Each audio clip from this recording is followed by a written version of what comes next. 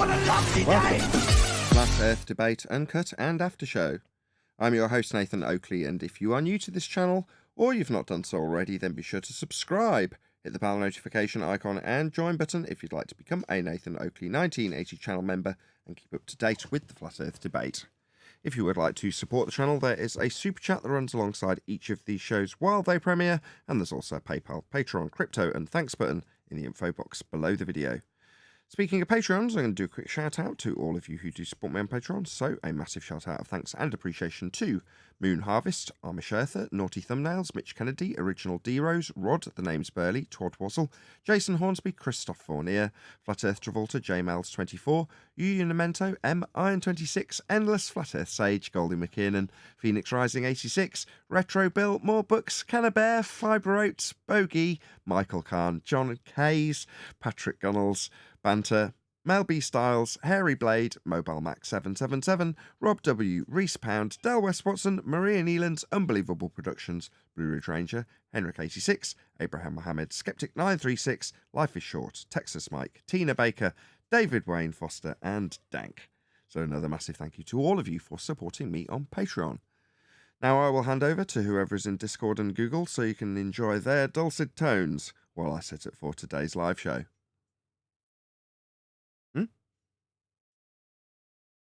I think I spoke at the same time as someone else.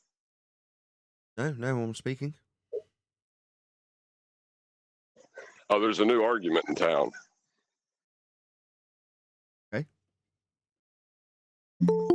The stars never touch the ground, so the stars are just lights in the sky. They don't have GPS. What? Ground position means the position below the star. That's a good one. So these idiots are saying that because stars never touch the ground, they don't have a ground position.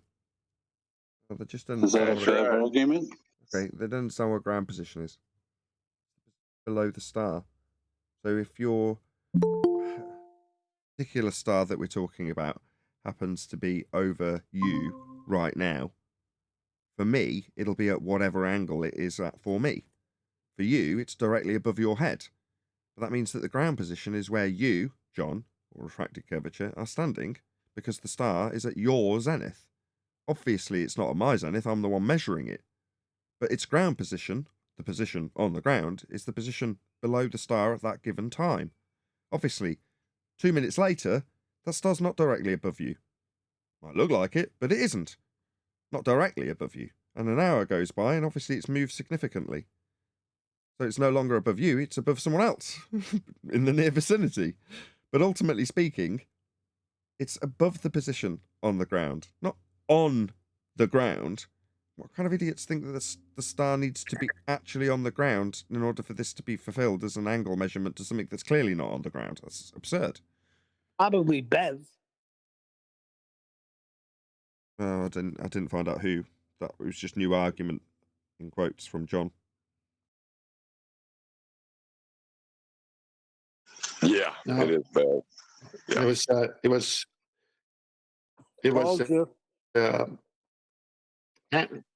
Anthony Riley posted it yesterday. Okay. Bev-hearted. So I'm going to call him from now on. Instead of retarded, Bev-hearted. No need. Whatever. He's got his thing. He's got his unique selling point of being a flat earther without being a flat earther because we've got topology. Okay. Great, unique selling point. If people buy that, fine. If it gives them some comfort and relief because they couldn't possibly face the notion of being a flat earther, sometimes I agree with them. Sometimes it's embarrassing to call yourself a flat earther because of the idiots that we find ourselves amongst. However, in certain circumstances, that relief comes with them adding to the fuel on the fire that is the idiocy of flat earthers, when they have to deny various premises that you have to stand by if you're going to bark on about geometry at all. But there we go. That's their relief. Their pain relief is different to ours. You know, I perceive it, not that I ever watch Bev, so I don't know why I perceive it this way, as a social thing. In other words, it's difficult to go into society and say that you're a flat earther. Whereas if flat earthers come up in subject, in the discussion, it's much easier to say, yeah, idiots. However, and then go into talking about geometric principles that demonstrate it to be flat. But just don't say you're a flat earther and continue to ridicule them as being idiots. Well, when we talk about the flat earthers that talk about science like it can't prove things, ignoring the fact that it can prove things is why it's claimed to be in effect when it isn't, well, those are also flat earthers. And do we suddenly say, oh, we're going to shy away from all of them? No, we're all bundled into the same stereotype. So, it's part of the problem.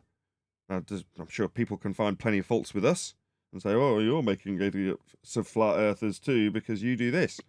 Okay. What? Well, if we're going to be told it, I'll be told it, Neil, us. is what I'm saying. I don't know. I don't give an example. It's hard to self-reflect in that regard. I'm just saying we're critical, and I'm sure people are critical of us, rightly or wrongly. And, they're critical of us because we're on top. And we don't need no pain relief. I sleep fine. Well, hold on. Don't say it that way, Neil, because it sounds conceited. Now, if they have a criticism, I would like to hear it. But if it's just stupidity, then it makes all of us look bad. Yeah, I'm with John. I don't know why, Nathan, you're trying to soften anything that they are saying. These things are coming out of their own mouths. It's not like someone is saying something about them. They're saying these things. And if you're going to call out Bob, Dave Weiss, Jaron, Whitsitt, and the rest of the gang over there, then Bev all of a sudden says stuff like this. We got to call it out. And then when someone says, well, there's some flat earthers that disagree with you guys at Nathan Oakley 1980 debate, and I say, yeah, I know, we've covered it. It's kind of crazy what those people are saying. We tell it like it is. We're not trying to be better than them. These are stuff coming out of their own mouth. And then they want to say we're flat earthers, and another one wants to say we're a flat earther, but don't call me a flat earther because of topology. It's like, at what level are you trying to fight the globe lie to distinguish yourself separate from other flat earthers with these other things that are so crazy? Why would you even bring them into the fray? Number one, not pathology. I'm blaming sociology. Not that that's a major point. But number two, I'm not calling out Bob, or wasn't initially. I wanted to help. That's what I wanted to do. The same with Jaron. I'm not calling Jaron out initially. I wanted to help. And same with Dave Weiss. I'm talking past that. Of course you want to help. I'm not talking about the first instance where you wanted to help. I'm talking about after they denied your help.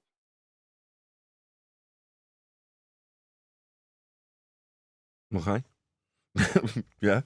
That's the consequences, I suppose. Okay, so why don't they say those guys just think differently? Why don't they say those guys think different? No, they say we're scammers. You're being the nice guy here, saying those guys just think different. They're still flat earthers. They saying we're scammers. Yeah, Betty, he's being a nice guy. Yeah, not a narcissist. Okie doke. Well, hopefully we can say some positive things about Jaron today. So for a start, I got sent a clip, which I'm going to play because it's only a very short clip, from Flatsoid, which he was very insistent that I played today. So while I will share his link now... I posted it for you. Thank you.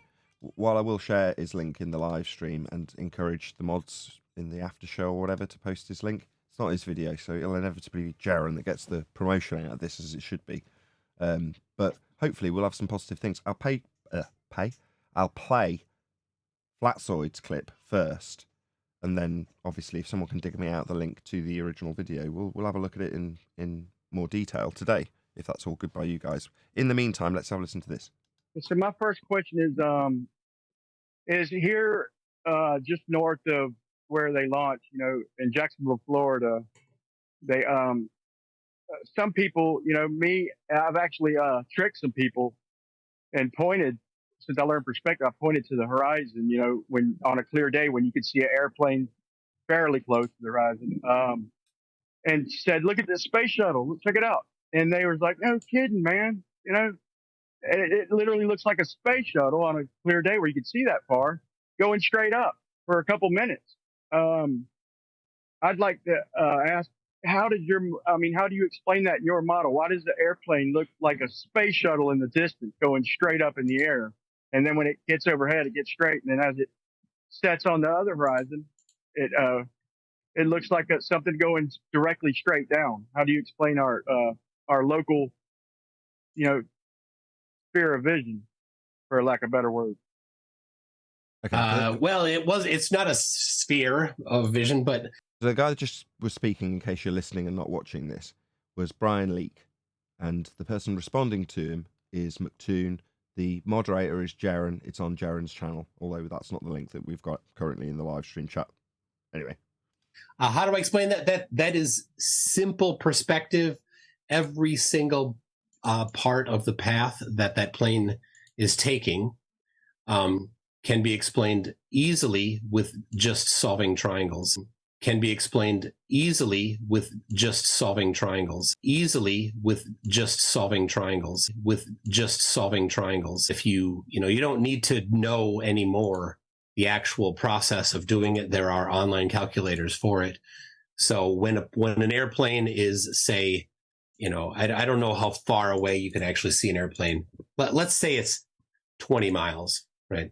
So when an airplane is 20 miles away from you and it's 6 miles up, right? Then you can solve a triangle, and you're going to say that is a very low angle, very small angle to the ground. When it's closer, say it's 10 miles away, that angle is going to be higher. When it's directly above you, well, of course, it's going to be straight up.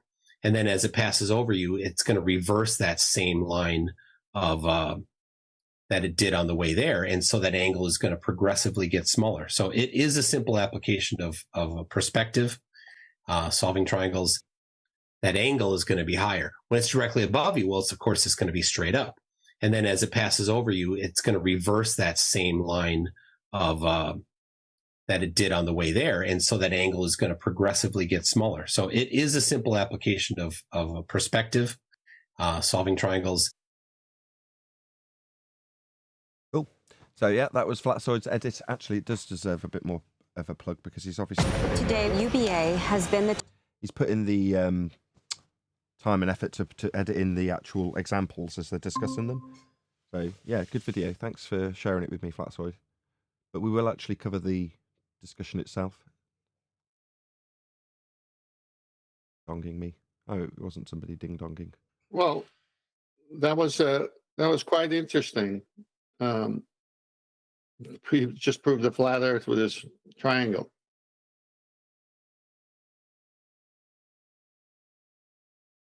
Yeah, what he's detailing Yeah, is an if you're- elevation angle. That's what he's talking about. Yeah, at this point, if you're a flat earther and bells aren't going off when you hear the term angle or line of sight, you're just not on your game.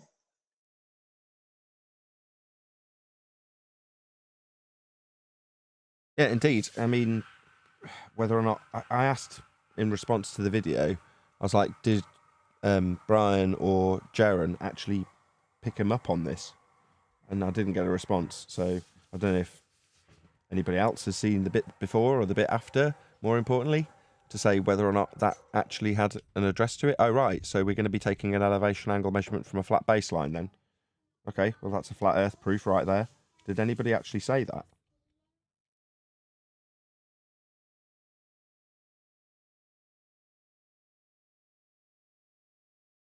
I don't know, but if they didn't, I don't know. I didn't watch the debate. I just got this. I doubt it. No, don't give me your speculation. Have you got the link to the video? I'm trying to find it. I don't follow Jaren. I'm trying to search it down neither. for you. I just got that clip from Flatsoid, which right. But what I'm saying though is whether it was or was not addressed. If it wasn't, then they're not on their game. They don't need to be debating this subject. I don't know if I go that far. They're just not on their game. When someone's offering up a flat Earth proof, they should be saying, that's a flat Earth proof. No, they won't do that. They refuse to say you're going to need a flat Earth for that. It's personal with them. What? What do you mean personal? It's a Well, flat Earth see- proof. What? How could it be personal? What are you talking about? It's a proof that the Earth's flat. It's being measured and described as being measured flat, and you're saying, oh, they won't mention that. What are you babbling on about? Because we say it, they won't say it. Trust me. Hold on. No. This is my point. The moment you step in an arena to debate someone publicly, you have taken on the responsibility of representing that Yes, group of John, I people. know this, but Hold on. this is the No, way I'm they not. think. Give me a second. If you step into that role and responsibility and you don't know the arguments, that you are doing more harm than good. Okay, so by that standard, with the earlier shows that we did, we were probably doing more harm than good with our ignorance of flat Earth and how the arguments work. And it's only in the last, 18 months to no, maybe not, maybe the last 3 years that you'd say we've been doing more net positive than net negative then? I would say that there was probably, at least a year where you may not have been benefiting. You may have actually been detrimental and not known it. A year, is that all? What? I thought by The that, by the hell stand. just happened to my thing? Well, we just looked at episode 179 and you'd already started to interact with quantum eraser and understood and know what the scientific method is. So you actually had knowledge at that point instead of just, an idea. Hey, did I anybody? posted the full video under my first. Hang on, please.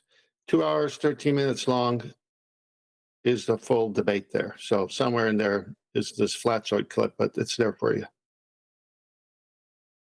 Did anybody just get this new feature? Say that again, Neil? Did you get a new feature on your?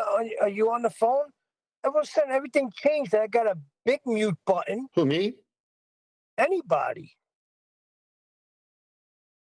No, I could hear you fine. No, I'm saying my whole thing changed. I used to have like this little mute button to hit. Now everything it says turn off on the go. It's like a new feature, I guess.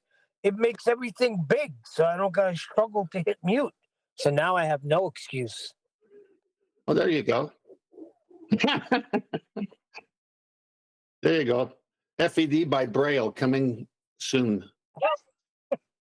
Well, here's What I'm trying the, to say, John, what I'm trying to say is, yeah, you own the argument. When I used to go on them, they said, that's Huey's argument. I said, no, I'm saying it right here, me, Neil Cosentino. They won't do that because of pride. Jaron hates the fact that people say, oh, you're going to need a flat earth for that. He hates it. How the hell do you know that? He said it on his video. He said they're hearing people saying, oh, you're going to need a flat earth for that. Yeah. He said he heard people saying you're going to need a flat earth for that. Yeah, he said he I heard vaguely remember. I vaguely remember Jaron citing by memory people in chat saying remarks that they heard on this show, like, "Come on, Jaron, get on with it. Come on, Jaron, why aren't you doing this?" Kind of an attitude is what he was responding to. That people in chat were saying to him about some of the winning arguments we were doing here, and Jaron was not recounting those memories in a positive manner, and that's what Neil is trying to tell you. Right, exactly, Tent. Okay, that's because he doesn't know the arguments, though, isn't it? Look, it's real simple. No, he does know the arguments. Look, I know what you're doing, and I applaud you for it. You want peace. I want peace. We all want peace. But guess what? We offered the olive branch. We offered the peace. And look what we got in return. So now we're just saying, all right, fine. You guys go do your own thing. We'll do our own thing. But we are always going to call it what it is. And here he was. I've said it before. I'll say it again. I'll keep extending the olive branch because it, as we discussed earlier, makes us all look bad. You're saying, well, you step into that arena, you represent everybody as a flat earther. That's absolutely true. It's always been my sentiment that when people like Jaron are out representing us, they need to know their stuff really well. What is that an unrealistic expectation for people that are in the higher positions, No. not the highest in YouTube, but the highest in flat Earth, would it not be reasonable to expect that from them? No, that's not even anything I'm decrying. I applaud. I started by saying I applaud you for doing it, and I want you to keep doing it. That's not the issue here. Look, I want peace more than anything. I want unity on this topic with people who could be unified if they choose to be. Now, you have already extended many times the branch of unification. It has been pushed back, slapped back in our face. That doesn't mean you should stop. I'm not suggesting that. I'm saying it needs just to be a matter of record that this side is trying to get a unified position on all the strong arguments that everyone could share. No one cares for the glory of where it originated from. We just want everyone to be battle hardened, ready to go whenever they debate this. And if something someone said works, we'll use it too. And we'll give them credit for it. That's Okay. what we're all about here. Now, have we tried that attempt? Yeah, you did. We all have. What do we get for it? You're scammers. All right, fine. That's the current stage. Hopefully that will change in the future. Keep extending the olive branch. However, we still got to call it what's happening the way it is so that people are awake, that part of the people in this arena have these dogmatic views that they're just not letting go of. When there's clear evidence, they should use some better arguments that they refuse to do. I was trying to say, Jaron was with McToon, and McToon brought up triangles and how they're not needed, how they don't work. Now we see Flatzoid clipping a clip from Toon and Brian Leakey, and Jaron's there as the moderator. And guess what? We're going to listen to it, and we're going to find out if Jaron brings up triangles and say, wait a minute, didn't you tell me on my debate with you that triangles don't work and we don't need to use them? And now you're using them? And the baseline? I thought all we needed was a tangent plane, a fictitious line. Get a bit of a sound check on this. We'll see. There's a like trust you, and hopefully me and Toon will set the pace. I just want to ask him to keep it as honest as possible. I'm not going to try and bring an ego. I think if Craig is willing to submit to a point period, How does that sound to you guys? then Jaron and Craig kind of set the standard. So, Good for me. Thank you for setting this up, Jaron. We'll see how this goes. I think it's an interesting idea. I guess and pointed to the horizon, when on a clear day when you could see an airplane fairly close. Me is here. you get to ask. Okay, cool.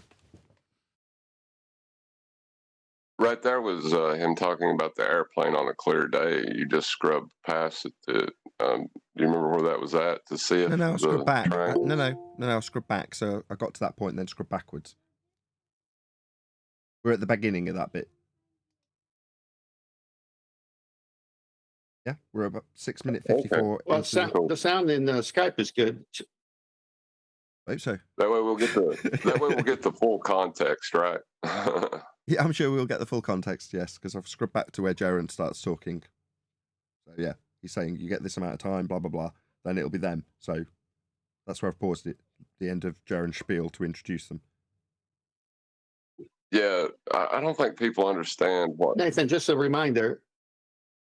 How rude. How rude is 10. Sorry, John. Just Very a reminder, rude. Nathan. Outrageous. I'm going to write a letter to your I minister. know. You got a sound check from us, but You're unwilling to listen. Did you get a sound check? Listen, you're rumpusing me. Did you get a sound check from Discord so we don't have future problems, or just Skype is what you wanted? Didn't get a sound check from Discord. Hello, Discord. Hello. Hello, on deck. Mic check. Mic check. Yeah, sounds good. Why aren't you on the main panel, on deck? Why are you still in Discord? Someone needs to give you the Skype link.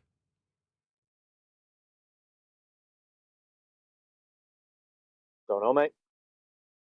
Someone will give you the link. Or put you in Master B in Skype if you've got Skype. I'm sure you have. Anyway, let's not get... Yeah, put him in Master B. I'll get on it. Just give me a minute. Anyway, let's not get distracted. Although this is the pre-show, I'm slightly frazzled. I've had hardly any sleep. I didn't appear on camera today. I'm like, oh, I look awful. Nathan, You look I great. come I just bearing want an to say offer one for thing. you. One thing? Go on then, just one. One thing about that show yesterday. There was a hell of a lot more rumpusing than there is now. Oh my goodness. On the show Flat Earth Debate from 197, you mean?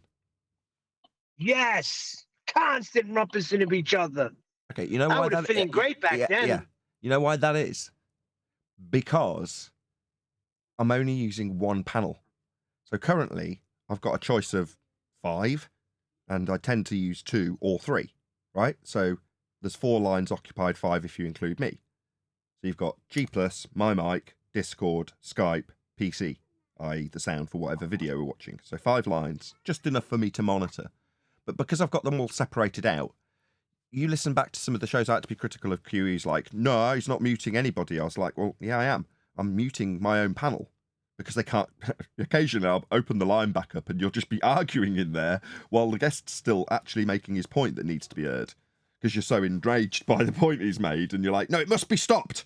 You're like, yeah, maybe. But at least once, I want to hear the full rendition of it. At least once. And maybe I haven't ever said this before. Okay, so I haven't got a general set of rules, but as a general standard, I want to hear the claim in full at least once.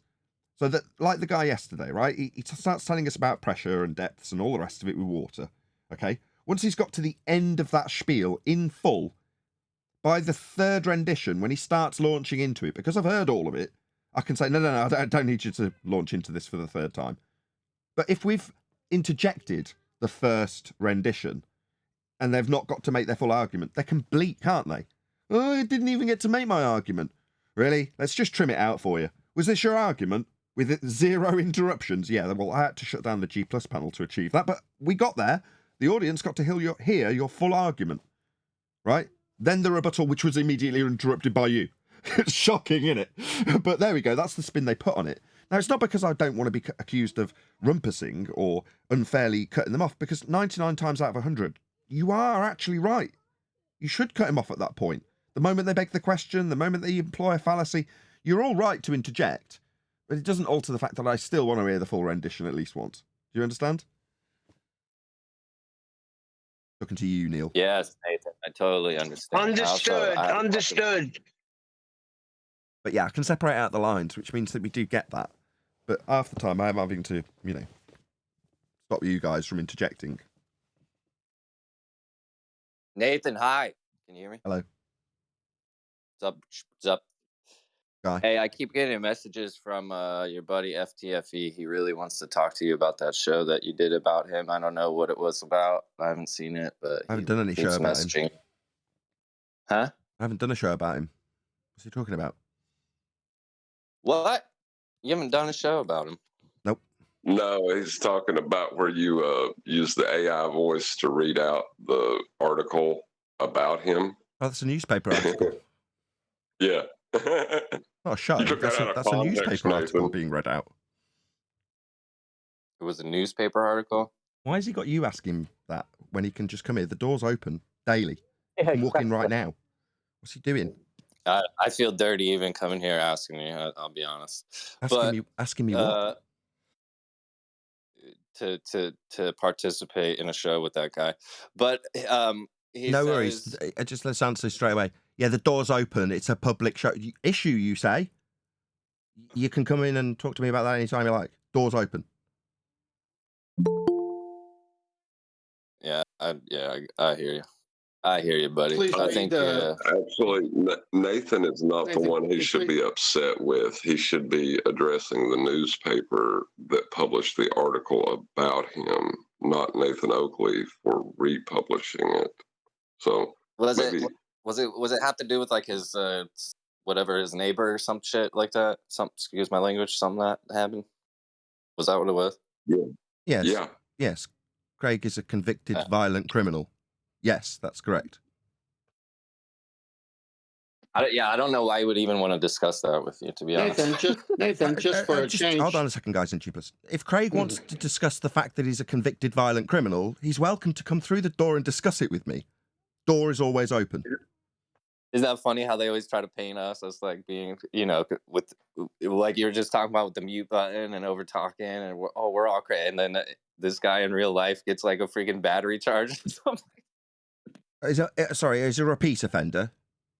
He also poked some woman. Offender. Get this. This isn't the first Get this. time, Hold on. Nathan? He also poked some woman with his walking stick in a bout of road rage. Self-confessed. He left that in my comment section. No. Some woman raged at me, so I poked her with my walking stick. End quote. Craig the Chav. Man. Wow. Yeah, that's news to me. Now I'm learning new things. Yeah, Craig pokes women with his walking stick and gets convicted of violent crimes. Yeah. He wants to discuss that with me. Okay, fine. I have a flat earth show. I'll immediately segue him onto elevation angles proving a flat earth, because that's what this show's about. But there we go. He's welcome to come in and ask what he likes. Won't necessarily be addressed, other than to say, what's your problem? You're a convicted violent criminal. You've got a problem with your own conviction. Oh, well. Don't be a violent criminal. It's just that simple. Yeah. Is he getting ready? Good transition. Look at Master B. Oh gosh. The show's about to start. I just did a scroll on Jaren's video. These are the comments. I just got 3 of them. I'm sure there are more, but you need to see what these comments are from people. Go on, read them out. I got them up. All right. There's clearly a job. Let me see if I got There's clearly a job for Nathan Oakley, Teddy Sheridan, and Andy Cole played for Man United and never spoke one single word to each other ever, but played and celebrated each other's goals on the field. And then the one below, how many times have we seen a debate in which the Globe defender has a weak or non-existent defense on his positions, e.g. the last debate Witzit and Kai were in? I guess this debate goes toward balancing the score. The next slide. In order to have a real debate with McToon and similar, we need the best people possible that understand all the science arguments for the globe. Unless we know all of them properly, flat earthers will be made to look stupid or slow. Last one. I would love McToon to go up against Nathan Oakley. If Jeranism and him could put aside their differences, Nathan would have already has destroyed him. Now we are joined by 10th Man, Refracted Curvature, Neil, Eli, Righteous, Arwin, and a whole bunch of people in Discord. So welcome one and all. Let's get it on. Let's get some life in this show today. Hey, yo. Good morning. And the pre-show. Yeah, reasonably eventful pre-show, I suppose. Covered a couple of videos, so I'll do a quick shout out and we'll play it in a moment after housekeeping to Flatsoid, and then we'll move on to promoting him, getting you to leave him a comment on his video that he edited, and then we'll move on to Debatism, which is Jeranism show, where he's got a couple of candidates to debate the nature of Earth. Fantastic stuff. So we're going to cover that as well. Obviously, we'll get you to let him know at Nathan Oakley 1980 sent me with all that good stuff. In the vain hope, as always, that these larger YouTubers would promote us where the algorithm does not.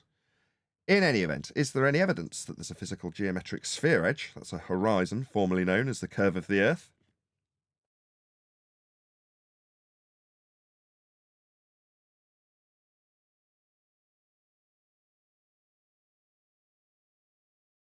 It's almost like we're not live. On Discord. it's like this isn't a live show or anything. Well, Hey, Nathan, sorry I missed it. What's up, brother? I'm always talking, and John is. A peanut gallery saving you here, lads. Just go ahead, Flat Earth Pilot. What's happening, Nathan? How are you this morning? No, I'm great. Any evidence of Earth curve? He asked a housekeeping question. Sometimes the silence tells everything. I was just restarting to try. No, I've seen no evidence of Earth curvature at all, sir. I'd check it out. While you were giving me that answer, Neil was claiming dramatic pauses. Yeah, there's a difference between a dramatic pause and something that if you were on the air as a radio station would get you a fine. There we go. There's a subtle difference between the two. It's got to be said. We haven't had this one in a while. No. Any evidence of axial rotation of the Earth-based variety? It's also a negative. I've seen none.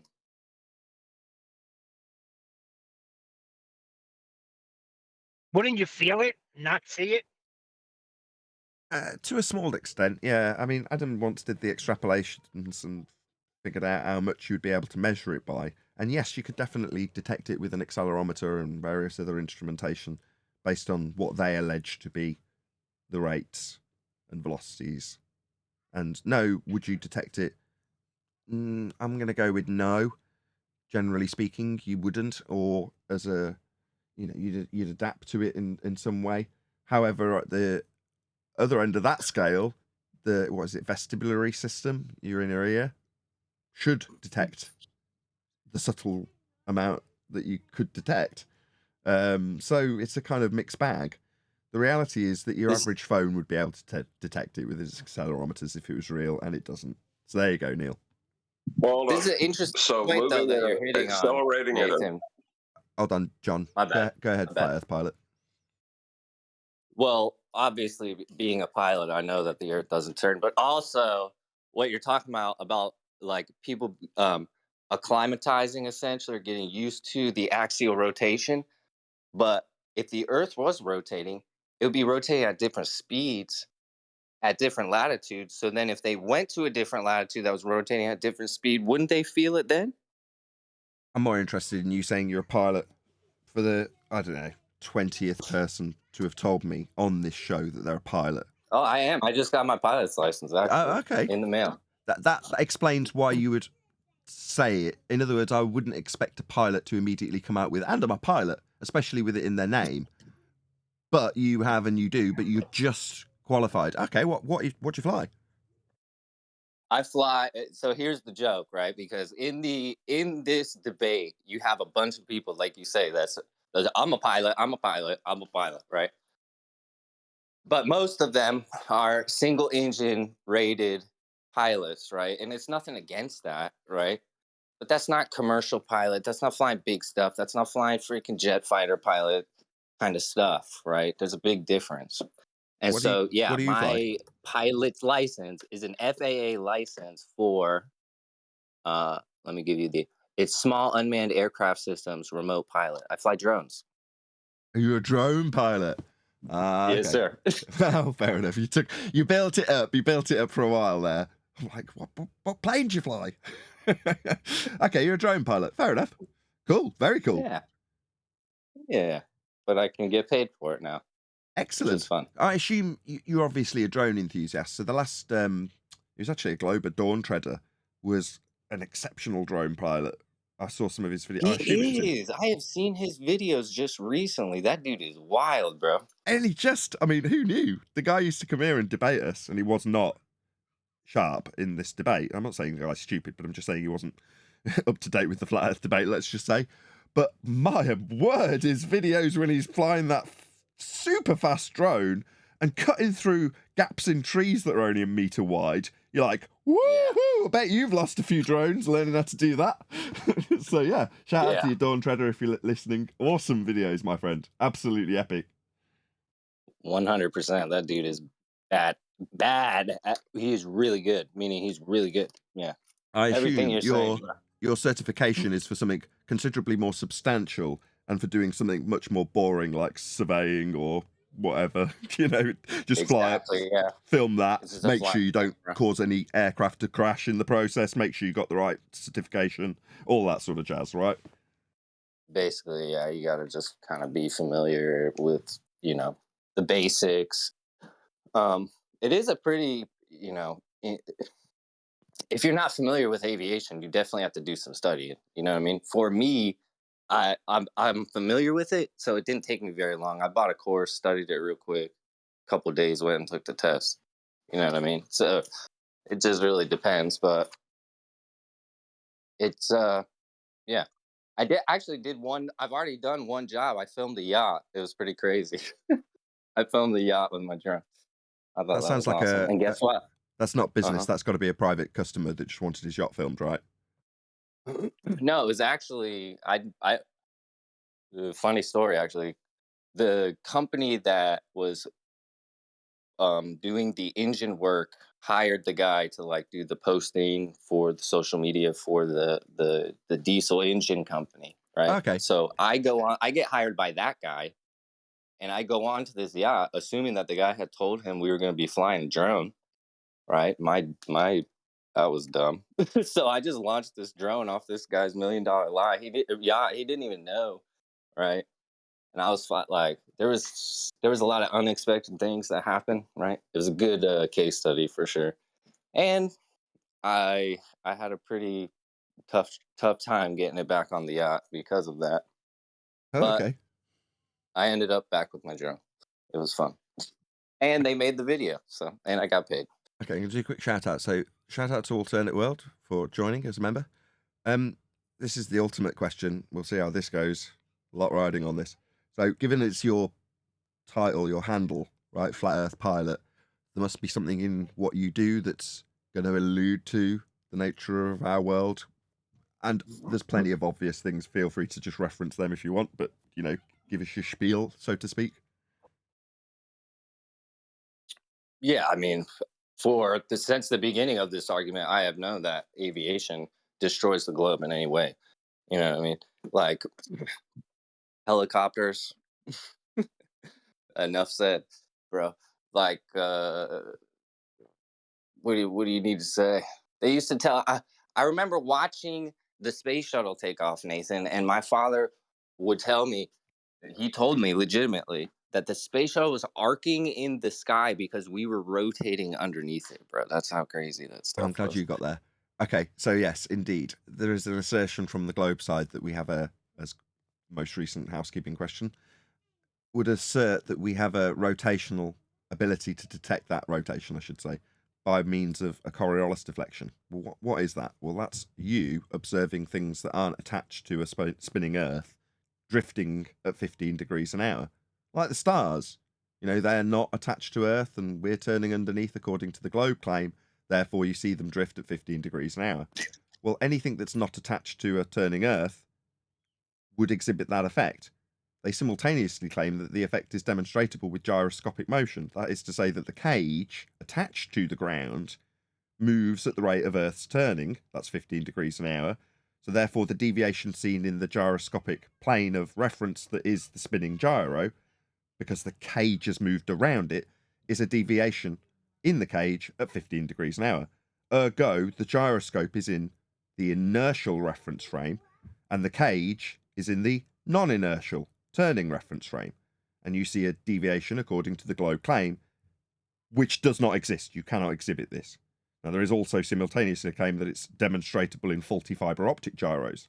Nevertheless, this claim of 15 degrees an hour in the rotational motion of either a fibre optic, ring laser, or mechanical gyroscope would be to assert that Earth is turning underneath as a separate non-inertial turning reference frame. If this was the case, then a drone pilot would observe his drone appearing to drift away at 15 degrees an hour as it hovers. Now, it isn't actually drifting away if the globe Earth claim is true. You are moving away from it on a rotating Earth. That would be the illusion of Coriolis deflection. The drone hovers, you turn underneath, it looks like it's drifting away at 15 degrees an hour. The fact that it is actually moving away from you at a given rate, that's 15 degrees an hour, and that depends on the point on a turning Earth you are.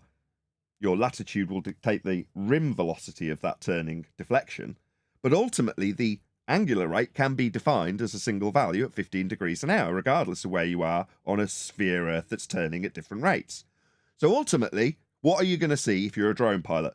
You're going to launch your drone on a turning Earth, as claimed, and it's going to drift away from you. Now, if you're on the equator, it's going to drift away from you at 1,000 miles an hour.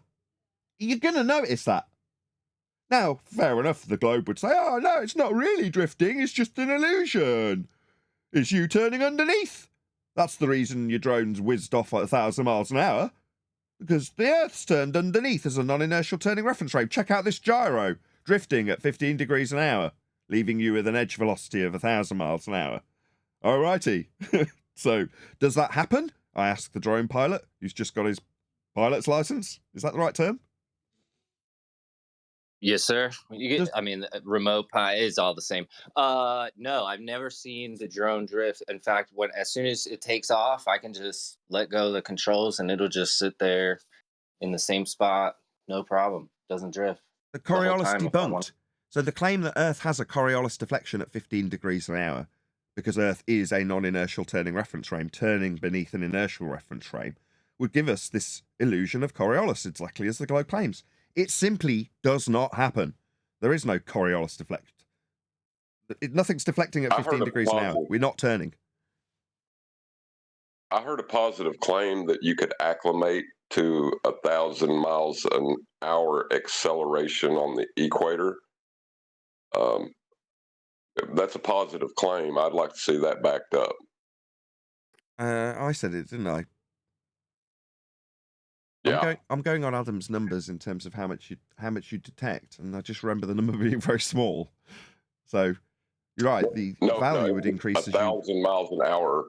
That's the edge velocity of acceleration. Yeah, but the edge velocity when you're on the actual rotating platform, Earth in this example is claimed to be turning 1,000 miles an hour. That's the rim velocity. But Adam would have to be here for me to even attempt. Oh man, why am I saying this? I feel so weaselly. I made that claim. I can't back it. Let's just make the disclaimer. I'm taking my information from a mathematician, and I have not done this math. Hold on. So, have you ever been on a roundabout before? Yeah, but the roundabout's not going to be moving at 15 degrees an hour. That's incredibly slow. No, that's not my point. That's not my point. I didn't say that. That's not my point. As you move from the center of the roundabout, your perceived centrifugal force in that frame of reference increases, does it not? Oh, thank God. Yes, no, absolutely. I'll just stutter my way around it while we say hello to Adam. But I'm definitely correct. Hey, Adam. Good afternoon, you stutterer. I don't know what you're stuttering for, but yeah. Right. As you move out from the center of rotation on a roundabout, the perceived centrifugal force that you will feel will increase. Yes, it will. Right? Yes. Okay, so you're moving 1,000 miles per hour acceleration, not speed, not just speed, because you're changing vector. How do you acclimate to that? Okay, my basis for that claim was looking over very casually Adam's maths in regards to the value that would be detected by an accelerometer. Now, number one, I couldn't even tell you at what latitude that was claimed to be done at in Adam's maths, but he's here now, so thank the Lord, he might be able to give a better answer, unless he just throws me under the bus and goes, I don't know what you're talking about. For example, he could do that. We'll see. It's the application of the supposed force that would be there under the assumptions of a rotating ball Earth. So that vector will. And this is why we make the point that we state it at the equator, because then centrifugal rotational force is applied in direct opposition to the proposed gravitational force. So one up, one down, giving a net reduced 9.8 to 9. Whatever it turned out to be.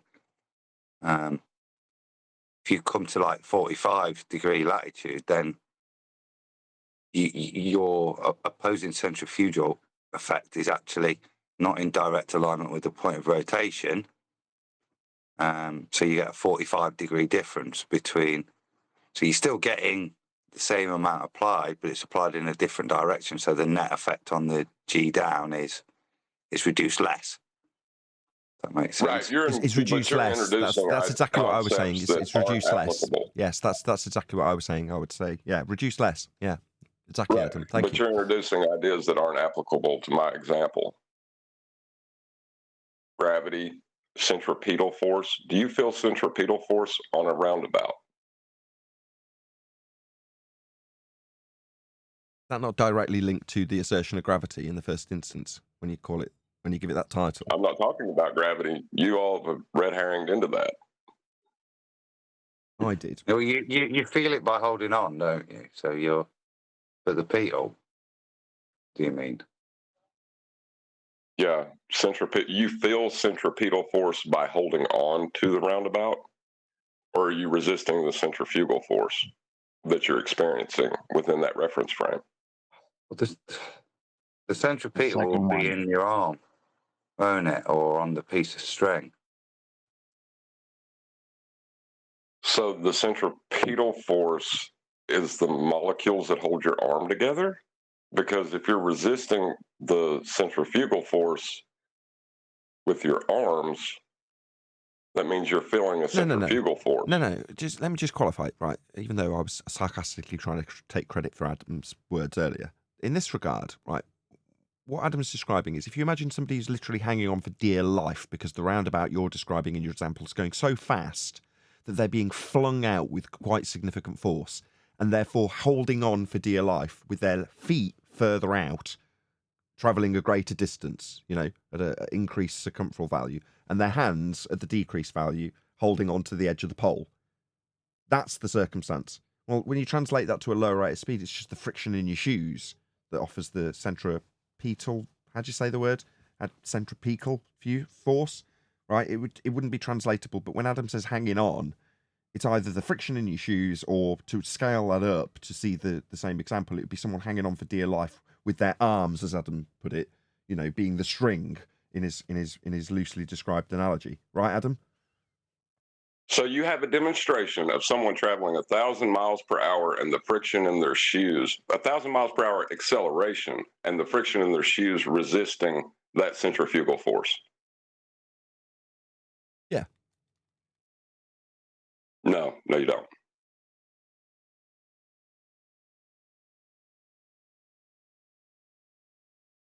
Adam's not coming to save me. Well, I'm joined a bit late, so I'm struggling to understand it. But I'll give you some background. I've asserted, Adam, off the back of information I got from you, that the value that you'd measure, right? So we would often say, oh, well, you'd feel it.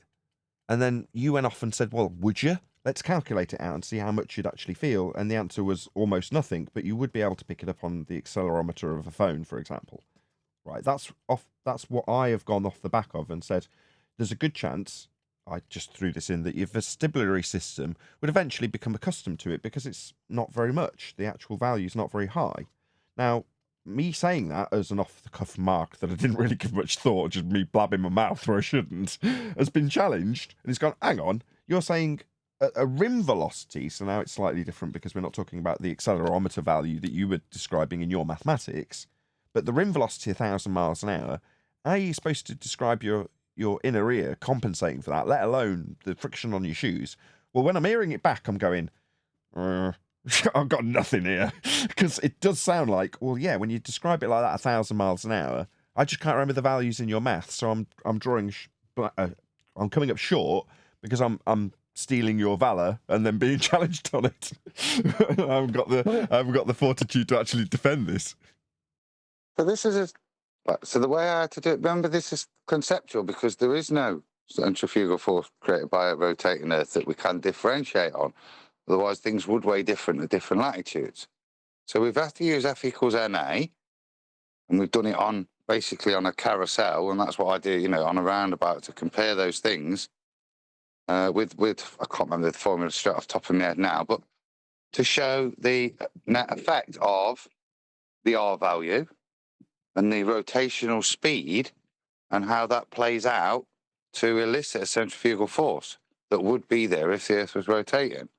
So if we're making that, you're right, there is a value. It's very small, 0.0 or 0.3% of the total supposed G value, but it's there.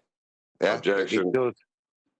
Just let him get to the end. Okay, objection noted. Let's just let him get to the end so we can hear the rest of it. Go ahead, Adam. Yeah, so it does exist in their description. Yeah, in their description, not mine. And they do claim that this will be a counter effect to gravity directly at the equator. So, yeah, I said as small as it is, it's still calculable and measurable. certainly measurable. It's not that small. Well, can I get my objection Yes, in? go ahead. Yeah, of course. Yes, F equals ma gives you gravity as a force. That centripetal force would be gravity. Gravity is not a force. Everything you said about the opposing force is now invalid. All you have. Objection. I've got this. No, it's not. I've got this covered. Right. Just sit yourself down, get your panties back out of a twist that they're in, John. You can think of it as a force. Okay? No, you can't. No, I'm telling you, It's you not a can. force. No, let me say it with a slightly different Stop it. intonation. You can and you must think of it as a force. Oh my God. No. Stop No, you laughing, can, Chocolate. I'm holding but back it's the not. laughter. You can do it too. Got to close the line now. No, John, we can, we do, we must consider Newtonian gravity as a force. Doesn't mean it really is one, but we don't have to work at the really is level.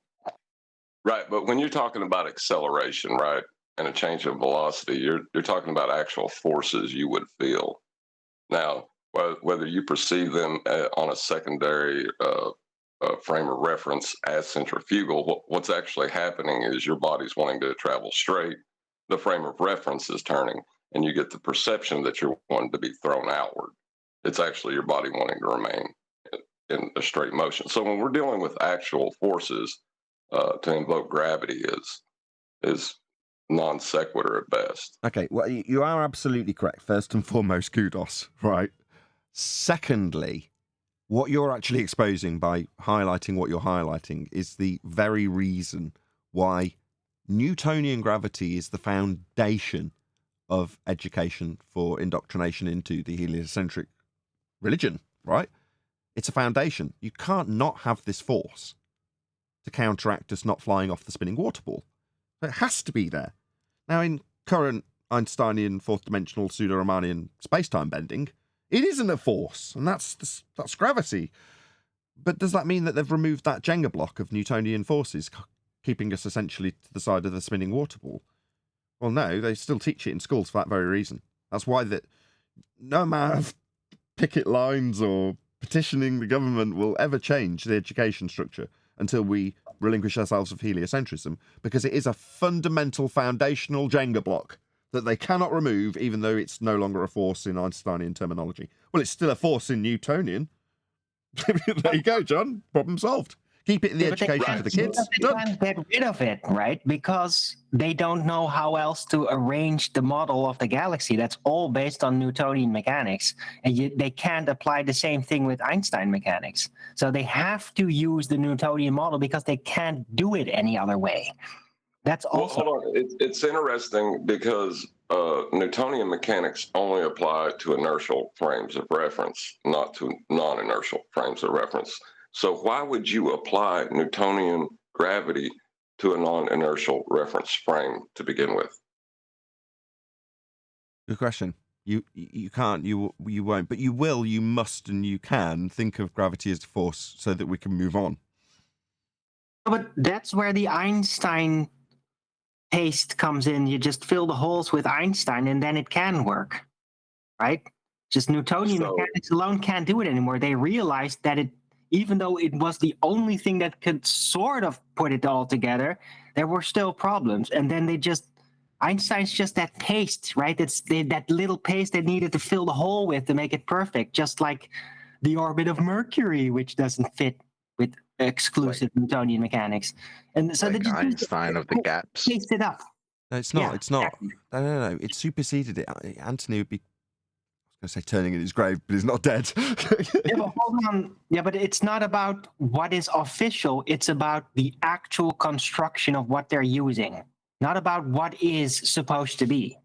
This is about how it's actually built. How it's actually built has nothing to do with how they actually claim it's built. Is that what you're saying? Exactly. It's like, no, he's right. it's outdated. In a weird way. But we still use it because we don't know how else to put this together. Well, in a weird way, he's correct, right? In the way that guy that we covered about a week or two ago is got the Jenga blocks, right? And if Newtonian force of gravity is foundational, you can't just take it away. You have to maintain that, because it doesn't. The whole system falls apart if you don't have that.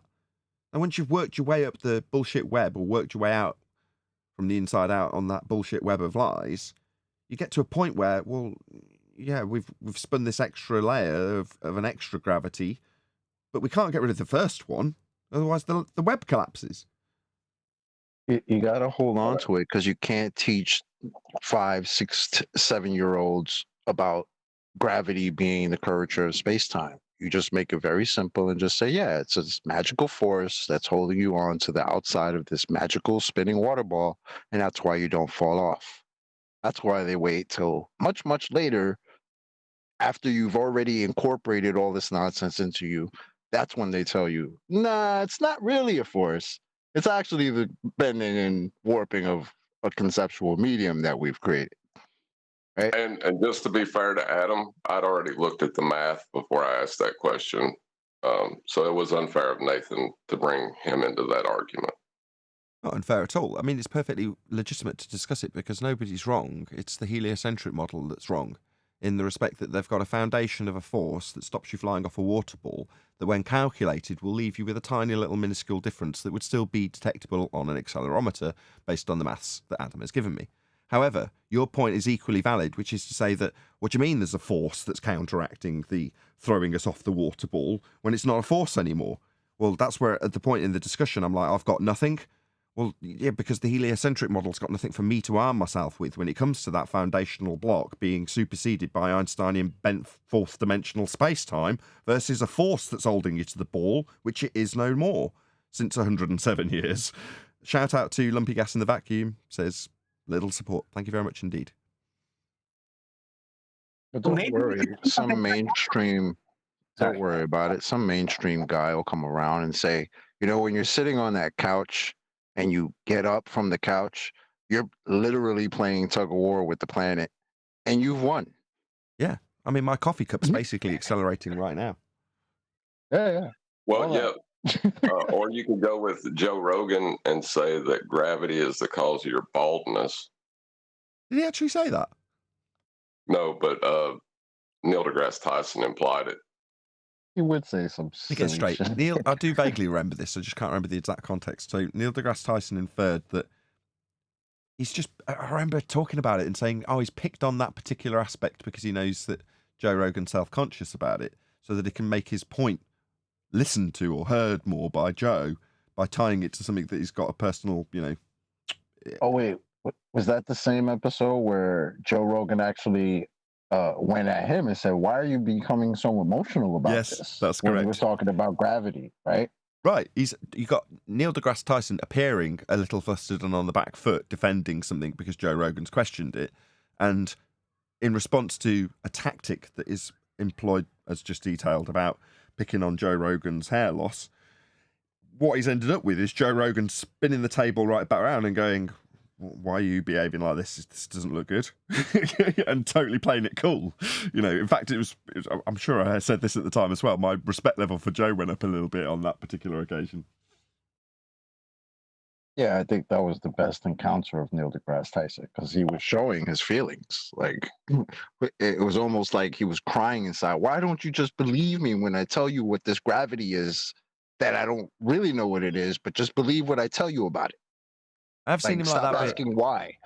I have seen him behave like that once, maybe even twice before. I can only think of one example off the top of my head. I think it was Katy Perry went on social media and started talking about flat Earth.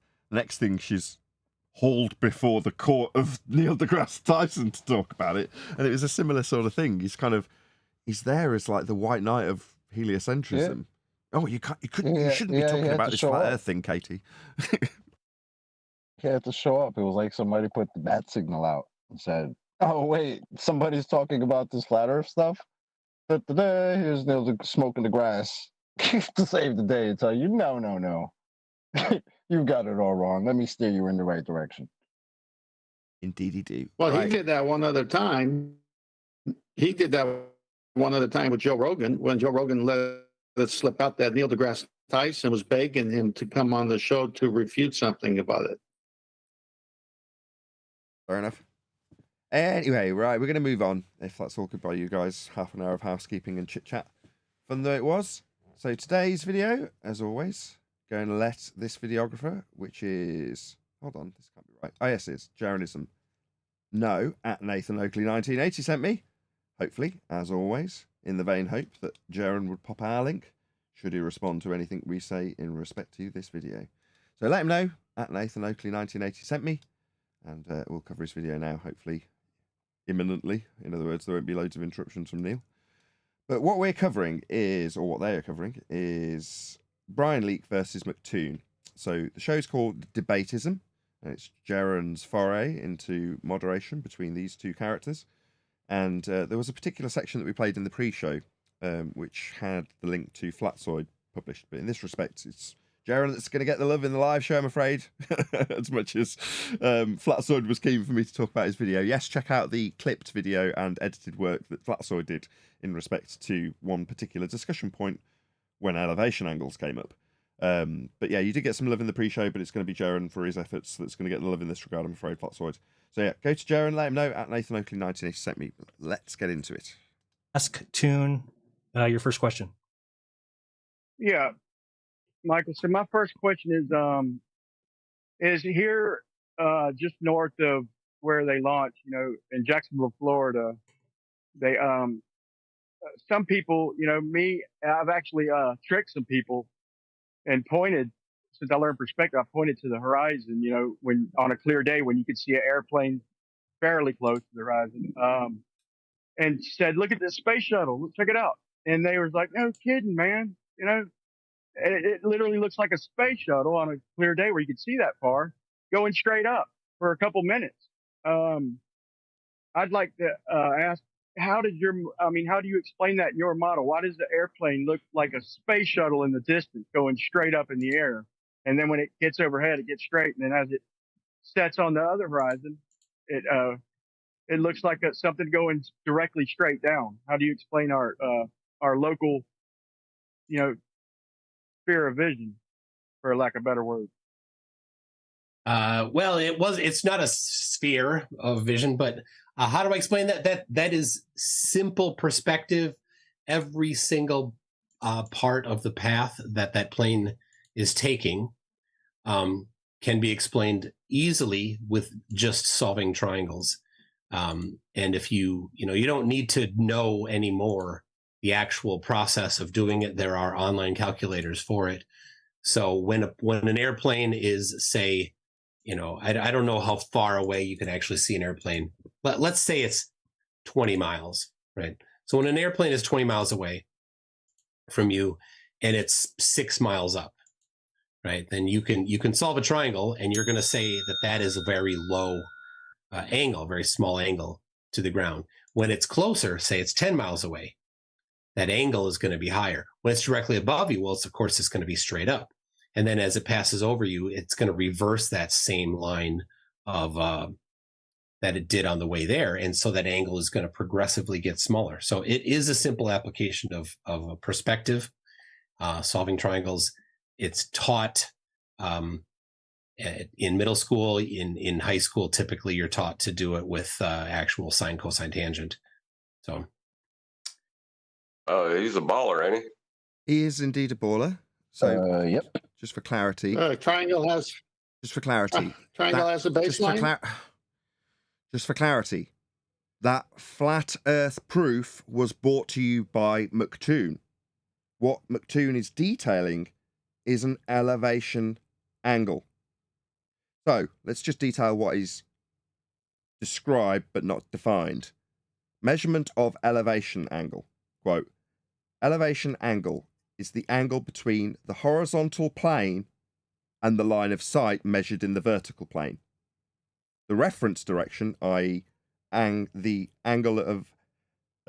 elevation angle of 0 degrees, is a horizontal line in direction to the horizon.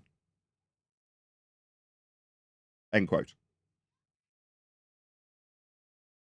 Radar tutorial, that's right. Thanks for two. Yeah. You want another one? So he's describing a plane, which is, I picked that, I've got about 20 of these.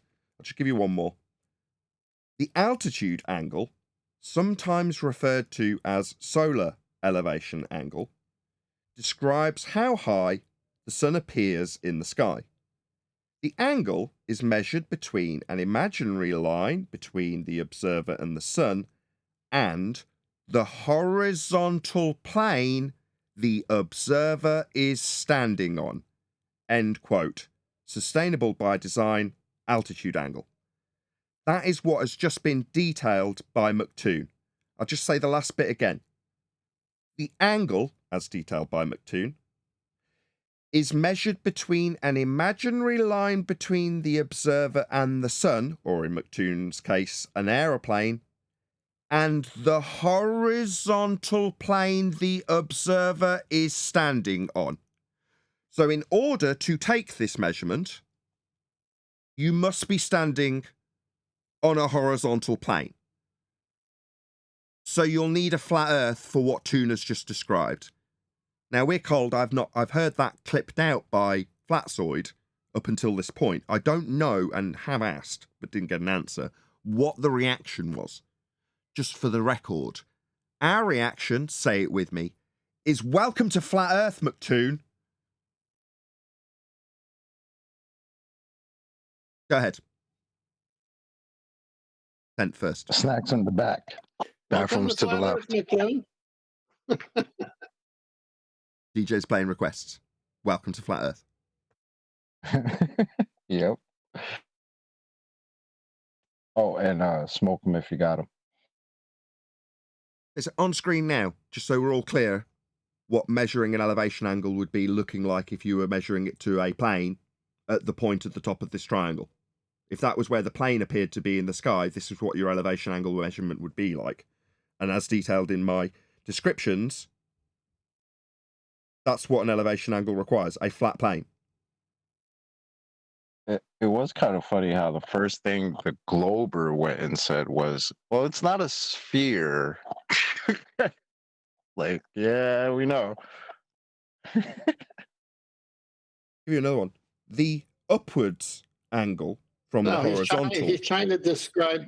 Oh, my bad. Go ahead, Ted. Yeah. No, I'm sorry.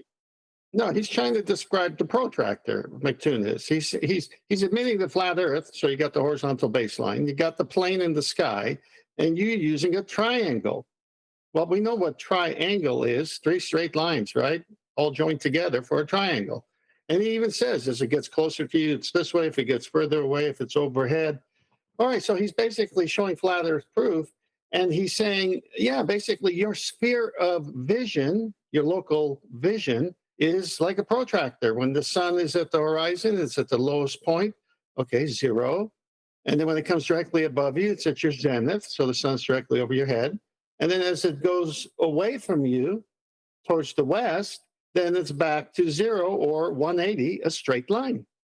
It's an admission that he actually had Jaron and him, and we did a show on this, and where he said, tried to use the same argument but come up with a different result, whereas in this debate, McToon is actually the flat earther.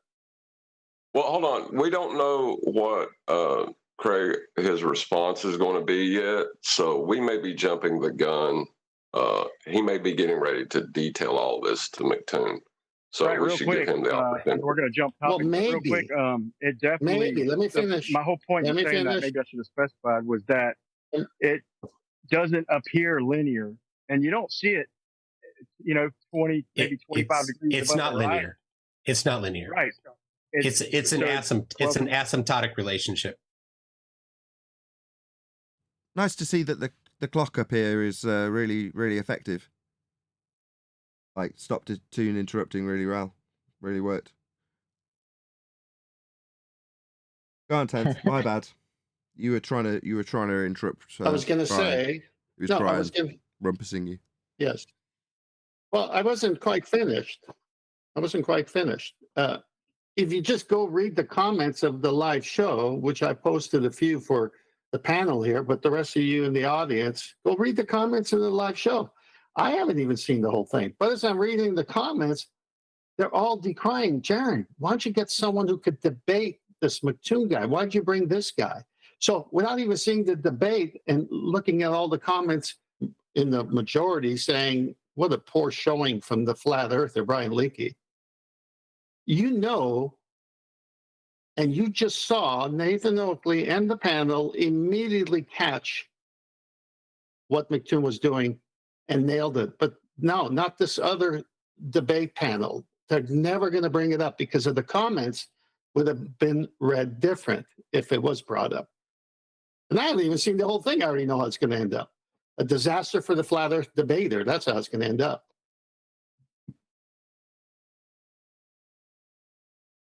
As soon as he started talking about the triangles, he should have hit him with at least a nice little welcome to flat earth with that. I do agree. Maybe pointed that out, like triangles. Really? Well, we may be premature. He may be getting ready to say all this stuff. Yeah, you're right. We got to give him the opportunity to, but right. So it's a squared relationship or whatever you want to call it, but it's pretty much. You said perspective can. No, it's not. It's not squared. If perspective could describe it, then we'd see it coming up over the horizon at 1 degree. That's not the case. We see it at about 18 to maybe 25, depending on how clear of a day it is. And for the first couple minutes, it literally appears like it's going straight up. So it's definitely nothing about it's linear, or logarithm or anything you want to call it. I'll give some examples. Hold on. That's okay. Let me be clear. Go ahead. We've gone off track already here, yes. But it's okay. I don't care. But I gave you the answer. It's not squared. It's not logarithmic. It's asymptotic. That's the word you're looking for. Okay, you're going with your question, Toon. All right. My question. Okay. Well, I hope that answers your question about whether or not it got addressed. I mean, Brian said that you've got a relationship, and then he gave it in a degree. Well, the degree itself is measured off a flat plane, but it didn't even get a mention. What's going on? I do not know. This is embarrassing. I tried to stand up for them, and I'm being made to look like a fool now. Okay. Got an issue with our view count, by the way. So this happened on one of my premiering streams about 10 days ago, something like that. And for some unknown reason, it jumped up to like 500 viewers for absolutely no reason. And then somebody came in that said that they were a Google chatbot, and they're like, sorry for the bug. And then within 3 minutes, it had gone down to the normal view rate for the second channel, like 40 or 50 people, maybe 60 people watching from like 600. But currently, this show's up to 330 live watchers, which must be a bug. So I don't think we've suddenly jumped up to 344 people watching, and it's fluctuating all over the place. So ignore the live view count, which is very irritating because it buggers up my statistics. But yeah, I'll moan about it if it persists. I'll have to contact YouTube about it. Anyway, please share the show nonetheless. We've probably only got about 120 people watching, because that was the number just before I glanced and it started to shoot up for no reason. So even though we've got 120 people as opposed to 350 people watching, when the bug gets sorted, it will drop down to whatever we're actually really got, which is probably about 120 people. So massive thank you to the approximately 120 people, I'm going to guess, not that my stats will show that now, for sharing the show, because it was good to see that it made its way up to 120 at about the right moment, that it should be at that number. So yeah, please share the show if you've just got here. Maybe people are catching on. It's just a bug. It's just a glitch. There's no way we've suddenly jumped from 120 people to 374 people watching. There's just no. Anyway, let's continue. What is the bottom-up obstruction prediction formula for flat Earth? What? Bottom-up obstruction formula for flat Earth? We're not making a claim about it, so it's immediate burden of proof reversal fallacy. Let's see if it's caught. We aren't making a claim about the horizon and how much it'll block stuff. You are. Why are you asking him for a calculation? It was your claim. Straight up fallacy of burden of proof reversal. My bad. Go ahead, whoever. Interestingly enough, the calculator that he is invoking with bottom-up obstruction requires the Earth to be flat for that calculation. So it does just that. I wouldn't have got there today, but give it 10 more days, 2 more weeks of you repeating that when it gets to about the 10th occasion. That would be our response. In other words, oh, here's a begging the question proof of nothing perspective hijacking titled Earth Curve Calculator, but actually it gives you the differential calculation for bottom-up obstruction when you calculate out the difference between eye level and surface level. See how this surface level's level? That would be the flat Earth. This reification of a globe beneath is meaningless. Yep. That's a bit advanced, though. No offence to Brian. At this point, I would only hope that he caught the burden of proof reversal, which is to say, why are you asking me for a calculator that shows how things are obstructed at the horizon when that's not being used as a flat Earth proof? It's being used as a globe proof. Therefore, burden of proof reversal fallacy. Right, but at this point, I think most of the people on this panel could concede every point to the other person and still be able to detail how it needs a flat Earth, right? We've reached that point. We're setting awful low standard for this individual. And I don't Speak know for why. yourself. I can't take this. No, I wouldn't have got there. I wouldn't have done that. I'm not going to pretend that I would have given that as my response, John. You, let's be quite clear, are at that stage. I personally am not yet. I love, it makes me smile, my own ignorance, right? The fact that I know damn well you are right, and all roads do lead to a flat Earth. And for almost every argument, I'd be able to concede their position. And I say that future tense, you notice? You can do that today, John, but I'm not you. You're smarter than I am. What can I say? Take it as a massive compliment. Anyway, let's move on. Actually, by that standard, before we do move on, is it not unreasonable if I decry your standard as, well, that's okay for you, but not for me, therefore unreasonable to put that on Brian? But my standard of identifying the burden of proof reversal fallacy, how dare you not reach that standard, Brian? Am I not unreasonable to put my own standard by the standard I've decried yours, John?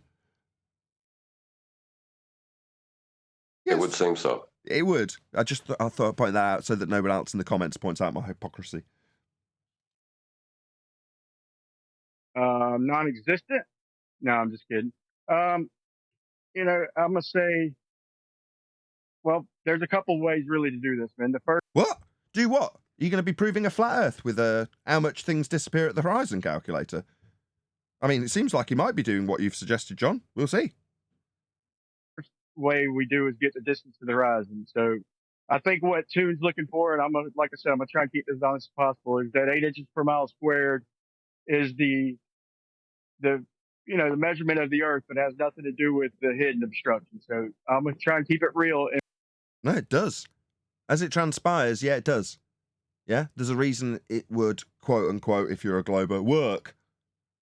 Well, on occasion it'll work. It might occasionally correlate with what you actually take a picture of and put it through the maths in Muppet Vision. But the reason it kind of works sometimes is because the validity's been taken from the measurements of a flat plane.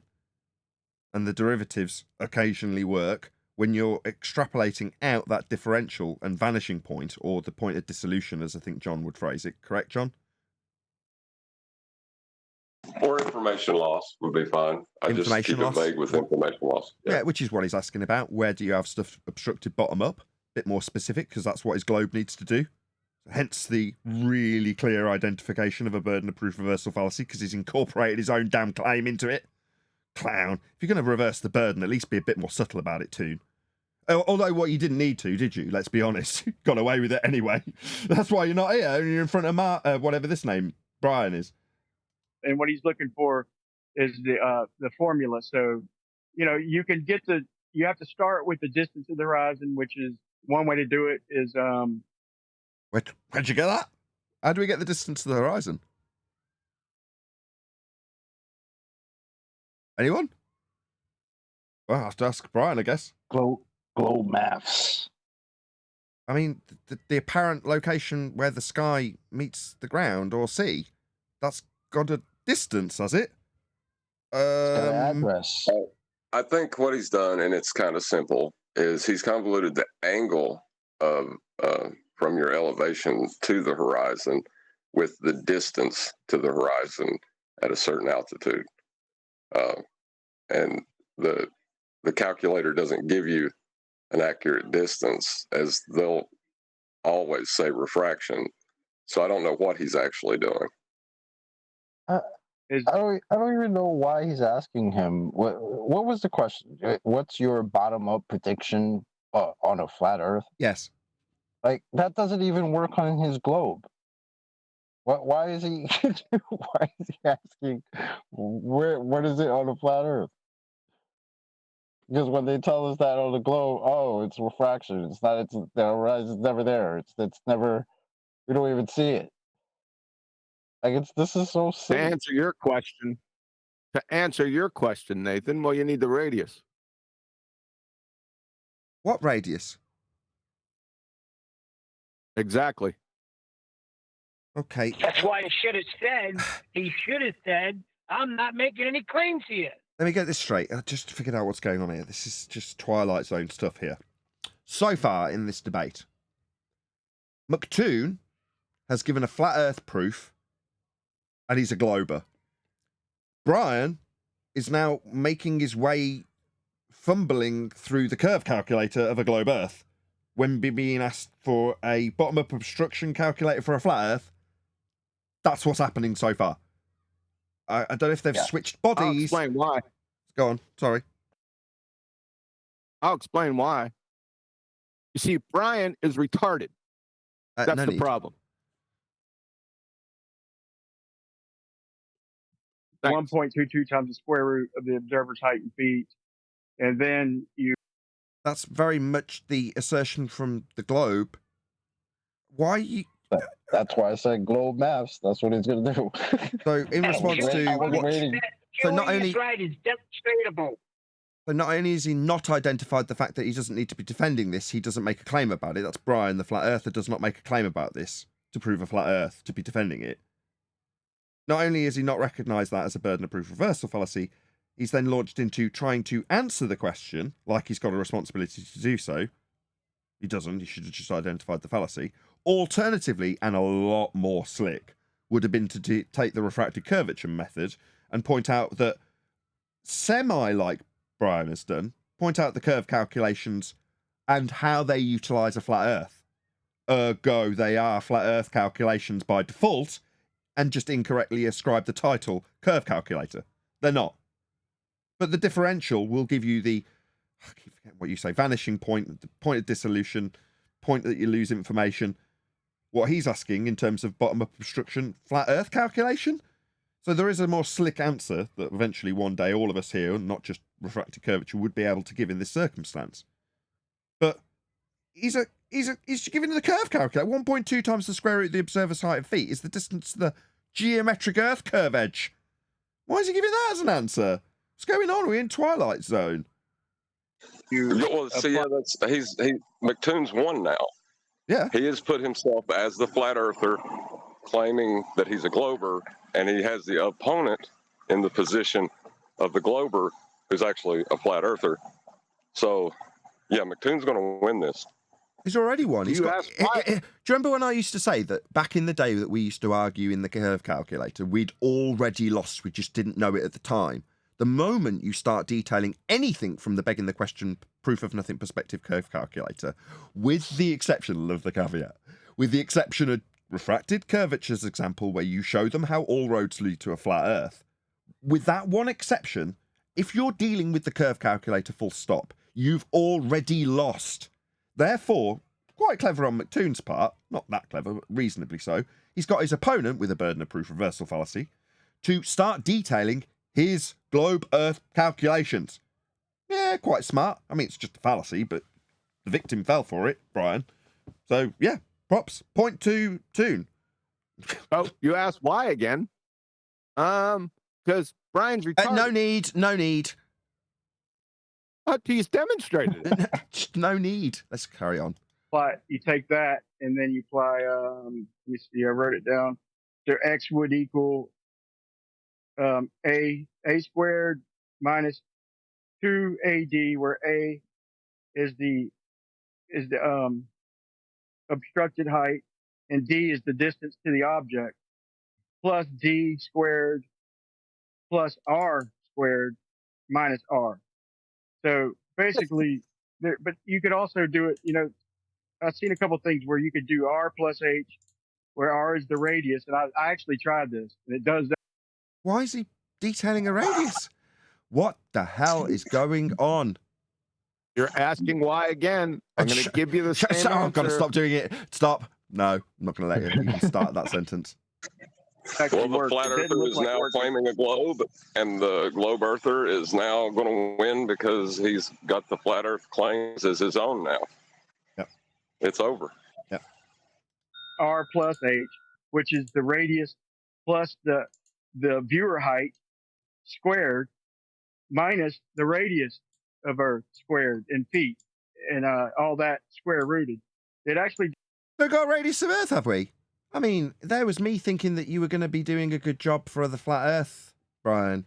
Maybe proving it once in a while. I mean, your opponent did. You just didn't point it out. But now you are telling us about the radius of Earth. Oh, my God. It does work if you do these numbers. Oh, it does? With the radius? Where'd you get that? For it to work? The real way that most people would do it, too, was, I would say it'd be like... most people would be calculating out how much obstruction we get at the geometric physical limitation of a horizon. When is this put into practical application? At what point in anybody's life did they go, you know what? I'm not going to get paid this week unless I calculate how much physical geometric obstruction of an Earth curve is blocking stuff in the distance. I'll get a paycheck if I don't do that. I've got to get on with it. You show me where someone made this work, put it into practical application, found use for it. There isn't one. The only purpose in the begging the question, proof of nothing, perspective hijacking Earth curve calculator. Notice the perspective hijacking bit in there, given that Toon's just detailed perspective, something that only works on a flat plane and is completely excluded from these calculations, being given to you by the flat earther, no less. Yeah, that begging the question, proof of nothing, perspective hijacking Earth curve calculator is only ever going to be proving that we've got a spherical Earth to assume in the first instance. So how's this helping the flat earther again? I'm at a bit of a loss. Don't answer that. Just see your mic open, John. Wait a second. Go on. Wait a second. What if that bottom-up obstruction was a boat at 4.5 miles? But you didn't know whether the boat was heavily laden or not. Where's that in the formula of R minus H plus H minus R? Okay, I'll ask you, as a fair example, mathematically speaking, now tell me where in any of recorded history someone has gone, you know what, it's very important that I calculate how much that boat in the distance is above or below its, recommended level of buoyancy in terms of the line that you get of the water against the hull. There's a name for it. Anthony's again turning in his grave that he hasn't died in yet. Plimsoll. Plimsoll line. Thank you. Where the Plimsoll line is on that boat in the distance, we need to calculate that out quick sharp. It'd be really handy if I had an Earth curve thank God. It's right here. Tell me where that's been put into practical application ever for a use.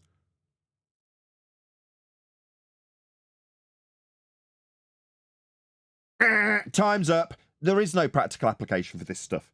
The only purpose in the calculator is to get anybody who's using it to assume we're on a sphere. And in this instance, the flat earther's doing it. He's talking about the curve calculator, therefore he's on a sphere.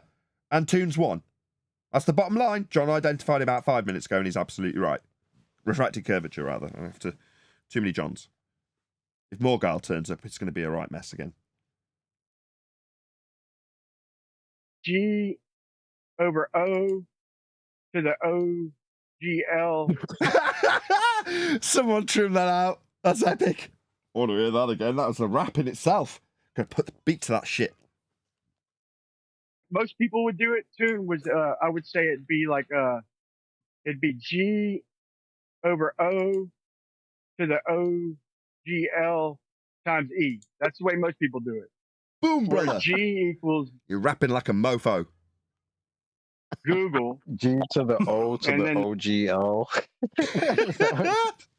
Oh, you're good for a laugh, Brian. The OO equals Earth curve calculator. And then the LE, of course, is type in your height and your distance, man. So that's how most people do it. Dude. I'm just joking, man. Okay, your question, Brian. Go ahead. That was his question. His question to him was, what's your Earth curve obstruction flat Earth calculator? That was essentially what his question was, to incorporate the burden of proof reversal fallacy. And he answered it by saying, here's my Earth curve calculations with a radius that works. Good job, Brian. All right. So number two is. All right, hold on, Jaron. Write this down for next time. You need to give one like quick answer back. Okay, for we the can do next, that. next one. Yeah. We'll do that. Sorry, what the hell just happened? Did Toon just He's give getting you instructions. an order, you subservient little globe cuck? I'll get right on it for you, Toon. He said, take a note. You're gonna Did do you get that this. note down, Jaron? Did you get it? Type it up for me, would you? Yeah. Do you want to give your answer? Well, we'll do it next time. Or, go ahead. Yeah, absolutely. I just say all that was based on the globe. Okay, go ahead, Brian. So, in summary, I win. Yeah, we'd agree with you, Toon, based on your burden of proof reversal fallacy and your ability to get your opponent to detail your argument after giving us a flat Earth proof that wasn't highlighted as proving a flat Earth. I'd agree. I'd say you just need to reiterate your point that everything he detailed takes place on a globe. Yeah, that's right. The begging the question proof of nothing perspective hijacking Earth curve calculator rides again. And the victim was Brian, the flat earther in this instance. Yeah, that's correct. No, go ahead and completely respond to able that. to Was that what sneak you were looking in. for, though? Like the 8 inches per mile squared is? I was looking for the flat Earth formula, not for the globe formula. You gave me the globe formula. Oh shit! If you want a flat Earth formula, Yes, that was the question. It included 4 flat Earth in the question. He misheard him, right? So, might be eating my words here, right? If I'm going to have to eat a humble pie after this, fair enough. If Brian now identifies, well, why the hell would I be answering that? I'm not making a claim that there's bottom-up obstruction proving a flat Earth. for flat Earth, Brian, you goofball. You goofball. So Toon now chuckling and laughing, hoping that he won't catch the burden of proof reversal fallacy. Oh, it didn't say nothing about flat Earth because I've already gave you my formula. It's 90 minus A over 90 times D times point A times 100 of A minus 1/2 A, where D is the triangulated distance to the sun or star, whatever you're measuring. This is the bottom-up obstruction. Why is he interrupting? If that gets noted. Yeah, When something is 40 miles away, how much will be obstructed? Oh my God! Wait a second. Ask your question, Brian. Go to the next one. I'll tell you what. I put in a 30-second video to explain this, bro. I thought we were going to be honest. You're a veteran. I consider you a veteran, but if I got to re-show you this, I gotta- Question now. Right. Yeah, hold Pass on. on. What's up with this triangulated distance to the sun? What the hell is that?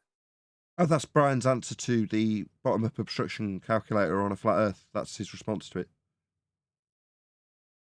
Yeah, which is a dishonest answer, and then he's calling McToon dishonest. Not.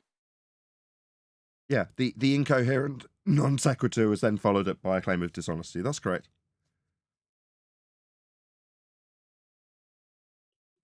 Brian, you're up. Well, you interrupted me there in my formula, so I'm just saying. He's what exactly are you asking for, man? So let's get it straight, Brian, just from our perspective as an audience member. You've moaned that he's interrupting your formula, and now, given that you've moaned about the interruption to your formula, you're clarifying what precisely he's asking, even though you've given a formula as an answer to a question you don't understand. So what did the formula mean? If you didn't fully understand what he was asking, the formula you gave was not in answer to that question. It can't have been at this stage. it's just you've got to keep up with what people actually say, right? You don't want my he was looking for the bottom-up obstruction equation for a flat Earth, but let's move on to the next one. This is what, or identify it as a burden of proof reversal fallacy. Alternative, we could just move on. You know, give him the win that he did perfectly justified did get. what I didn't want to do is get stuck on something. He didn't. That's fine. We didn't get an answer for that. What It does doesn't matter. What does he think? Wait. What does he think I was giving him? Just like You gave me the globe formula. No, I didn't give you the globe formula. 90 minus A over 90 times D times point A times 1/2 A is not the globe formula, bud. What's that formula do? I'm sorry. That's a refraction formula. Like I said, every flat earther might not agree with this, but this is just a pretty much a distance formula. And then from there, you figure the obstruction. Okay, we can do this in the topics if you want, but move on to your next question, Brian. I hate to do this. Why? Well, why? I mean, as much as Jaron wants to keep the show flowing, Toon's winning. Why would Toon want to move on from this? At this point, no. If it were me and I was Toon, as a Glober, I'd be like, no, hell no. I want to stay here indefinitely. Let Brian permanently describe the curve calculator to the audience. My bad. Go ahead, John. No, you don't want to stay there. You've won. You want to move on to another win. Because if you stay in this win, somebody may figure out that you didn't actually win. I'd like to hear more about the refraction formula. Well, no, Toon got it out that that's a globe Earth calculation. That's all he needed to do. Now they can move on. Yeah. Please, thank you. Okay. Yeah, I'm not trying to not answer questions, just so y'all know. Gotcha. So, hold on a second, man. So He's now not trying to not answer questions. Now we don't have what, there's no question on the table now, right? I'm not kidding. There is no question currently on the table. Am I wrong?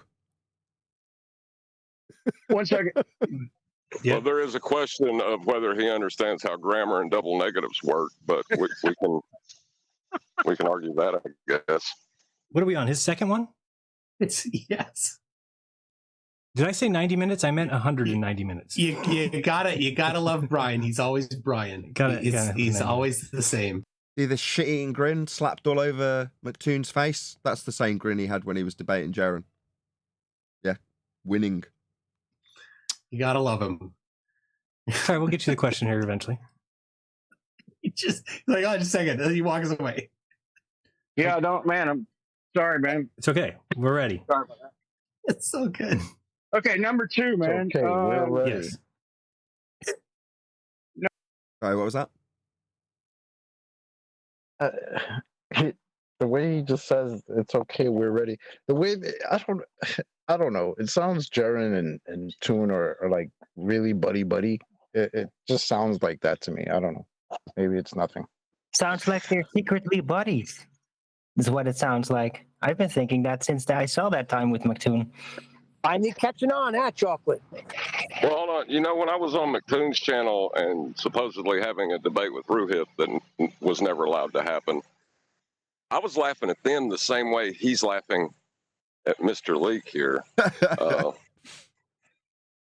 Because I knew I'd won, you know. That's what that laugh is. You know, it's over. Yeah, now it's turned into condescending. Just look at him. He's all look at him.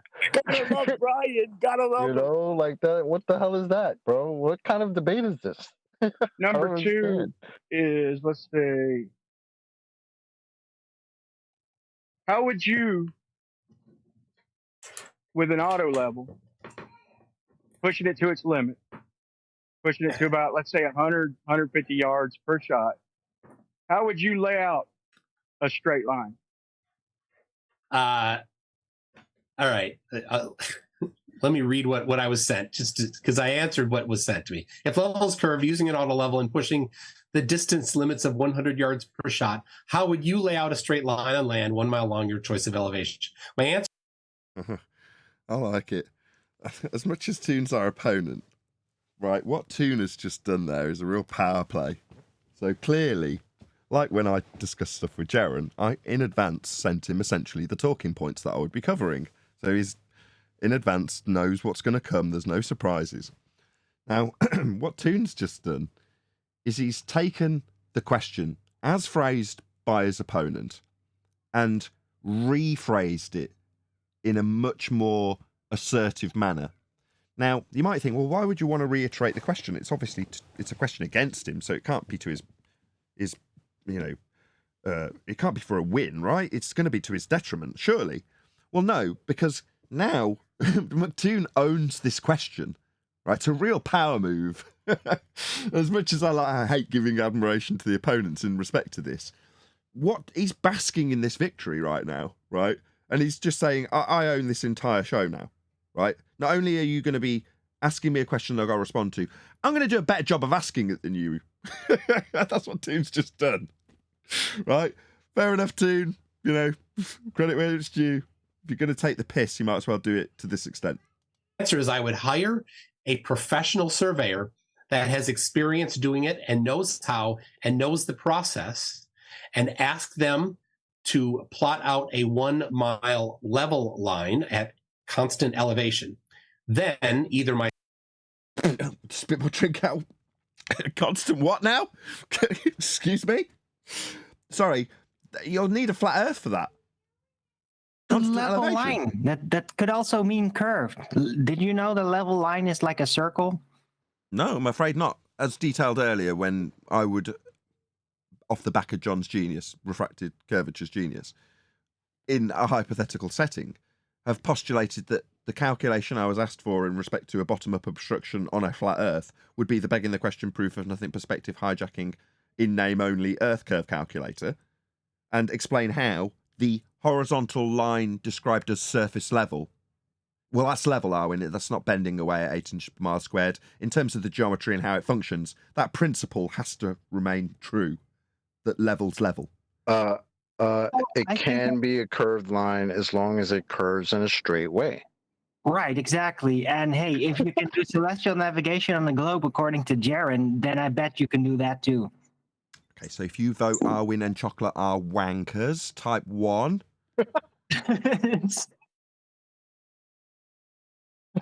myself, or if the budget allows, ask them to also do a calculated. In a roundabout way, I'd have actually given a similar answer, which is to say, I'm not a surveyor, right? Why are you deferring to me? Have I made a claim? Have I been using? Because the first thing I was going to say before Toon answered was, has Toon got experience with auto levels? Is this his field? Has he been out there in the field showing on video how he utilizes this tool? It's like, fair enough, it's just a back and forth between two people that don't know each other very well. But surely the question should be targeted at things that you know you're going to get a reasonable response, rather than a deference to a surveyor when you're asking a question about a tool a surveyor would use, right? So not unreasonable response there, Toon. I've got to be honest. I'd have given something similar, which is, have I made a claim about it? That would have been my response. And Toon's kind of elaborate version of that is to say the same. Well, he shouldn't have to answer this, but he is, like Brian did. He's chose to answer it. And so, well, I'd go to a surveyor. But when you're talking about constant elevation, where are you going to get that on a sphere? You won't. You'll need a flat Earth for that. Elevation above that. Above that constant level? Based on the flat Earth that you'll need, stuttering, stammering, screwball. Yeah, you'll need a flat Earth for that. That's why he's stuttering. You see, we pick up on these things on Flat Earth Debate. When your opponent starts doing that, struggling for that next word that he's going to use, there's a reason. It's because the word that's missing in that stutter is flat Earth. The words. In that moment, he's remembering that time where he admitted, where you got that beautiful little shorts clip from, where he admitted that you actually require a flat Earth. And it just, when he's stuttering, he's remembering that moment. I bet. Yeah, well, he knows where he's going to need the flat plane. When he was under his control as an answer to a question with a timer running, he can talk all about the elevation angle without mentioning the flat baseline that is a necessity to do that. and how it's in relation to the ground, because that's what they're debating. Well, that's going to require a flat Earth, but he's in control of the answer, and he can move on to his question afterwards. In this respect, he's stammering because he's on the back foot. He's in control of the question, but he knows he's actually got to refer to something. Well, that's a flat plane. He knows it. We know it. Known radius and how much it should be above that to be tangent. Sorry, above a known radius when you've got a constant level. No, you don't have a constant level when you're above a particular part of a radial value, because that would be a drop from one position to the next. Well, that's not a constant level. No wonder he was stuttering and stammering. He's got to take that flat Earth that he stuttered his way around not saying and infer that it's in regards to a radial value? Well, how does that translate to a constant level? It doesn't. He's a lying toe rag. Let's see if Brian catches this lie. To that point. So, for example, at 1/4 of a mile, which is 4.5 football fields, the second point would be 1/2 of an inch above that measured level. Sorry, how can it be in reference to a radial value if it's above a constant level? So you've dropped in that it has something in regards to something that, if it has a radial value, would be dropping away from one position to the next at a rate of 8 inches per mile squared. But yet we've got a constant level to reference this. That doesn't make any sense, Toon. What does make sense is the constant referencing of level, which is a necessity. At 1/2 of a mile, it'd be all of 2 inches. And at a full mile out, it would be 8 inches above the level line. Now, the difficulty... So you'll need a level line to make this assertion. So what we would have done, refracted curvature, John, he's now doing. So he's now taking ownership of this curve calculator as actual curve. Well, it is in name only. But where we would have stolen this thunder, you would have, John, probably I wouldn't have caught it. You'd have said, well, no. This level that you've just inferred 3 or 4 times without it being picked up on, well, maybe there's a timer running. That level is the surface level. That's what it's labelled as in this calculation he's now divvying out. Much better than his opponent, who's a flat earther, did a moment ago, weirdly. But nevertheless, he's using that calculation. Well, that calculation's going to require level, as he's detailed himself. Where are you going to get that? Yeah, you'll need a flat earth for it, won't you? Quick shout out to Lumpy Gas in a Vacuum for the super chat. He says, stay up to date on flat earth debate. Indeed, I'm going to give that a little heart. Yeah, subscribe today if you've not done so already. Still got crazy numbers watching, I'm sure, as I say, based on the chat rate. That's definitely not the case, but there we go. I am going to have to contact YouTube. Anyway, nevertheless. Is how would you, from a whole mile away, see that 8 inches elevation change and just eye it and know how it's useful? I don't know how that could be useful, but at least it... For proving a flat earth. The difference in elevation as measured would be with respect to sea level. That's how elevation changes are measured. Yeah, the minuscule amount that we have here in England, it's not a great deal. Yeah, but that elevation change is with respect to a horizontal plane of reference. Yeah? Now, your inference that you've got the differential between eye level and sea level, in this instance, when talking about Earth curve calculations, to derive out an 8 inches per mile squared drop of a physical geometric horizon. What is it? No Atmo Day? It's Go on. Oh, that was them. It's a little better version than Brian Mullen's goofy thing where he thinks that he can build a perfectly rigid structure. So to get this straight, you would lay out your straight line, and you said you would raise above your horizontal 2 inches. No, you got in the first sentence. You got it wrong. I would hire somebody that has experience doing it to lay out a level. That's why I did that. So when it comes to a tricky question, so you're going to do it with respect to the horizontal, was the question. No, I talked about getting an actual surveyor deflecting the question. Yeah, shitbag. Level line, not a straight line. Level is a curve on the surface of the globe. Whoa. Level is a curve? So let me get it straight. Maybe if I qualify this particular level a bit more with your own words, Toon. What about a constant level. Is that a curve? No, you see earlier when I pointed out how non-curved levels are, now you're just going to drop into this discussion that curves are levels and levels are curves? They're not. They're fundamentally different, Toon. That's why I asked specifically for a straight line, because they're going to give you the same thing. You can tell them level or straight. You're going to get the same thing. Is Jaren going to put a stop to this? We'll see. Well, I'll give you the answer again. Step one. Did you hear what Brian said? Hold up. Brian just said you could draw it level or straight, as if to say there is a distinction to be made if level is conforming to a sphere. I see. Brian's done. So Brian's fell victim to the assertion that level is actually curving. Okay. Professional surveyor.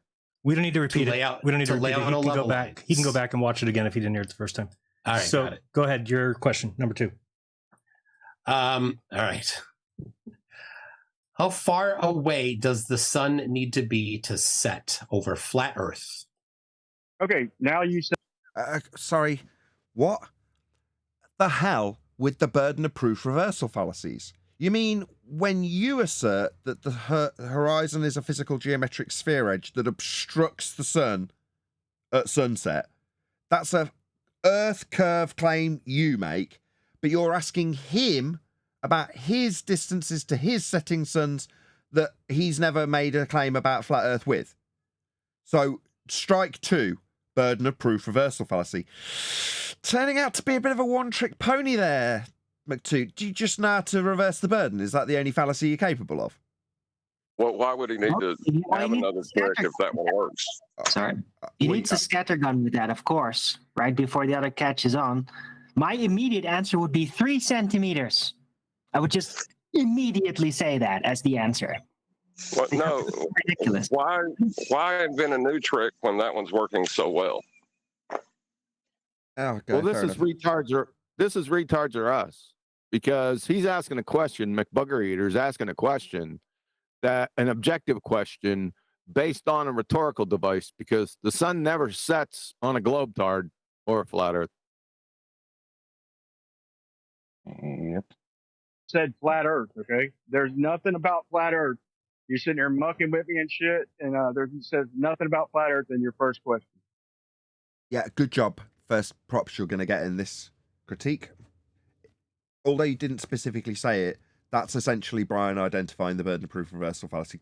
Props. See if it lands. Nothing at all about flat Earth. It says, what's the Earth curve? What's the formula for hidden height? There's no hidden height on a flat Earth as far as. Oh my God, he's now one question behind. Is he stuck in time travel or something? Like that was the previous question. I told you why. That was the previous question, Brian. But ironically, your response. Maybe it just registered for him though. At that time. Right? I'm not even in an insulting way. I'm just saying, like maybe he's realizing after this burden of proof reversal that he just had another one he just had to deal with. The fact that you said not in an insulting way makes it so much more insulting, Chocolate. You have no idea. No, that's because Neil came on the back and laughing. I know people were laughing. Neil. It was Neil. But anyway, I was trying to give you a formula, and anyway, so.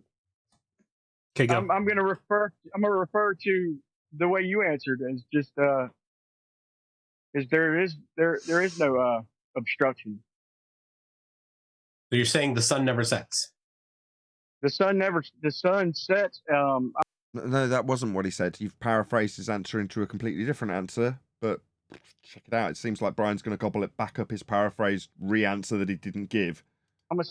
You're going to use Jaron. I don't even want to just play my FE. What the hell? Just hold your own. Just answer. Just form a coherent sentence. Sunset video. Okay. I just got flustered. He didn't expect the feedback to be so incorrect. So he's literally getting flustered. That's what I'm hearing. We still have the clock going. FE sunsets. All right, here it comes. Yeah. No, he's getting flustered because McToon is dancing circles around him right now. Exactly. He's not getting flustered. He's constantly flustered. Didn't you hear what QE said before? I heard you. Sorry, I wasn't there last half hour before And 15 minutes. this is a white light and a green light about over 100 feet, and the door just closed to a warehouse. And letting cold air in, and the white light disappears right in front of the camera. And then the green light disappears. Now, here's the way they describe refraction. It ain't quite, I'm not seeing shit raising up. This is the sugar tank experiment, but and this what proves the hell? And this proves a flat Earth because for anybody who hadn't seen it, with just atmospheric lensing or magnification, you have the sun dropping and setting and not changing. Atmo, what now? Yeah, These guys are so far behind, man. I can't take it. Okay. I'm going to jump out the window. Let me just explain something to people watching. Okay. Rob Skiba went out and tried to explain or investigate what we actually observe when we observe the horizon. He gets on a boat and he travels towards, I think it was Chicago, and watches the skyline do what he described as atmospheric lensing, right? He gets closer to it and it doesn't suddenly come into view from behind a curve. It just changes how it looks as he gets closer to it, right? As you'd expect, it gets a bit bigger as well. Okay. Now, a lot of the people on the panel have gone through that kind of journey of discovery where you understand that there's a positive claim being made that would infer that we've got a, in this case, geometric horizon blocking Chicago. So you go, well, what's actually happening here? So they go out and they investigate. Rob, in this instance, goes out on his boat and investigates and so shows his findings. Now, that is fascinating stuff, but it in no way represents a positive claim from a flat earther, a proof of a flat earth, a debunking of a globe. It doesn't do anything. It's just one man, in this instance, Rob Skiba, going out and having a look a bit at how the world works, how he can perceive the world, having a little look, basically.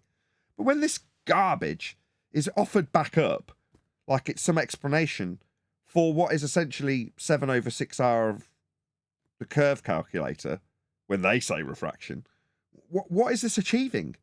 Number one, you are not making a claim about any of this, Brian. You don't need to go through this with him. Because he's got a claim of refraction, make him defend it. Don't bark into your nonsense waffle about what you think's going on, when at the end of it, if you're 100% right, let's just assume you are 100% right in this nonsense waffle. Did it prove a flat Earth? No. Did it prove that space was fake? No. Did it debunk the globe? No. Did it show that your version of this refraction nonsense waffle isn't their version of 7/6 in a calculator? Because that's where you're trying to go with this. But you're not summarising it in the way I've just summarised it. Not that this would be an argument I've ever made or would make. It doesn't achieve anything. What it does it is leave the door nice and wide open for him to now describe the refraction Brian's detailing with his nonsense waffle as merely 7/6 of a radius value on an assumed spherical Earth. That's all he's done. He's opened the door to 7/6 of a radius terrestrial refraction on a globe. So all this is. Doesn't prove a damn thing. Go ahead, John. Yep, that was what I was about to say. It is useful for McToon, though, because he's introduced the dichotomy now that McToon is, I would think, is getting ready to cram in his face. A dichotomy that's win-win. If in every single respect of where this discussion will go forward, unless he's a complete drongo, Toon cannot lose. Because even if, in the unlikely circumstance that Brian manages to win the audience over with this particular point he's making, does he, as I've just listed, prove a flat Earth, debunk a globe, debunk space, debunk Earth turning? It doesn't do any of those things. So even in the unlikely circumstance that Toon does really badly here, unlikely, what's he lost? Is there suddenly going to be the circumstance that Brian turns around and goes, there you go then, flat Earth proven? No, he's not going to get to do that. Or does he get to turn around at the end if in the unlikely circumstance that he gets to win this point that he's making, he gets to turn around and say, well, globe debunked then? Nah. Now, there's been no real mentions of the globe or anything to do with it, like I say, other than leaving the door open to terrestrial refraction for Toon. So he cannot lose after this setup from Brian. My Right, God. but that's the dichotomy he's put forth: is it's either my nonsense or it has to be a globe. That's how he's presenting this. Yeah, my nonsense or it has to be a globe isn't really a flat Earth win. In size. I thought we were going to keep this honest, but you see the sun setting right in front of the camera, not change size on a flat Earth. There's two ways that can happen, dude. With just cold air, with just a little magnification in the atmosphere.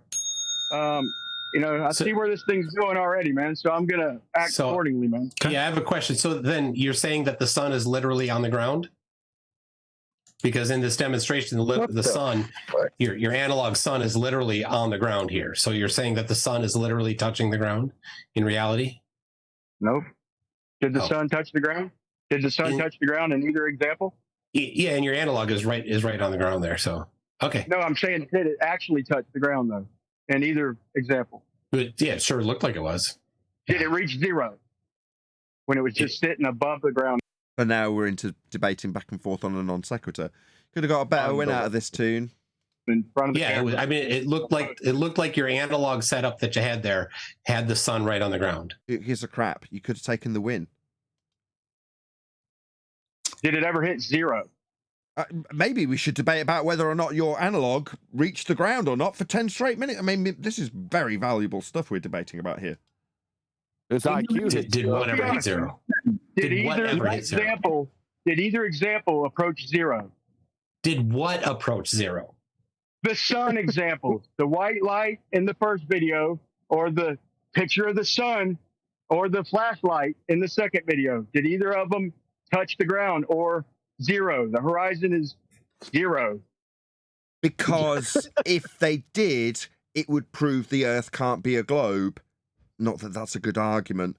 Or if it didn't, it would prove that the Earth has to be flat. Because, this has to be an example that actually proves something. Otherwise, you're just buying into his false dichotomy reversal of the burden. You're achieving nothing. Oh, this is so frustrating. Yeah, it sure looked like you had placed the light, or whoever had done it, had placed the light right on the ground. Like it, yeah. But it didn't, though, right? It didn't, though. But it did disappear, though, right? Hold on. Because go on. What Toon's doing is now highlighting Brian's weird dichotomy, right? He's highlighting how dumb it sounds, and then it's going to open up for the 7/6R. That's getting ready to come. But first, he has to show how nonsensical the claim is from Brian. That way, when he puts his claim forward, it has to be taken as true. Yeah. So what I'm getting is that you think that the sun is literally basically right on the ground for flat Earth. That's what I'm getting. What I'm getting is that the sun right in front of your direct line of sight disappeared.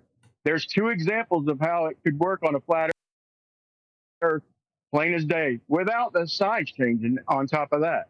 Yeah, so step one, put the sun on the ground. Step two, it disappears. Above zero. Okay, we got it. We got above zero. What's the who's up? Brian, I think you're asking your third. No, I think it's his okay, if it's my third question, okay. My third question is okay, so how in your model, and I know you have an explanation, man. Let's settle back down, Toon, man. I ain't trying to get all shitty, man. I really ain't. I'm sorry I misinterpreted the first question. It threw me off a little bit, man. But let's keep this real, dude. I mean, okay, ask the next one. So next question is, so how would you explain in your model? What would it take for the crosshair to block half a mountain and appear below the water horizon, as exampled by myself and by George Nawchek's Ice Lake measurement, and by Jessica Kozlowski and Tim Osmond's Great Salt Lake Strong's Knob measurements at like 7 foot above the Great Salt Lake. So it's not that rare. But how does the globe model explain that? So to be clear, you're saying that I'm not familiar with your particular example for you, And I didn't look up Jesse and Tim's. I have seen George Natchick's thing. So you're saying, what you're asking is, how is it that if you're several feet above the water, that the crosshairs can be below the horizon, right? Right. So just doesn't incorporate any globe debunking or flat Earth claims of proof or evidence in the question. It's just a random question about how things appear in crosshairs. I see. So what will this achieve precisely? Anybody got a clue where this achieves something in terms of a globe debunking or flat Earth proof? Well, it's starting to prove to me that they don't really care to disprove the globe or prove a flat Earth. It seems like they're like, oh, just keep the show going, and if we have to lose the argument continually and get strawmanned and not pick up on it, to achieve that, then great. Let's just blunder our way through this. Well, at this point, if McToon wants to invoke atmospheric refraction and then explain it using that, where he introduced that dichotomy earlier, he could just really crush it here. I don't know if McToon's smart enough to do that, though. So we'll see. That's out to I like how the great. Sorry. No, you go ahead. I was gonna say I like how the Great Salt Lake observation pops up again, like it's famous or something. Shout out to Unisox Femi, who says elevation profile of any land can open your eyes. Yeah, absolutely. That was one of the first things that sort of opened our eyes to how Earth is actually measured flat. When you do an elevation profile on Google Earth, it shows you how much the topology will vary with respect to sea level, and gives it in a plus or minus value, which is very, very limited. If you can draw the whole line across the whole of the surface of Earth, you'll see that there's a very limited deviation from that horizontal plane of reference that is the flat Earth we're standing on. So yeah, elevation profiles, Google Earth, check them out. Earth is flat. We don't Yeah, I see in remember looking at perspective the that. way you was trying to pass it off earlier, right?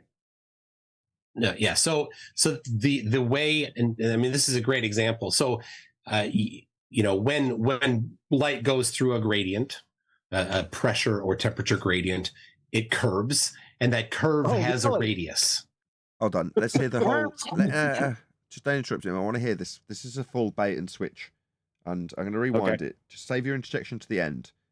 Now you've interjected, I might as well just summarize it so I don't have to do it at the end.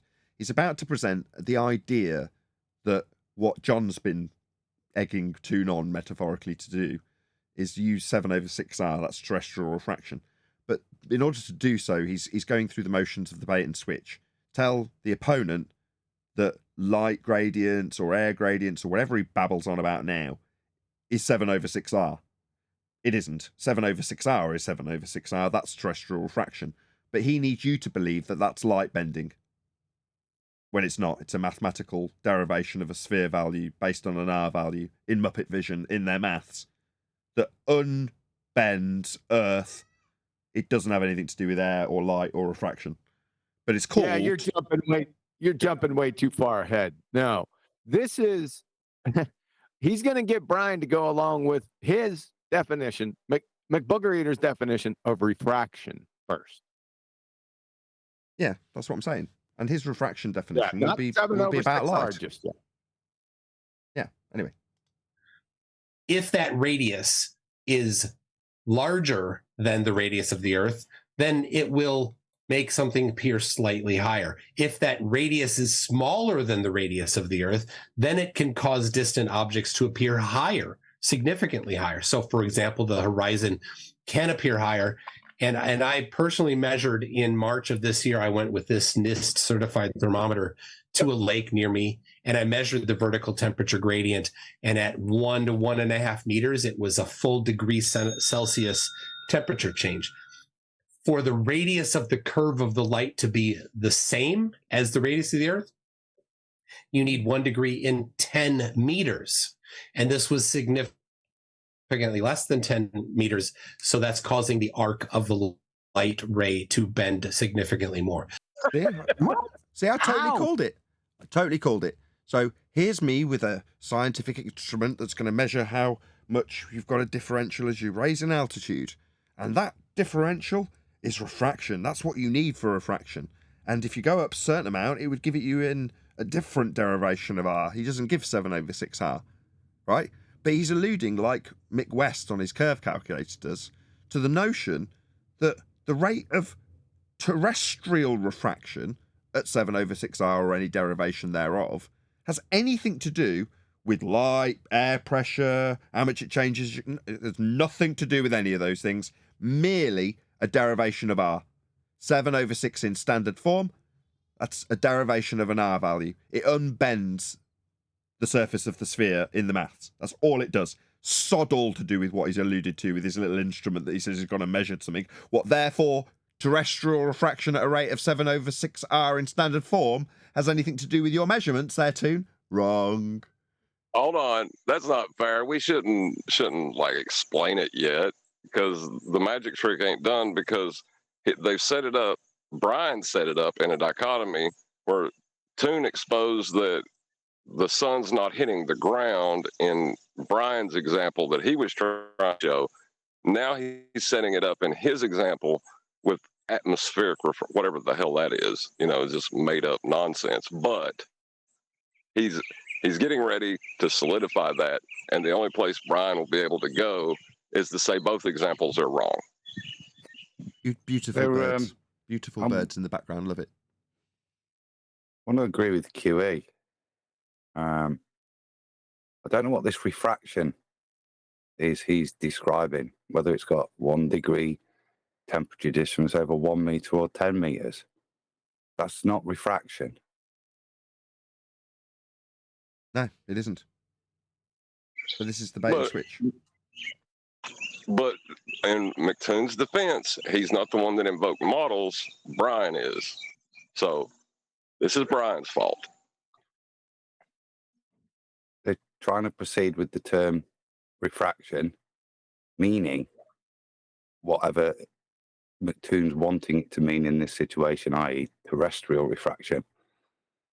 Fundamentally, he implies that light particles bend, take a bent path. It's not refraction. It's a change in direction. So that's how you can see things above the crosshairs, is because refraction can raise things that much in certain conditions. And so, for example, George Natchick's Lake example is a great one, because, like I did, we know that at the bottom portion near the surface of the lake, that temperature gradient is pretty steep. Okay, McToon, your third. Want to add another point? All right, my third one. It's refraction as we traverse from one medium into another. The false straw man or equivocation here is that a temperature difference in the same medium will invoke refraction. This is anti-flat Earth physics. No, that's not fair. It's not explaining it. Can you not interrupt John blaming Brian, please? Go ahead, John. Brian is the one that introduced the idea of refraction on in the same medium in the last question. It's not fair to put that on McToon now. You're going to have to put that on Brian. You can sit it on whoever shoulders you like. I don't care. Still not the right definition. Come on, guys. I was talking, mate. You go and come on in the middle of my sentence doesn't mean you didn't overtalk me. Go ahead. And the point was to make, but go ahead. Oh, go ahead, Darwin. Okay, well, Brian didn't bring up this crazy vertical gradient thing that the anti-flat earthers are just assuming works somehow, not explaining how that works. It's just like, oh, that's the conditions that'll make it work. Oh, really? So could you draw a diagram of how that works then? Hey, how is just that clear this up. Fine. You're both right. You're both right. Stop. Okay, yeah, it's 6 of one and half a dozen of the other. And yes, John, it was Brian that brought it up first and started to invoke bullshittery when it came to quote-unquote refraction with atmospheric lensing. Atmo what now? Nevertheless, Toon then responded with his version of his bullshit, with his refraction, which isn't 7/6R terrestrial refraction or refraction of any description, Snell's law in terms of Adam's description. Moving on. Adam, go ahead. You got a point. Adam. Yeah. Well, that is the point. We're now at a point of a totally Socratic confused debate that's it can only be confused at this point. They're both using the word refraction. As far as I can see, neither of them in the correct sense. Both have their own meaning of what's occurring and the implication. So this is doomed to failure now because it won't be Socratic, this discussion. Correct. Right, so, but in the case of any tie, the globe or consensus always wins. Yes, correct. It's a win-win. Yes, that's correct. If bullshit refraction from Brian isn't defended satisfactorily, and bullshit refraction from Toon is not defended satisfactorily, then the default outcome is globe wins. Correct. What is the derivative of x squared with respect to x? I mean, I'll give a couple different answers because I didn't seem like enough information, but the basic answer would be 2x or 1 over x squared. Or if you want to, if you want to take it a little bit further, though, if we're talking about derivatives, just for anybody who doesn't know, I'll make it as quick, Darren, is where you're talking about the change. Basically, when we talk about it, we're talking about the change in the slope, like to a tangent or something like that. So if you want to say, if you want to give it a... Well, that's what we would say, is it? No. You speak for yourself. We don't make reference to tangents. Globe heads do. Value like an 8 squared. Pardon, Arwin? Just what is he doing? Why is he like he's just letting them pull like all the way to their ball hell nonsense. Why is he just letting it do that? I don't Because he's an idiot. No need. I already told you. No need. It's a constant, which means it's a straight line. So we could just use rise over run, right? But if it's if you want to give it a limit, that's why I was kind of expecting something harder, like a limit. Like if you gave me 2, I'd say as 0 approaches 2, then I could have done something with it. It was so simple. I thought he was trying to trick me, but I don't know. It's not a trick question. Right. I don't know. It's really just 2x. Right. 2x. That's all you had to say. Okay, so we are good. Everybody asked all 3 questions, yeah? Yes. Okay, so Brian, you get to name the first topic. Go ahead and make a little small, short 30-second statement, and then we're going to have a back and forth. If it goes... I'll tell you what.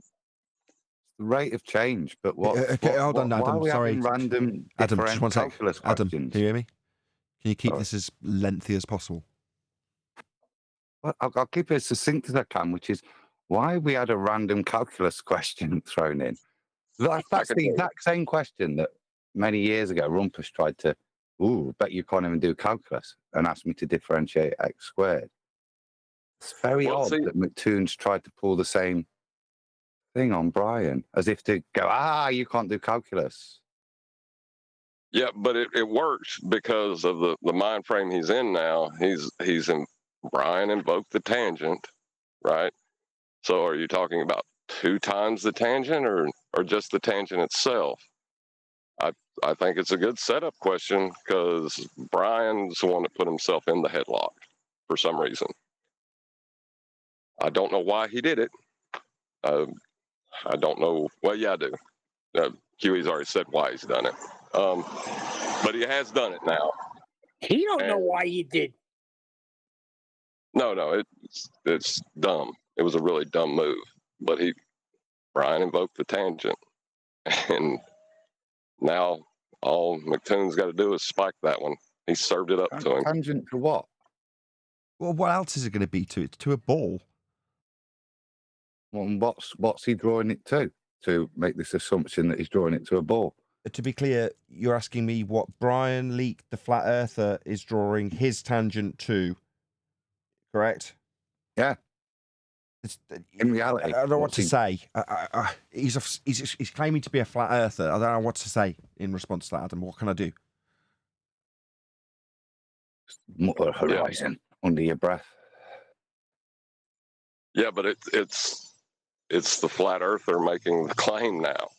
So why would the baller take your position, Adam? He's won at that point.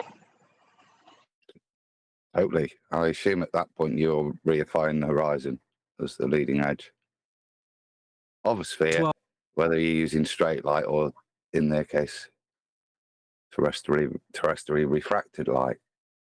You've you've conceded the horizon as a physical edge, haven't you? Yeah, I mean, there was no succinct conclusions given by either side to claim victory. But in many respects, did Toon need to? You know what I mean? Okay, I mean, we're going to find out in about 30 seconds whether or not it's worth carrying on this 2-hour live stream a bit further, but I doubt it. We'll see what the subject quality is in terms of their choices for subjects that they cover. Well, we'll keep doing it. If not, I'm going to move it to 250 each. Look, if anything, a debate is not really, it's almost not a debate, but McToon is definitely making Brian dance his little dance, the dance that he dances, and he's making Brian do that. And so that's, in that sense, he's definitely winning. Or 230 each, I mean, 2.5 minutes each. But for now, we'll start with open conversation with your first topic. Go ahead, Brian. Okay. Let's see.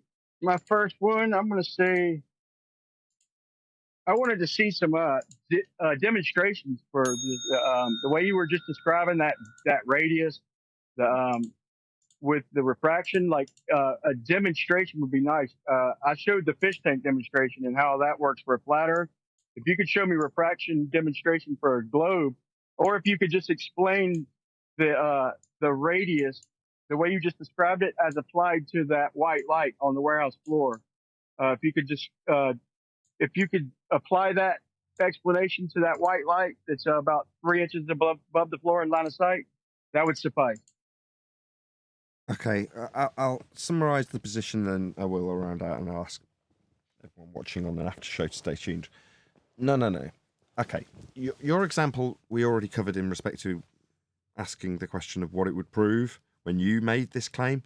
But now what Brian has done is say, how would you explain this claim to be phenomena induced by example at a small scale on a globe?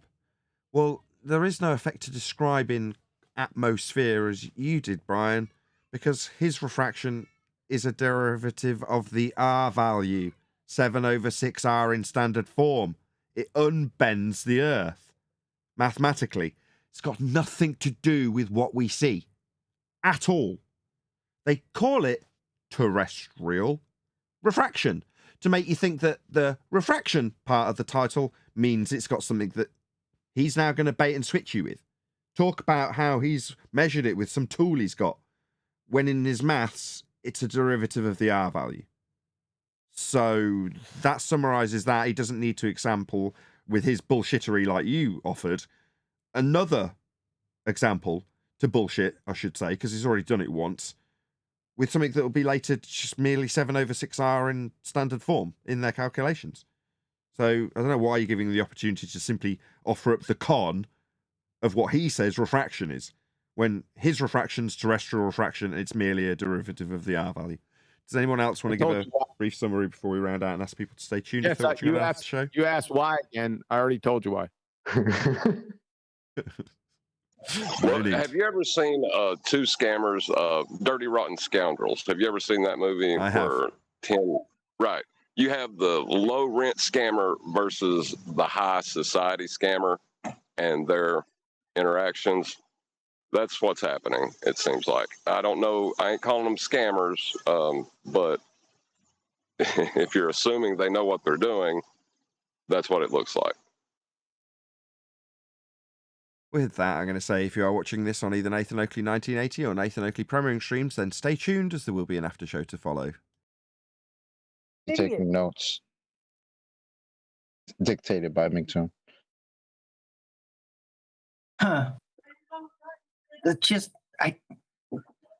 just aghast by this, mostly. Gassed, you say? Without breath. I know what a gas means. No, I'm definitely still within gas pressure. There's not a lack of gas pressure that's preventing me from breathing. What you're witnessing is a unifying of the feast of nonsense and the ballers, because FED bad. You'll see. I can't tie any other logical explanation as to why this is happening. So yeah, I am actually going to give that to you, Neil. Yeah, I can't really figure out any way to defend this. I mean, it's incompetence that borderlines on sedition, as John would describe it. QE would describe it. Yeah. What's this debatism? Where is that? Yeah. Right. It's almost like it's supposed to be a joke. Almost like it's supposed to be a joke. It's just, what is this? You got two idiots. These are arguments, incoherent, disconnected drivel from before 2015. So, is Brian Leakey now a globe dumpster? Is that what I'm getting? Boy, that'll help. Definitely, probably adjacent. He's just getting buddies with him. He feels it's a good move. Still around 10th. Well, given that Brian made that video about Nathan where he majored on the minors of Nathan's misspeaks, he's been congratulated by the Feast of Nonsense and apparently accepted now. I told you what's going on.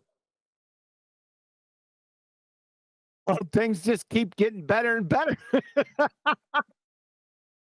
Serious. Let me change topics a sec.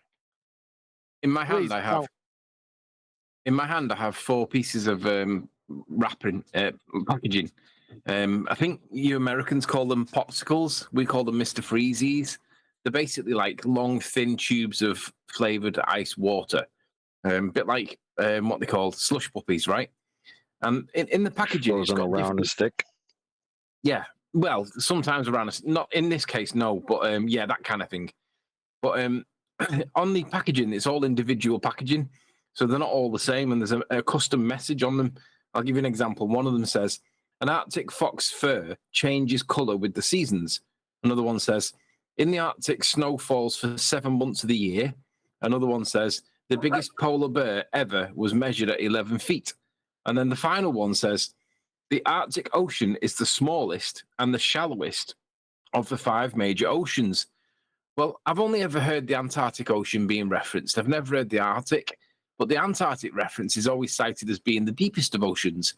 And if it's the case that the Arctic Ocean is the shallowest and the Antarctic is the deepest, you can infer from that there's like, that's an additional fact that I've never come across before. You can infer that, well, there's definitely no like bulge in the middle, or like what did he call it? Oblate spheroid, like bulge, equatorial bulge in the middle. If the deepest of the oceans are in the southern hemisphere and the shallowest ones are in the northern hemisphere, if anything, it looks like it's a dartboard spinning and it's pushing all the water out. Not the way they tell us at the equator. I just thought it was interesting. I've never heard the Arctic Ocean being referenced as the shallowest of the oceans, but Did you say 5 oceans? Yeah, that's what it says. The Arctic Ocean is the smallest and shallowest of the 5 major oceans, but when you have the 5 major what are the 5 major oceans? Well, you've got the Atlantic, Pacific, Indian,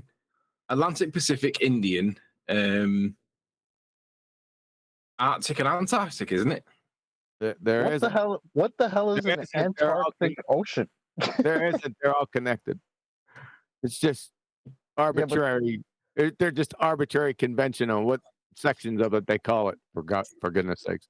Right, but is there a section they call the Antarctic Ocean? I've never heard that. Yeah. Well, hold on. You're talking about a negative depth from sea level, right? Yeah. So, yeah, I don't know how you with hemisphere. Are you talking about the equatorial plane, or where are you getting level for this? I don't know. It's just what it says on here. But I just thought it was interesting that the Arctic Ocean is the shallowest of the oceans and the Antarctic Ocean is cited to be the deepest. Kind of gives you an image in your head of like, it's kind of, for me, it's pushing the water out towards the edge like a centrifuge. I'm not saying that the Earth's moving, but that's the way in my head that it appears. I just thought it was interesting. Maybe I'm just, are they teaching that there are 5 oceans now? Is that like new, like the new? Yeah, are you mixing up the continents? 5 continents. No, There's bro, always been 5 oceans. There's always been 5 oceans. Yeah, I think you're mixing up the continents. Arctic, Antarctic, Pacific, Atlantic, and Indian. There's always been 5 oceans. Yeah, but there's always been 5 major continents. But if you include the Arctic and the Antarctic, it makes 7. No, North America, South America, Europe, Asia, Africa, Australia, and Antarctica. That's the 7. There's no Arctic landmass. Yeah, I'm good with the continents. It's the oceans. I don't remember hearing about an Antarctic Ocean. That Arctic, Indian, Pacific, Atlantic. When I was growing up, that's what we were told are the oceans. The Antarctic is a new one to me. Maybe I'm off. Maybe I'm bugging. I don't know. Maybe it's the ocean beyond the Antarctic. Just kidding. No, there's always been an Antarctic Ocean. It's anything south of the 65th. 60th. Yeah, okay. yeah. I remember it, Chocolate. I think you're just misremembering that. All right. It's the Mandela effect. Nah, he gaslit himself. Yeah, he gaslit himself. It's not the Mandela effect. I gaslit myself. How did I do that? Look at the wall, Chocolate. What? No. It's better than the soup sandwich. Let's not get into that again. Jeez. Yeah, but you can actually prove that. The soup sandwich is provable. Oh my God. You're going to make Nathan round out the show with that shit. Quit that. I didn't bring it up. That was more interesting than that stupid hour and a half I just wasted listening to Brian retardation. We told you right from the beginning what the problem is. He's a retard. Now, it wasn't a waste of time. I don't think he's a retard. I think he's just he's so close to Jaren that all Jaren's mannerisms and arguments all rub off on him in the same way that, I don't know, QE's arguments would rub off on us, but not rub off on them.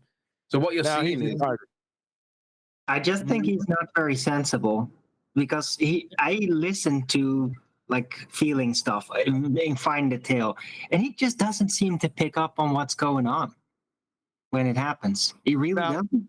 He's retarded. That's the problem. Demonstrably. I knew I said it wrong. I said demonstrable. I was going to say demonstrable, but I never got into correcting. But anyway, he's a demonstrated asshole. I didn't say demonstrable. I said demonstrably. So you screwed up again. So that not only today, but yesterday, the week before, a year ago, 2 years ago, 3 years ago. Let's go back and review Brian Leakey's performance everywhere he's been. And in every single instance, he's a retard. Every single one. Guarantee it. Yeah, let's do that. I agree. Yeah, upon assessment, there's only 2 conclusions you can draw. Is he's either, like you say, mentally held back, or he's intentionally doing it, which I don't think that's the case, because he's not new to the subject, so you can't really go with ignorance, right? He doesn't have the talent to do this. I want to know what the sugar tank experiment is. Did I hear that correctly? I think he's on about the bending of a laser beam passed through a sugar solution. I think dextro rotation is the word that comes back to mind with that. I think there was something to do with the way the molecules line up or something. Sucrose is dextro rotatory or something along those lines. But that's what the ballers cite for when they're going to do the bait and switch. So he just did the same bait and switch, but he did it with a flat Earth.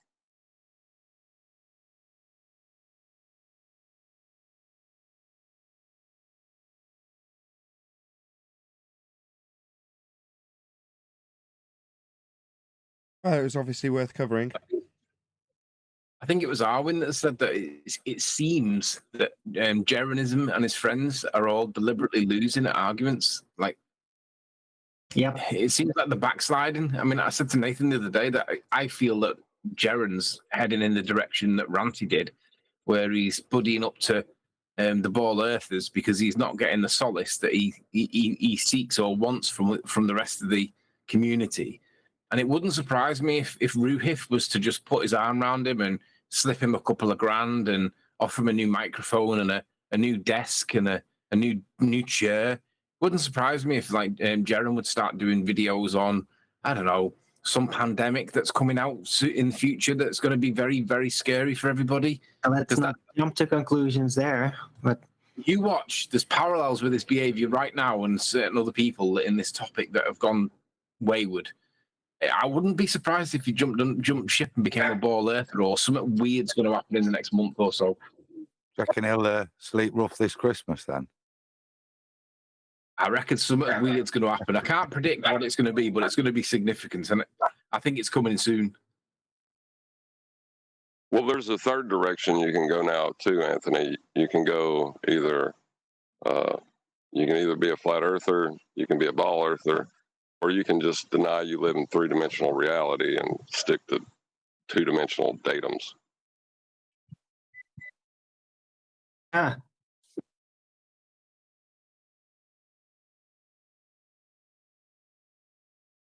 You can't get all solipsistic about it, say, oh, it's all a hologram. It's whatever you want it to be, man. Oh, a fourth direction. There we go. Right?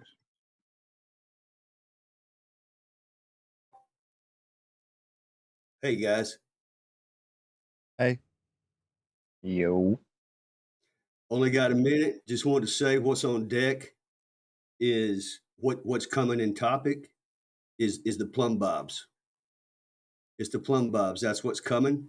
So just be looking out for that.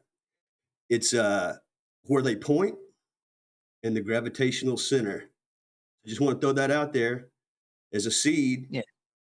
Because that's what's going to be rolling around soon. When they say about converging plumb bobs, all they're doing is begging the question. There's no evidence this is true, and there's evidence that it's the contrary that's true. There's evidence that they're diverging, not converging.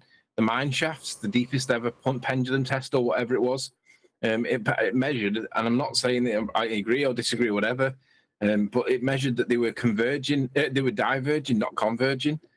So I'm not saying that's true or whatever, but there's no evidence. So, just begging the question, mate.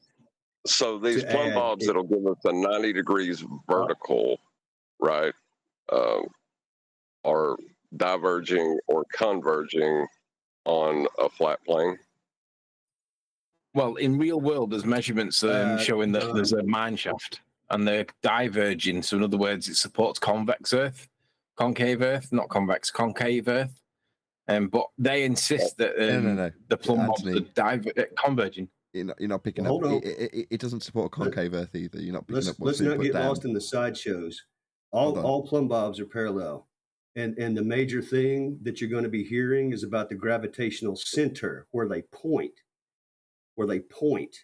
They have to point somewhere. Either if they are divergent, well, all plumb bobs have to point somewhere. It's just a weight on a string. I mean, when we hold a weight on a string, is the Earth not showing us what it does? Okay. So if there's multiple plumbs and they are in use, there's only a few choices: parallel, divergent, convergent. I'm here to tell you they're parallel. The topic coming is the gravitational center, where they're pulled to, and they're going to be trying to wiggle and well, the center must. You got the center bobs, don't you? You got the hots for these plumb bobs. Every time Yeah, I sit down, every time I hear you talk, I it's do, about man. plumb Hey, bobs. hey, QE, check it out, man. Seriously, where do they point? I See, don't really if they care. point to a center, I'm it has just to be. infatuated. Well, I'm just infatuated with your zest for plumb bobs. I'm zeal. curious though. Oh, When zeal. the Yeah, way you I'm all in. phrase it, I'm all like in. this is If there's something. if there's one, I'm sorry, yeah. man. Go ahead. I was just saying, if there's one thing that the layman can uh, import with information and understand, it's plumb bobs. You know, I mean, Can I you address can that? see it, and it makes sense. So perpendicular to all resting water. That's it. That's all there is to it. And just rinse and repeat over all heights and distances. Now, the side that they must maintain, the globe, is that all these plumb bobs point to an exact center. It cannot. It has to have a divergence formula of when they start diverging and how much they diverge, and that has to be consistent to build with. It has to be a concrete, consistent, divergent formula so that we can correct against our diverging plumbs to build something parallel. I mean, if they're not consistently divergent one to another, what good are they? What use is a plumb bob if they point They randomly? should be perfectly parallel at all times, or they can never be. I mean, in reality, they're perfectly parallel, but in all, they can never be parallel. What How does will that you tell you about measure? the nature of the Earth? If all plumb bobs, a weight on a string, are parallel across all distances, what does that tell you? What is the Earth telling you about what shape it is? If Hold on. water and strings You said that the make plumb perfect bob. perpendiculars, You said the plumb bob is perpendicular, and they hold to that as well, right? They just say that all these perpendiculars are pointing to a center, correct? hold on, wait. They lose you when they only use one point. When one to another is where you lose them. What they when you invoke 2, 3, 10,000 plumb bobs and they're all parallel, then what they say about one point, and they're each one has a perpendicular. Each plumb has its own perpendicular every time, 100% Hold of on. the time. There's Yeah, but hold on. Do you hear never what been you're seen saying, any other though? way. I know you. Yeah, string and water, a cup of water and a weighted on. string. Perfect Is it perpendicular. Roto? Yep, Please. every time. Roto. Give John a Yeah. chance to explain what he's trying to Yeah. get. Go ahead, John. The moment you invoke perpendicular, right, you have invoked a flat plane to give you that perpendicular. Anything after that, asserting that they're Yes. all converging or whatever, it's non sequitur to the point. They've confirmed a flat plane at that point that they say the word perpendicular because it has given them a 90, a plumb. You're right. So you're right. What's Now? Give it I'm to them. telling So, you what's yeah, coming. okay, sure. All these flat plane measurements are converging on one point. So it's a flat plane then, right? Yeah, it's a flat plane. We know that, but the argument that's coming this way is about the center of the Earth and where these plumb bobs must be pulled, and the power of that center and the exactness of the point. It can have very little tolerance, very little wiggle room. This exact point where these plumbs are being pulled. If it has a large tolerance, these plumb bobs are just pointing anywhere they want to. You see what I'm saying? They're useless I have a as question. tools. I'm If the curious. plumbs point randomly, I'm sorry, man. I'm just telling you what's coming. They're going to I'm try to curious. explain the gravitational center. That's what I'm curious about. The way you say this is something that's coming. Like what do you mean by that? Like this is the next argument that's coming? Plumb bobs? Yep. Yep. The center, where the is it? gravitational Where's it center is coming? going to be tried. Where are they coming from? I mean, this is just the topic. It's on deck, and it's coming this way because the trolls are bringing it already.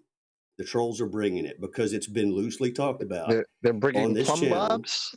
They've always brought But plumb bobs. the center, That- the gravitational center, It's a most cyclical thing. specifically, the gravitation. So it The looks like center, they're going to most concede that the Earth is flat to give them perpendicular, and then argue about how there's a center to that flat plane. That's non sequitur. They're going to argue why they're going to try to explain how the plumb bobs are perfectly divergent in a formula. So there would be, you can expect 100% of the time this divergent formula from plumb bobs. They have to have one. They have to. So they're going to reify that with math. Have they ever actually shown plumb bobs diverging from each other? They're going to try. They're going to watch them try. Watch them try, but they can't. They can't. No, but they see, will but never that's the show point. that. They're still trying. Yeah, that was going to be my point. Well, exactly. but now, well, see, since this topic's been broke open, they're hustling to thwart the gate before it comes out. As plumb bobs but are they're parallel. not doing. But what you're saying, from what I get that you're saying, they're not going to do anything different than they already do. Reify something with math and never demonstrate it to you. Well, hold on. Exactly. But the math they're Rinse and going to repeat. use. This is just the next topic. It's The not math the next topic. This is an old topic, dude. No, the gravitational center. The math they're getting ready to introduce is going to require a flat Earth to give them perpendicular, and then they're going to try have to to argue defend about. They have to defend the gravitational center. It's not so much about the plumb bobs. It's where they point. It's where they point and why they're pointing in such strict formula.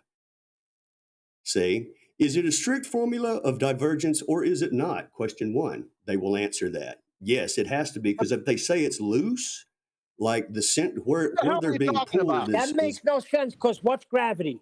What's gravity? Come on, guys.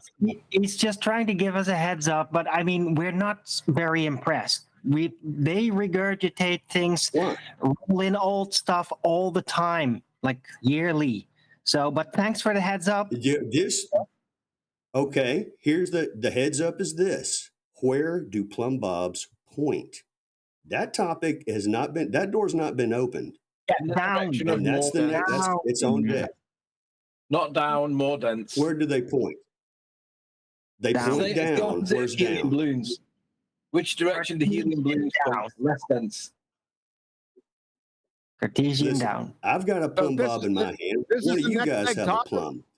So this is the next big topic we got to prepare ourselves for. Yeah, I'm Where laughing. do plumb bobs point? That's the wrong. I better turn my loin. Where they point? It's the wrong question, right? You're establishing vertical with a plumb bob in terms of where it points. It seems like a crazy question. It's establishing vertical, right? Listen, this is what I'm trying to say. This is what I'm trying to say. Let's say there's 3 plumb bobs hanging right simultaneously right now. Okay? They're pointing down. Are they not? Every eyeball can see 3 strings pointing somewhere down. Are they parallel or not? Yes, they are. Yes or no? The globe has to answer. Where are they pointing? What is drawing the weight? Where is it being pulled to? This is such a stupid asinine question. What globe? What globe has to answer what question? Let's change it from plumb bob to helium balloon, and then that might help. Why is it asinine about the gravitational center? Don't you see there's that no they gravity have to? and there's no center? Yeah, but Exactly. gravitational center Watch of how what? the Earth. Watch how That's they what I said wiggle from the to beginning, try stop to gravity. explain. Hello, it's 4th attempt on the same sentence. What does a helium balloon point to? wait up for the helium balloon. Hey, Nathan, he's been talking nonstop for the past 10 minutes. Yeah. And? Not nonsense. I'm sorry. I mean, I'm just trying to say something as far as, to me, this is very here we go again. poignant. Where plums Really? Are you new in this topic, sir? Well, QE, what do you QE? What do you think, man? Where do they point on the globe Earth? What would they have to say? Less. You keep saying on a globe Earth, there is no globe. We've debunked it. I know What the that. hell are you I'm telling talking you, about? this is what I'm talking about is the flat Earth debate. Within the debate, there's a flat Earth side and the other side. What the topic is that's on the way is where plumb bobs point, to this gravitational center, this imaginary place that they have to invoke these properties. They have to say. Did you ever hear the concept of diverging zeniths? Yes. Oh, did you ever? But if you take it to the center instead of the stars, if you take it to the center, it's much more. It was a closed-ended question. Question is, have you heard of diverging zeniths? Yes. So this concept, of course. So, okay, this concept was brought up in 2015 in association with Jesse Kozlowski, the main surveyor. We've already been through this. So what's your point? True. From the ground up we have, but not from the ground down. And when you see where the plums point to the center has a lot of explaining to do. Does anybody see what I'm saying? Explain anything. Does anybody see? Let me ask. I need to ask. Okay. So what how you're long have saying you is, been in this topic? He's saying that they're going to rinse and repeat this reciprocating zenith angle garbage again. That's what he's saying. Yeah. No. He's not saying they're going to rinse and repeat it. This is a new. Maybe he could explain it again. I didn't really get it the first 3 times. Neither did I. Hold on, Armin. It's something about plumb bobs. I didn't quite follow. I didn't really get it the first time. So you guys don't see. You guys aren't catching on how this is just embarrassing for the globe. You're not seeing how this center point is embarrassing. The fact that there's no globe is embarrassing. It's coming, and they're going to try to defend the center point. The center point must be the master of all gravity. You seem to be really into this right now, and I like your enthusiasm, but this is kind of old news for us. And yeah, they do this all the time. I mean, we're kind of like getting used to the level of embarrassment that they display because it's so much, right, guys? They're gonna have to answer for that gerbil in space. Hold on one sec. I'm with you, Roto. Right, there's no such thing as old news. So yeah, there's no reason why we shouldn't be covering this. I don't know why the panel are being like they are, but they are. Sorry. All right, we got to cover why I see a mouse in space then. Oh my God, here we go. Hey, the diverging zenith thing, it's all the same concept. When they diverge the zenith from the stars to the ground and these types of things, you can't. There's not as much tactile evidence as the plumb bob, which is a literal string, a literal line, and everybody can have one. It's not a mystery. I you can fashion one right now. There's that string point. Everybody's got a plumb bob. Nathan can have one. Sleeping Warrior can have 5, and if you take away 6, you have -1. Something like that. But check it out, QE. Tell me, you're a smart guy, and you have a lot of citations in your little repertoire there. Doesn't But take a lot of smarts. What I want to know is about this gravitational center. Okay, It's all what I want to know is what is I gravity. want to know how big it is. That's right. Well, this is a perfect chance to crack all this open. what is gravity? Where does it come from? What's its source? What's the mother? Is this a new It has to topic? be tiny. And This is a housekeeping question. On the way. Yeah, you've just covered Mhm. two. You've just covered two housekeeping questions. So, any evidence of a self-perpetuating molten iron core at the centre of a presupposed spherical Earth, and any scientific evidence See? of gravity. now, Yep. Craig says the gravitational center is about 16 miles wide.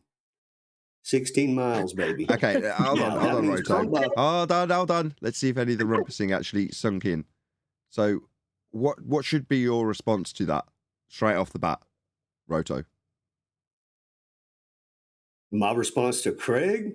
Yeah, you've said Oh, Craig has I told mean, you that about something about the nobody gravitational. get Just let me paraphrase back what you've been nobody told. gets off. Hold on, Roto. Yeah, nobody gets off. That means hold on. Observance. Okay. You Sorry. have been told by Craig that there's an attributable force to the centre of the mass of Earth, and that title ascribed to it with gravity is being assumed in the example. And what I'm going to just say, rather than fishing for you to be led by me, because you're not going to be, I can tell already, is that that's a begging the question fallacy. In his example, he's already got a centre of a sphere Earth with a gravitational force attached to it that we're now going to be asked questions about in terms of reciprocating zenith angles. No. Straight off the bat, that's what the panel's been trying to get across to you for this whole time. What globe, but what gravity? But when Craig says that we've got gravity, okay, yeah, the problem here is that at this standard with someone like Craig, I mean, I don't know why you're interacting with convicted violent criminals, but obviously your bag. But when you're interacting with convicted violent criminals, they're going to beg the question, and you just need to point that out to them. You don't need to get into their begging the question and beg it with them to undo their begging the question fallacy from winning from the ground down, as you put it. No. You don't need to dig at all. Just cut them off at the knees. No. What gravity? problem- What sphere Earth? What radius? What centre? The problem started with Craig Awesome. said. Very good. See? Yeah, Craig said. Now, see, here's what you. You start with a Here's what you're going to God, get. it's when just this topic goes- unaudible. Right, number one. Let's refer to these people with their full titles. Violent criminal Chav Craig McNeil, a.k.a. Fat Earth. And then you go on with your example. Yeah, he's selling what I want to say. curved It's the walking quality sticks. of citation. And here. if you enter the No, code nobody's poke listening attack, to you me. get 2% You off. need I to don't give the think full you're gonna be able to title. speak Nobody's out. listening. No. Violent Chav criminal Craig McNeil, a.k.a. Fat Earth, gave me the example with a begging the question fallacy of sphere Earth and gravity in the centre. That's how you start. Go ahead. Yeah. Okay, thank you. So now, already the way they wiggle, he's already had to ascribe a 16-mile Convicted violent criminal Chav Craig McNeil, a.k.a. Fat Earth. Yeah, that's the one. Cane poker. Yeah. Now you have to 16 miles. 16 miles, he says. This thing has to be this gravitational center that pulls all plums, that pulls all things, is 16 miles wide. That keeps It's you on the pulling. ground. They had to put a mileage on it.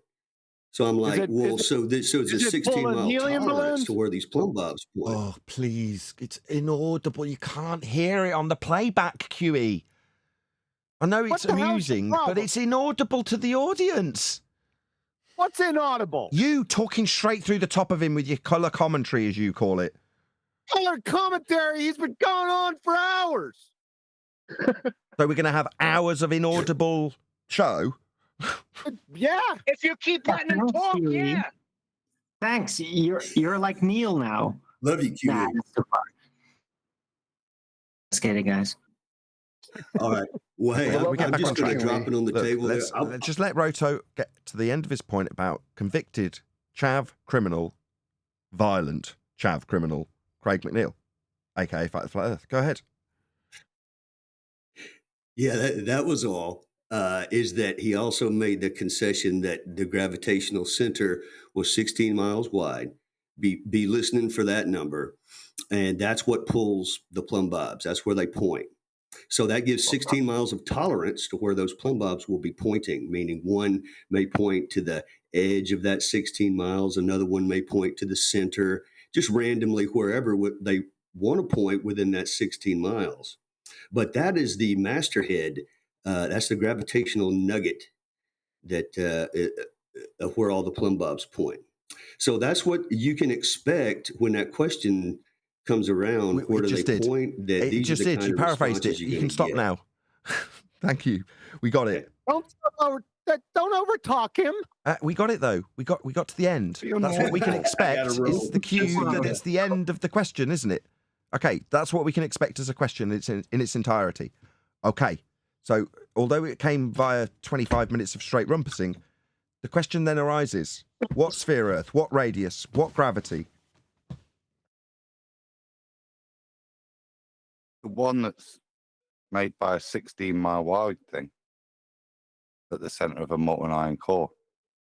When is this coming? Is this coming in the next month? Honey, we have to cancel vacation. I asked these questions a half hour ago. Can you look into the chat?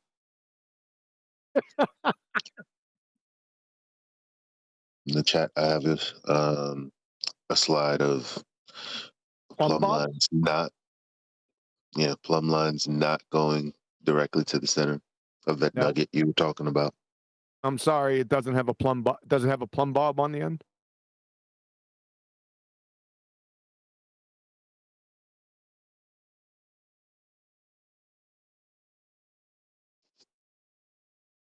Yes.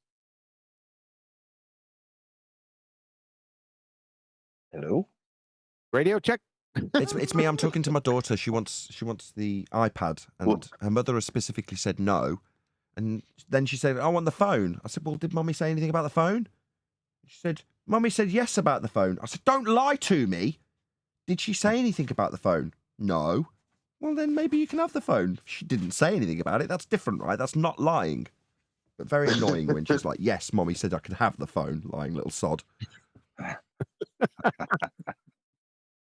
He's like, if you're gonna be crafty, do it like this. Yeah, you got to. She didn't mention the phone. I even phrased it to her. Did Mummy say you could have the phone? Right? Yes, she did. Liar. Anyway, I've got to go and sort that phone out now.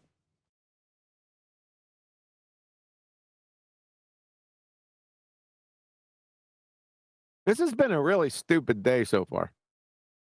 Yeah. It's very stupid. I just realized that I didn't actually send the slide. Without I referring... just said it. My bad. I just said it. Without referring to a previous answer, Quantum Eraser, why do you think Brian's got this overconfidence that you can suddenly face off with Toon and win? I don't deal with what retards think. I that's outside my scope. Fair enough. What were you thinking, Brian? Seriously. Where's this overconfidence come from? Maybe you can let us know.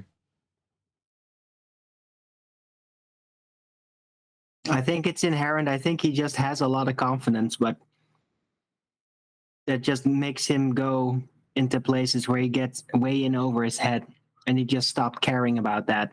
He just does it. I think that's really defines him. Who gave you this thing? That we should have held this for Ballbusters, not. This is Ballbusters material. The plumb line thing? No. The debate is that's on the way. Yeah. That's on the way. Yeah. Who gave you? Who suggested this? By the way, that darn 10th. Maybe he's out there scouring the internet's ruining my treatments. Well, you should be out there scouring, QE. Why didn't you find it first? I was busy. You're right.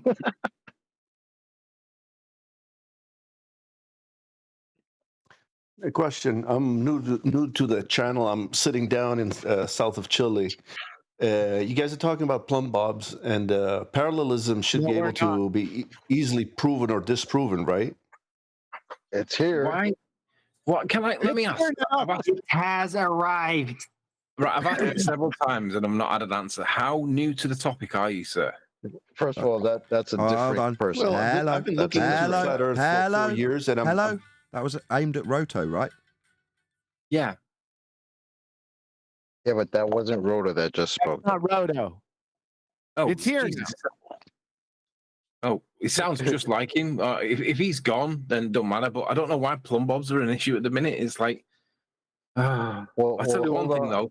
Well, hold on to what you're I going don't to know. say. You guys were discussing somebody plumb knew- bobs before, somebody so I knew. figured, I just ask a question. But looks like questions are not Go- liked here go for ahead, some bro. reason. Ask your question. We were just being silly. Go ahead. Did I just ask say your that if you guys have plumb bobs and you have enough distance between just two very tall buildings, it should be very easy to know if the bottom and the two tops are far apart, and then you will know if that centered down in the gravity that they in the center of the Earth is actually is there or isn't there. It should be very easy to detect. I mean, you could use a laser to measure the top of two tall buildings and the bottom, and know exactly if they are apart, if it separates at the top. Okay, so the question arises: why would you be bringing it up though? Presumably you're on the flat Earth side of this, which is fine, but this isn't a claim for you to make. It's for them to defend and bring up as a positive assertion. Why would anybody start with the assumption that we need to figure out whether or not buildings are leaning away from each other? It seems like an absurd Because I care notion about to the start truth. with. I'm nearly done. Nathan, it's called distraction because we're twatting them all over the place with the main arguments. So, like, It's nearly send done. somebody to lay the nest for some distraction of plumb bobs instead. Yeah, I don't see why plumb bobs are a thing. Yeah, but it's up to them to make us finish up, Nathan? It's up to them to make us a positive assertion. You could use a theodolite. You don't have to use a plumb bob. It doesn't matter. I'm just talking about parallelism in general, to see the distance between two buildings, to see if there's any inclination, away or back or forward. But why would you assume? Why would we do that? Why would you do that exactly?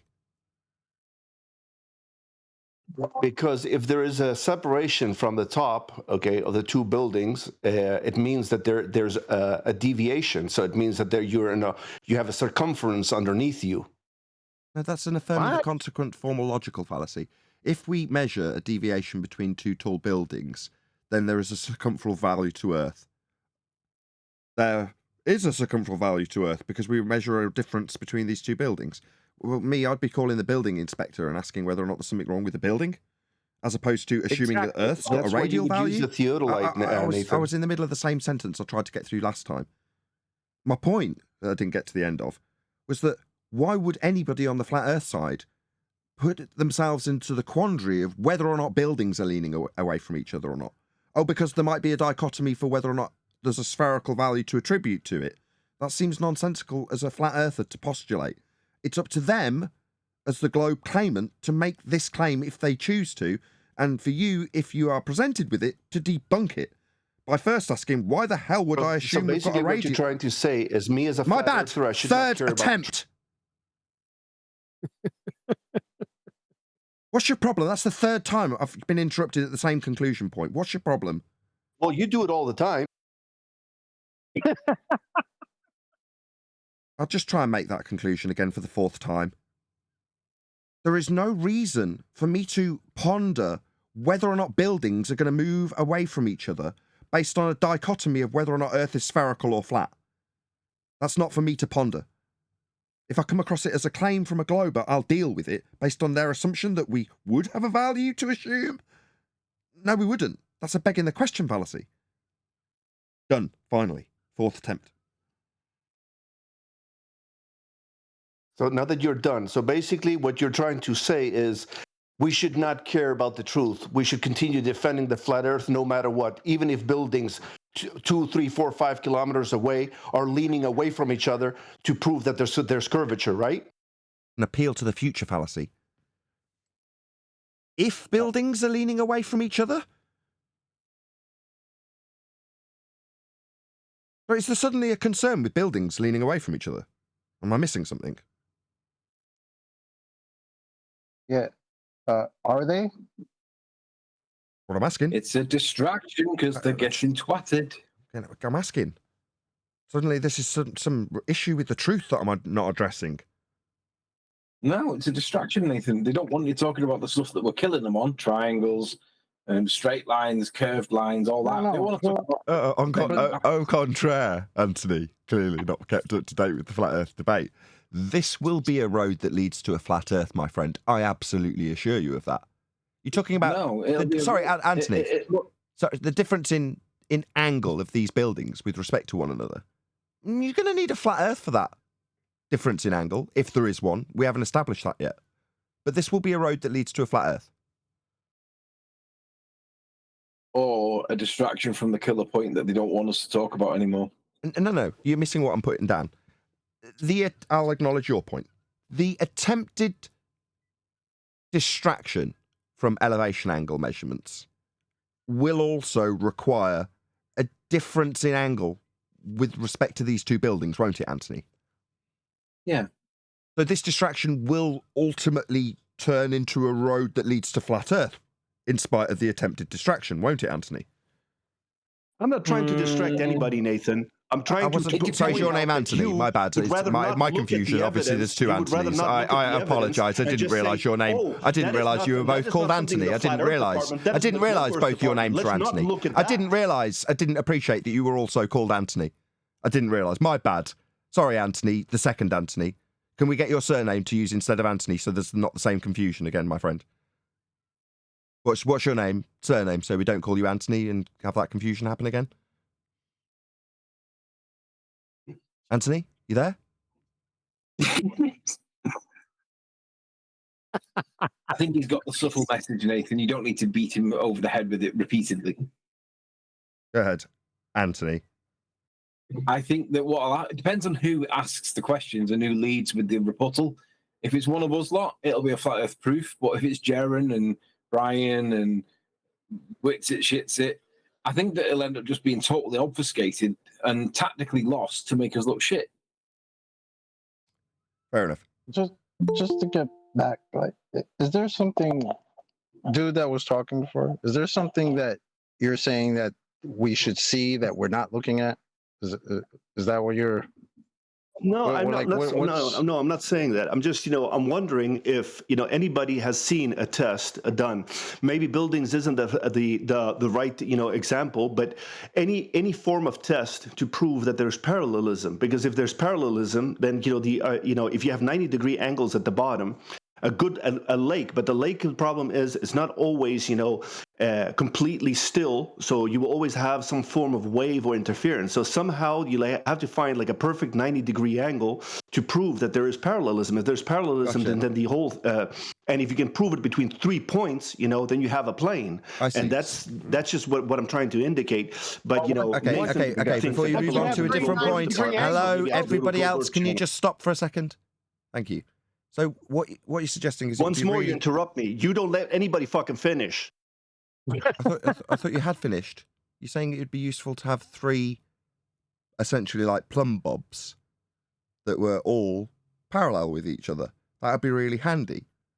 Yeah, well, we can achieve that. We can give examples where we do have that. Celestial navigation, triangulation.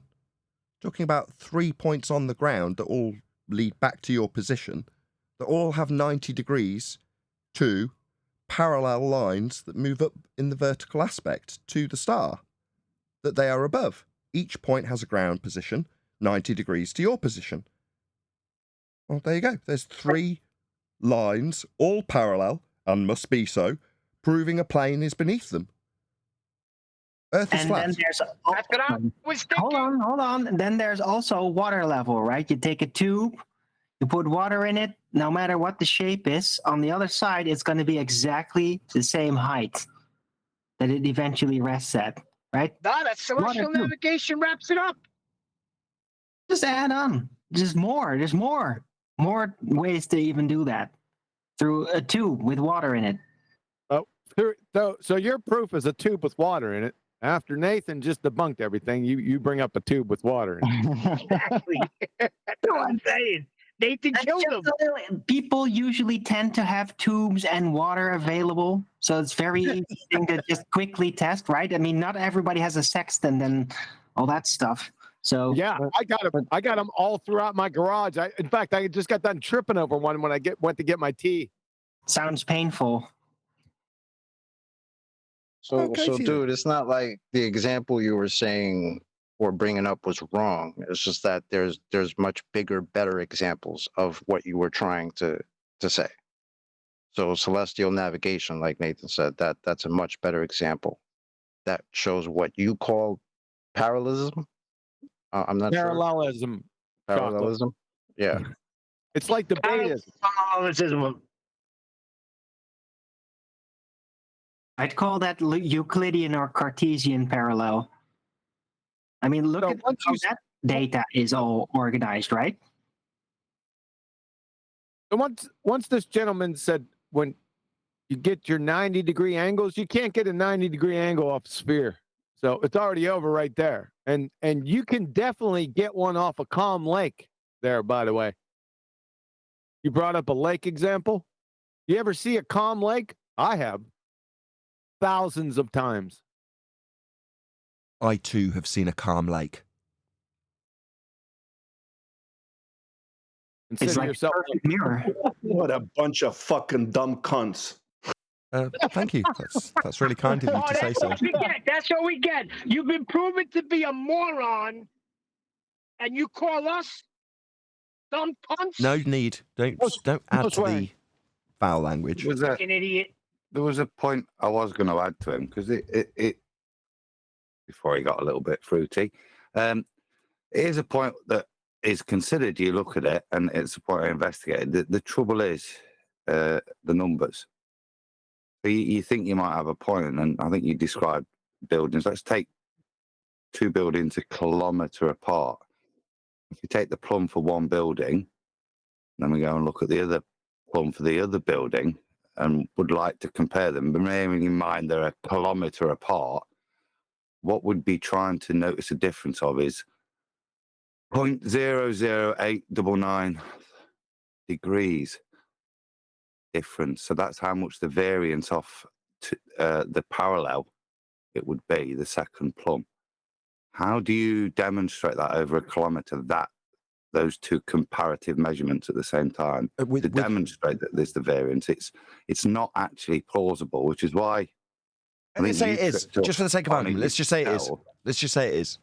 So, with respect to the flat plane overall, that's how we'll be getting this differential, won't we, Adam?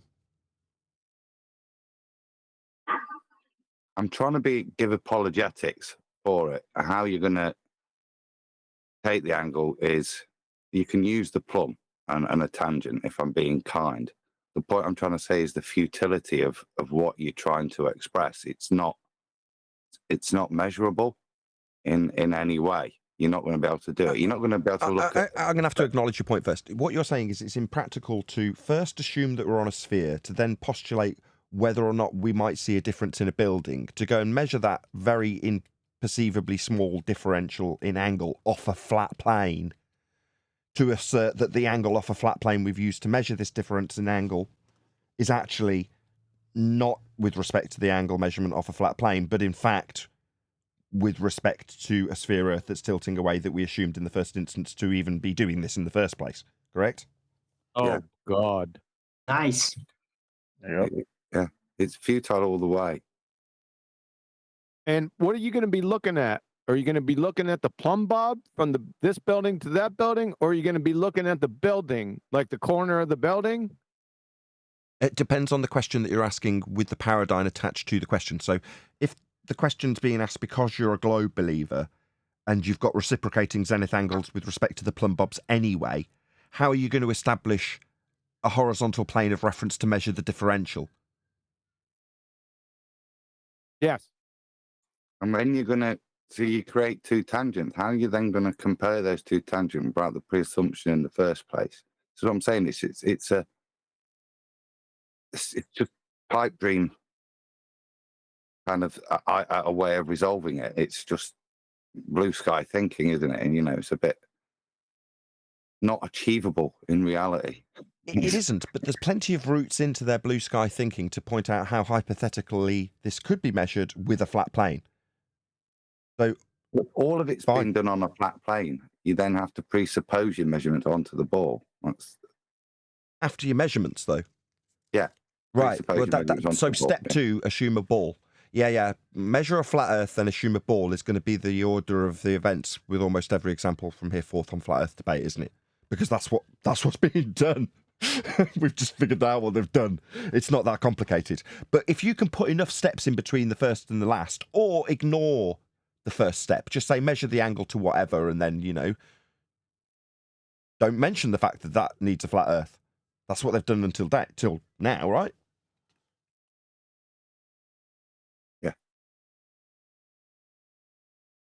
Yeah, well, I don't know why it would annoy anybody to say you're going to need a flat Earth for that measurement. Wouldn't it be the best thing in the world to be easily able to take any example given to you about a claimed measurement of a sphere Earth and just pick your way through it to find the flat Earth proof within it? Isn't that fundamentally what you'd need if you wanted to be a successful flat Earther? Being able to twist any globe argument that has a measurement claimed in it to a flat Earth proof. Sounds like something I would want if I wasn't very good at debating this subject. But anybody know why homie got so triggered? Like, what the hell is that about? I honestly believe it's because he wanted to create a distraction, and I think I called it, and he didn't like it. Well, I don't really know. He asked for an example. Roto actually prophesize that? The bomb argument is on the way. And here it is. See? It's a good job we all listened to Roto. Thank you, Roto. We were prepared. We were fully prepared and armed for that. Thanks to you. Thanks for the heads up, man. Yeah, man. Yeah, you were on the spot. It was like literally 2 minutes later. I mean, short of him being in cahoots with that guy to say, look, I'm about to tell them that it's on the way and they're going to ridicule me. I know, they're all bastards. So when they do, if you could just start the argument right afterwards so they all look like total dicks, that would be perfect. Yep. I told you, FED bad. It's not done yet. More are going to come out of the woodworks, calling us dumb, whatever. What, the woodwork that was... There it is. The woodwork that was highlighted to you by Roto as you all condemned him.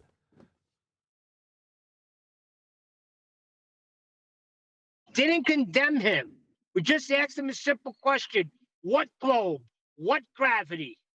We ask these housekeeping questions every day. Now you're going to tell me the next argument is which way a plumb bar points? Holy shit. No swearing. No swearing.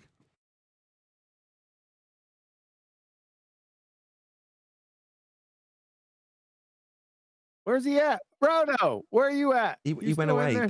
The guy who was just talking immediately after swearing at us, he dropped. He didn't address the celestial navigation having 3 parallel lines. He just called us all CUN, you know what. Yes, so he Neil. already quit. Neil's raised his hand. That was perfect, Nathan. That was perfect. I was thinking the same Roto's thing. still here. That was another guy. Roto's still in there, isn't he? Oh, Roto. Sorry, I thought you said Frodo. You thought I said Frodo. No, Roto's still in here. He put on the one ring and disappeared.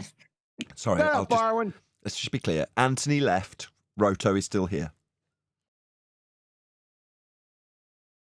Oh, Not Roto. Looking for the Roto plumb Ox. bar. Give him a chance. Calling all cars, calling all cars.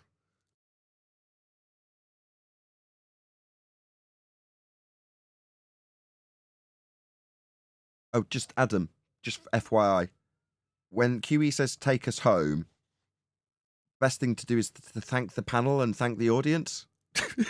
just FYI. No. They didn't thank me. No, Adam goes into what he's learned. I like a little brief summary of the evening. There was nothing to thank the panel for anyway last night. They were bloody useless. Excuse me, I was on the panel.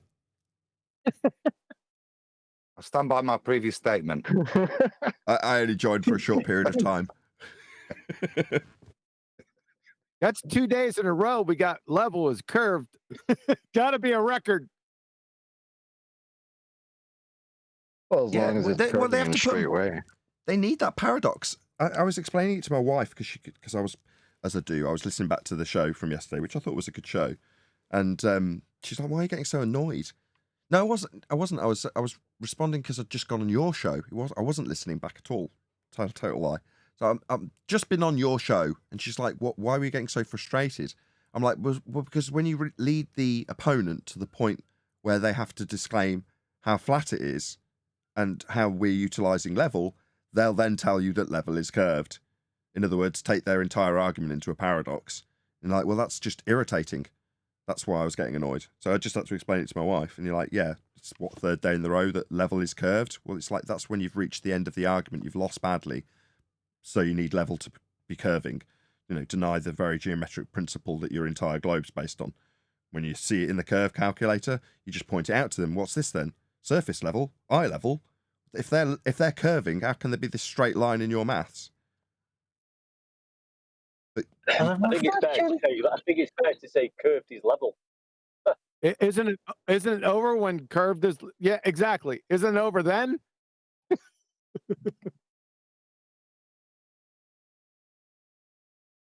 No?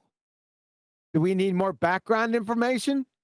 Not as long as it's curving in a straight way. Thanks, Chocolate. Hit it with the wall, Chocolate. The more they trivialize the curvature of a straight line, the more it sounds plausible. That statement actually made me laugh. Just that phrase, right? The curvature of a straight line. That actually made me laugh out loud. That's what they're doing. They're trivializing it so it sounds normal. What? The curvature of a straight line is being trivialized so it sounds normal. That's stupid. That's not trivialized. That's just stupid. Straight up contradiction in terms. It's descending the argument to the point of absurdity when they make that claim, which is why that's what I was trying to get across to my wife. I can summarize it now, having slept on it. It's a law of identity violation. Right. Simply.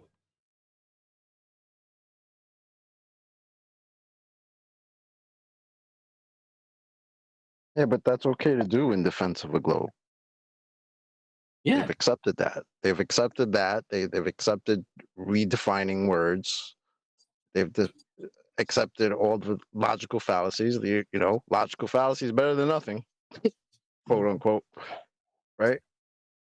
All of this is cool as long as you're defending the globe. They don't care.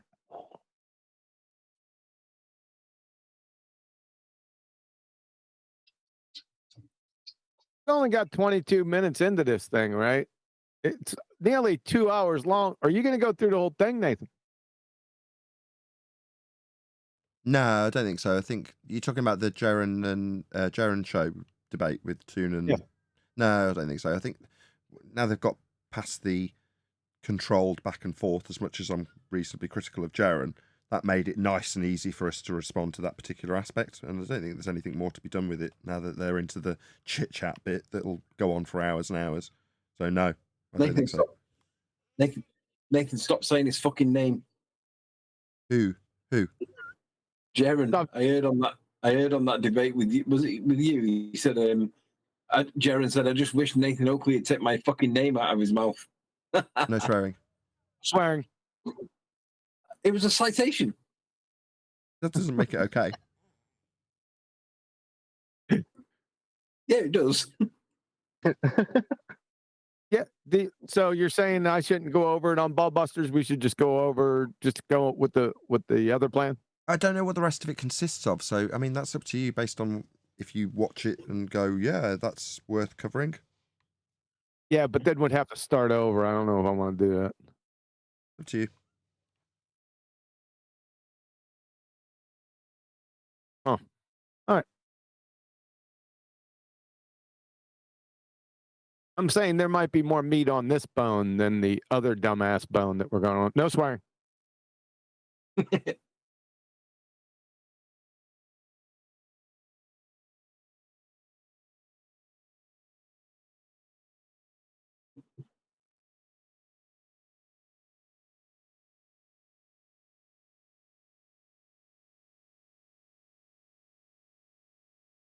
As we take a moment of silence and for our dear departed globe. Dearly departed pretender clown flat earthers is what we got on our hands here, folks. I'll tell you what, they're stacked 800 deep. So be careful out there.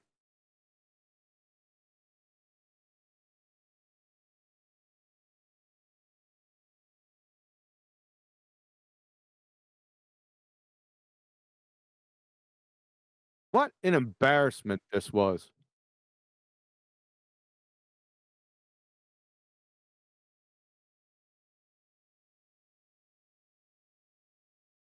It's the new strategy, right? We just lose. Let the Wookiee win. No, there ain't no we in this. Them. Yeah. Them we, not us we.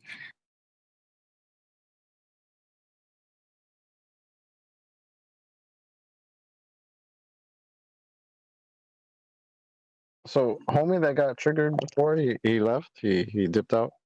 Yeah, I said the moment he started swearing at us. Yeah, man. I mean, no swearing. Hey, Arwen, Was it that really the- helps.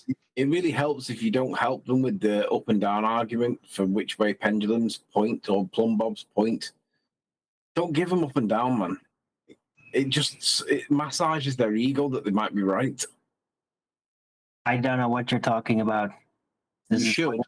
You do it all the time. Yeah, and you keep trying to and here we go. convince me I'm not right and fail. There we go. Yeah, Arwen, you're really helping them when you do that, though. No, you're just being weird. No, you're just no. So you know that by varying the density of the medium, you cause an acceleration and you can make shit move up and down, right? Yet you insist on referring to it as up and down rather than more and less dense. Well, you're just giving them a fucking win. No swearing, please, never please. use Seriously. the words No Please try not to swear. in those context. When again, I'm explaining relative density, I don't say that. I Please know, try but not you to should swear. say that Hold because on. you're the Let me just active interject. ingredient. Hello, Arwen, please. I just want to make a quick interjection. Please try not to swear.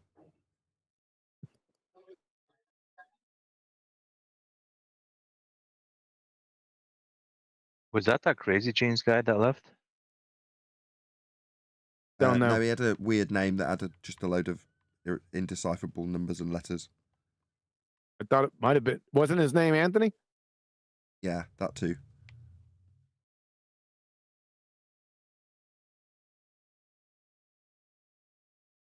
Yeah, Righteous. Is that guy new? Or he said he was new, right, or something? He was Spazzed here out. before. And He left just us. tipped.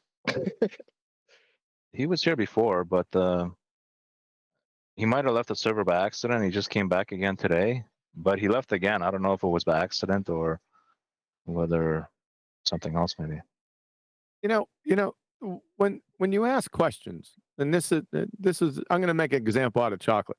When you ask a question and then leave a small pause, don't then come back for additional color commentary on your question, because the other person is going to fucking answer your question and it's going to get rumpus. It's going to take us 3 minutes to get out of that nonsense, right? For you to ask your question again. And if it's Arwen answering, it'll be 5 minutes. Yeah, I try not to do that, but when I hear them start to respond, I stop.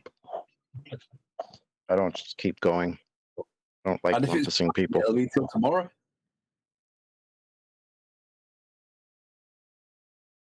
Like chocolate, what's your favorite color? Black. No, I'm not. I don't want to really know about. I want to know the different shades of the color. See what I'm saying?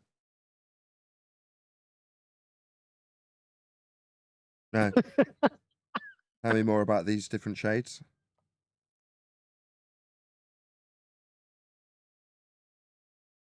Are you trying to say I'm pissed or something? I don't get it. Hit him with the damn wall.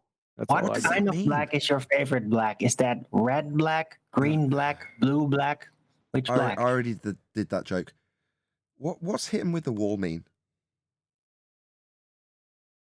Really, Nathan? You really don't pay attention? You don't know what hit him with the wall means. No.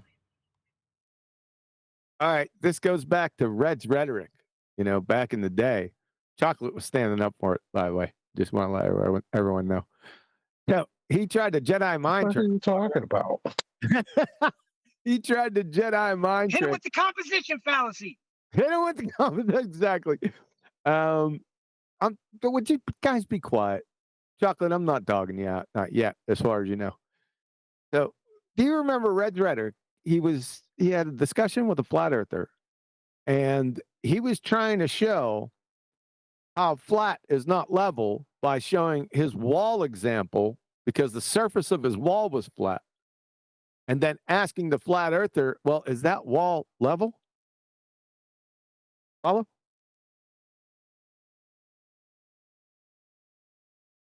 I don't even see what does that have to do with me?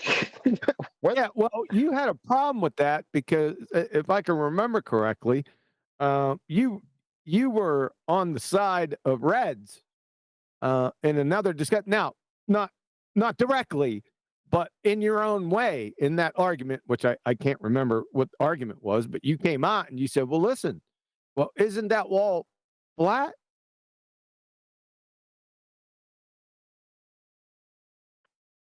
Uh-huh.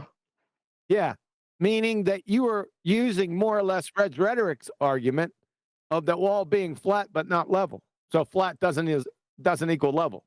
Yeah, you were on that side. Because you can have a flat wall. Because you can have a flat wall. No, the surface is flat. The wall's not flat.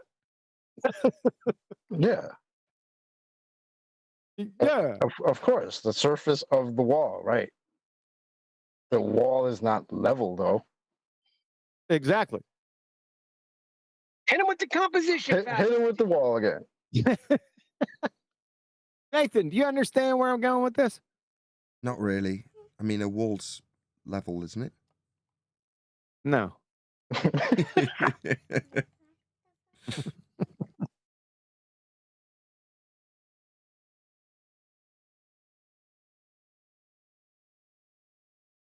Alrighty then. Go ahead, round it out. I'll get ready to go shooting. I'm playing games. I'm happy. Guys, keep me here, and I'm afraid I'm going to miss something. What? John, what's the difference between take it home, Adam, and round it out, Nathan? Difference is, this is my show, and I'll round out wherever I like. Exactly. Take us home, Adam. Adam starts playing a banjo or something. And he goes, no, I didn't mean that. Yeah.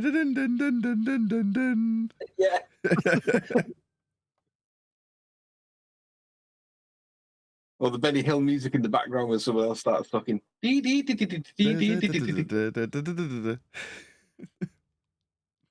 was the greatest show back in the day. Banjo's not a concrete noun. The verb. Oh, did you hear that? Did you hear that sound clip, John, that I put in one of the chats about Bev, about the globe position, the ground position? Yeah, I did. I've heard it before. Yeah. He only said it last night. No, he's said that before. Oh, has he? Yes, he has. Because you can take that in a few ways, right? He's either dismissing celestial navigation, or he's there's a few ways to view that, and you can interpret it to suit. I just thought it was a poignant statement, worthy of discussion. Have Nathan play it. Yeah, go on, Nathan, play it. No. He's in the middle of the game now. I got to go search for your stuff, man. It's in Master B. Hold on. You have it at hand, Anthony, so you could just repost it in Master B. I'll have to just scroll up to see where it was. It's in Master B. Yeah, good. I might be able to actually. Documents, voice meter. Just go to your bells in Skype because I went ahead and put an emoji on it, so you should go right to it.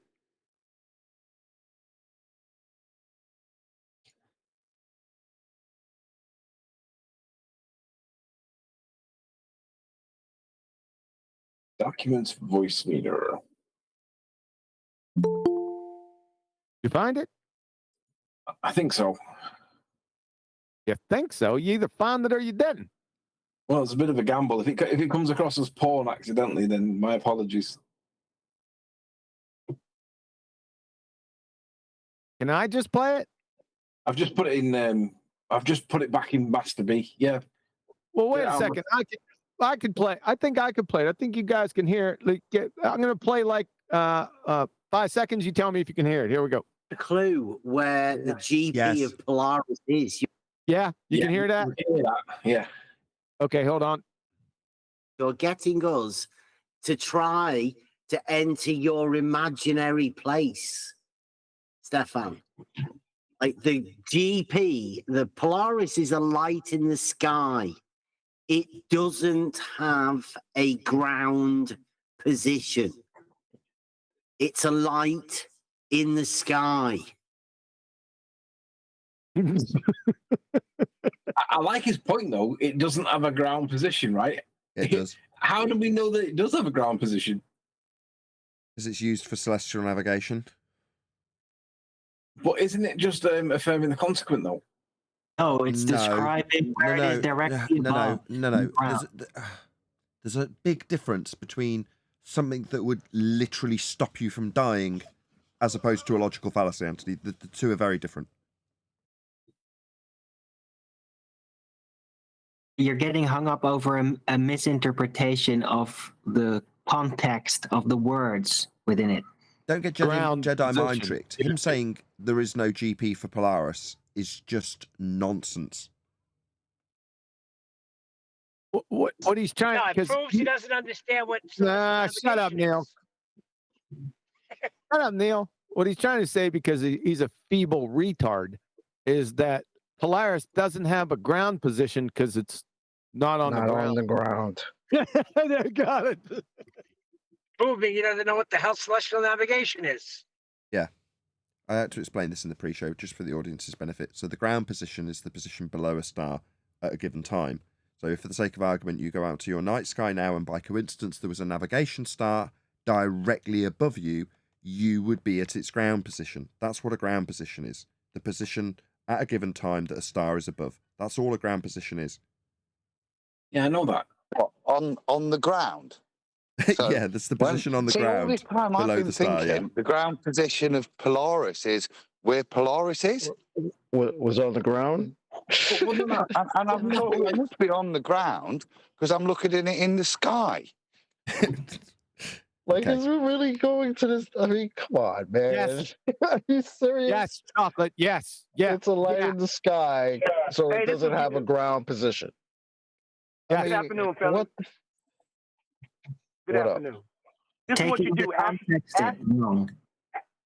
Huh? Right. So according to Google, right, Polaris has got a distance of 433 light years away. How big's the ground got to be for it to have a ground position? 434 light years. I mean, that's a lot of a flat plane, right? What?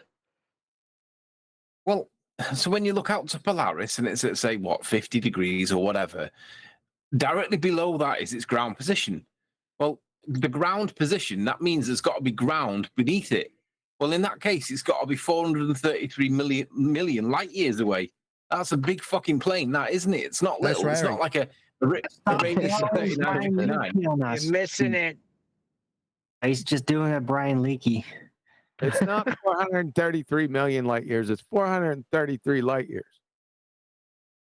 You don't major on a minor. How big's the plane? How big's the plane where the ground position needs to be for there to be a ground position? 433 light years. No, 434 light years. I already told you. Why can't we just say it's clearly not that far away and the ground position's clearly not that big and it's probably, what, I don't know, somewhere between 3959 and 3960? Because the Earth's not a concrete noun. And Polaris is on the ground. The Earth's got to be a concrete noun. Are the clouds a concrete noun, or did I miss you say that already? I just don't see. I don't see why this doesn't debunk the idea, the notion that the lights in the sky or the stars.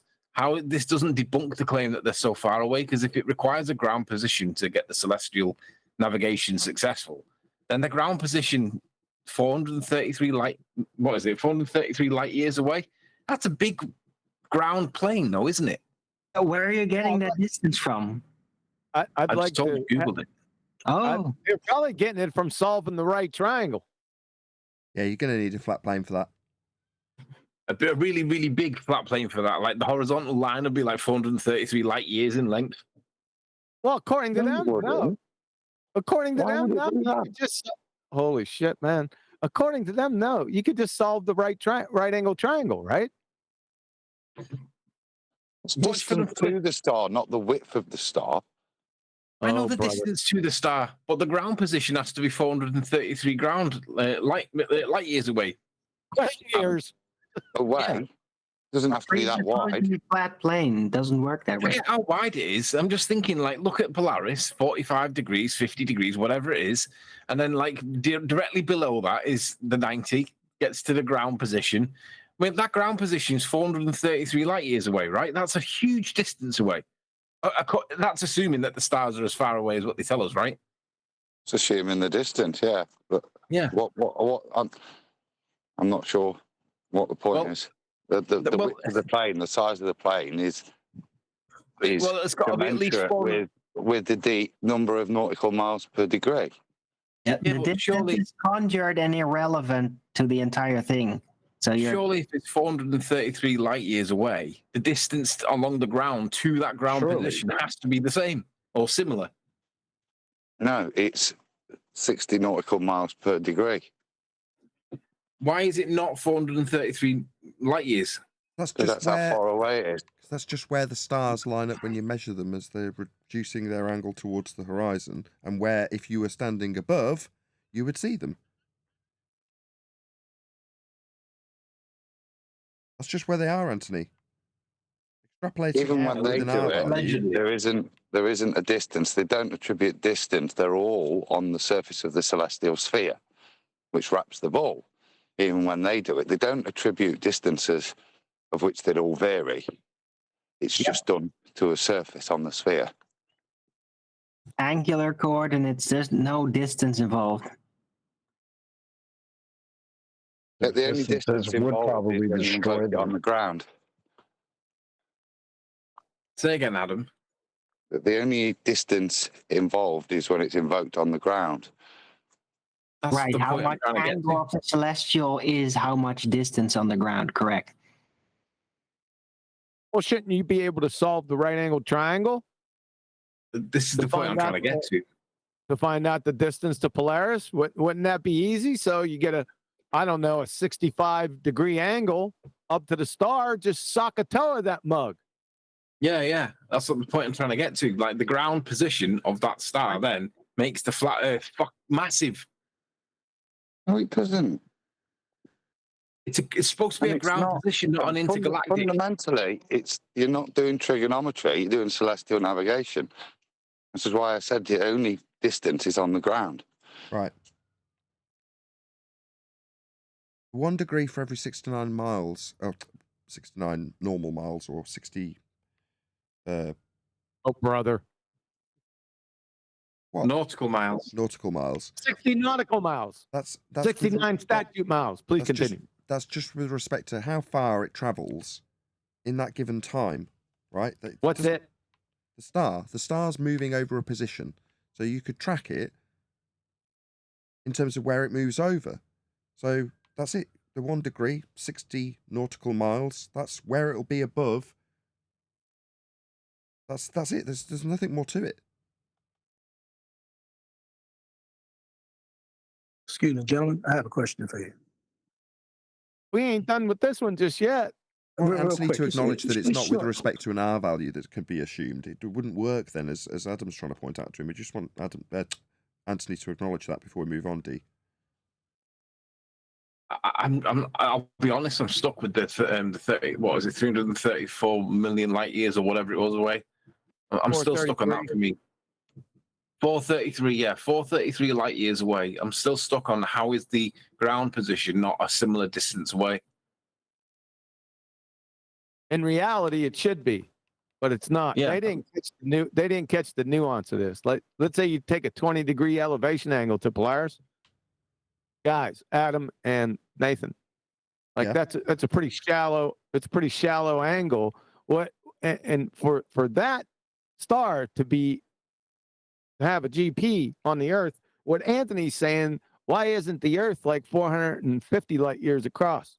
Correct.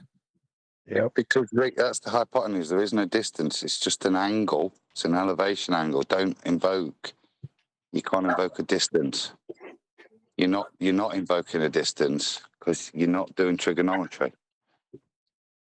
See, that's the nuance, Anthony. In reality, thinking about it, common sense, you're right.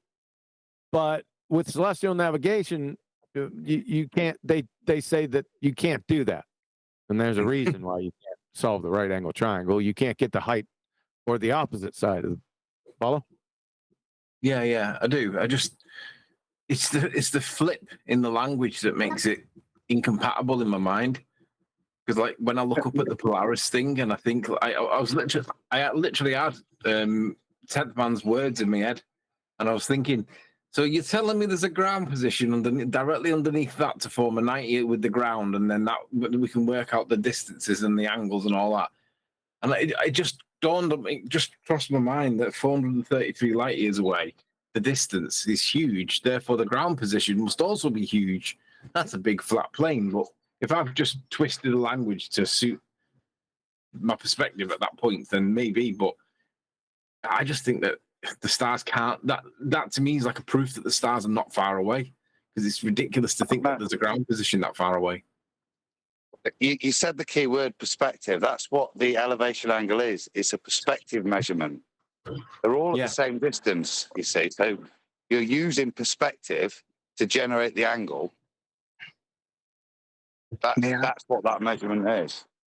Yeah, I do get the difference. Hey, Nathan. All right, do we have that resolved? Oh, no, yeah.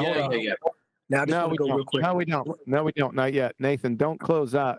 If you close out, don't leave. I want to speak to you about one minor issue. All right. Okay, so this is it. Let me get a confirmation by Nathan that he heard that. Yeah, sure. Okay. Now, y'all are good. Okay, first of all, I missed you guys. I've been busy, so I'm sorry I've been around. But listen, so Bev is not a so-called flat earther because he believes in the intrinsic little detail ups and downs of the table that he talks about. So we got that out the way. However, he does know that the Earth doesn't rotate around the sun, right? I mean, he does stand on that. And he stands that the sun circles across the plane, whether it be topography variations, right? Correct? We know that. So no, we don't. No. What I'm saying, we know the sun is the moving celestial body, correct?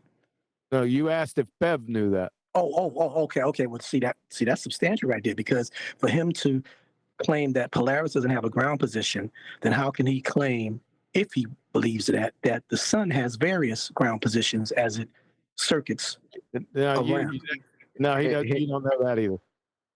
Okay, gotcha. All right. But he would say, well, you can see where he stands. You can see why he stands the way he stands. Then, okay, that clarified. I don't need no more. There it is, right there. And shout out to Adam. He would say, that the sun doesn't have a ground position because it's not on the ground. Exactly. I was going to say that, yeah. Okay, there you go. Well, see, that's what I was saying. I was trying to kind of further reiterate his stupidity in his comment. But I got it. And shout out to Adam. Yo, the logo is butter blazing fire. I love it, bro. I love it. I didn't see the new one. Oh, you can see the new one? Hold on. I got it. I didn't put it on this yet because it's on my this is connected to my email. But it's on my Master B, yeah. Not your Master B, it's Master B. It's on Master B. Jesus, with your pedantic detail. Pedantic jerk. Put it in there. Put it in there. Jerk. Is it the same one from yesterday? Yeah, the D Rose one. That's fire right there. I like that. He got the Giants blue in there. You know what I'm saying? I like that. D Rose one? Giants. I wouldn't be talking about the Giants. Today. Hush up, bro. Don't talk about the Jets. Don't talk about the Steelers. Y'all kind of, y'all I don't didn't give a shit about the Steelers. Okay. Who you rocking with? Who you rocking with? It doesn't matter. I just like watching football. It doesn't matter. Okay, I got you. No doubt. So I love the game in general, but I do have a team. Okay, good. So put that in Master B so we can see it, see if it's the same one from yesterday. It's the same one from yesterday. It's the blue and black one with the black rose and the original going across. No, wait. QE, You made a new one? confused with the one I did. We're talking cross purposes. Yeah. You There's did more than science one? and pseudoscience one, and then I've done D-Rose, the logo. Oh, gotcha. We're talking cross purposes. Disregard as you were. Aye.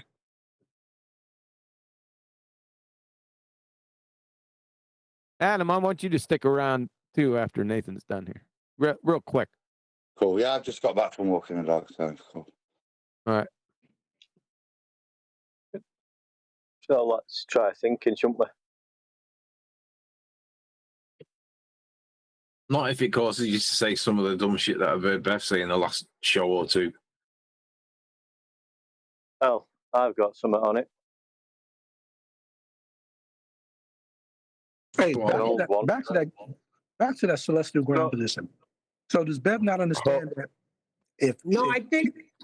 I think Bev's name of his show is Neil, saying please. something. Bev, Neil. try thinking. Neil, come on, bro.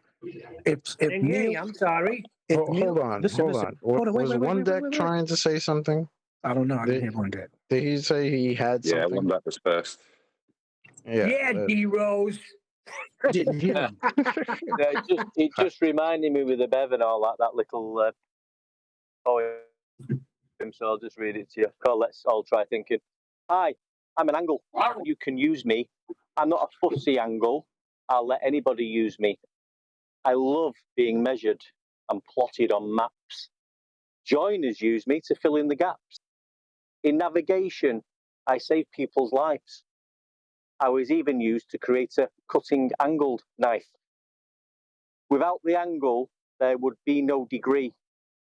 I'm the first step in trigonometry. Angles created numbers as well, you see. So without the angle, where be?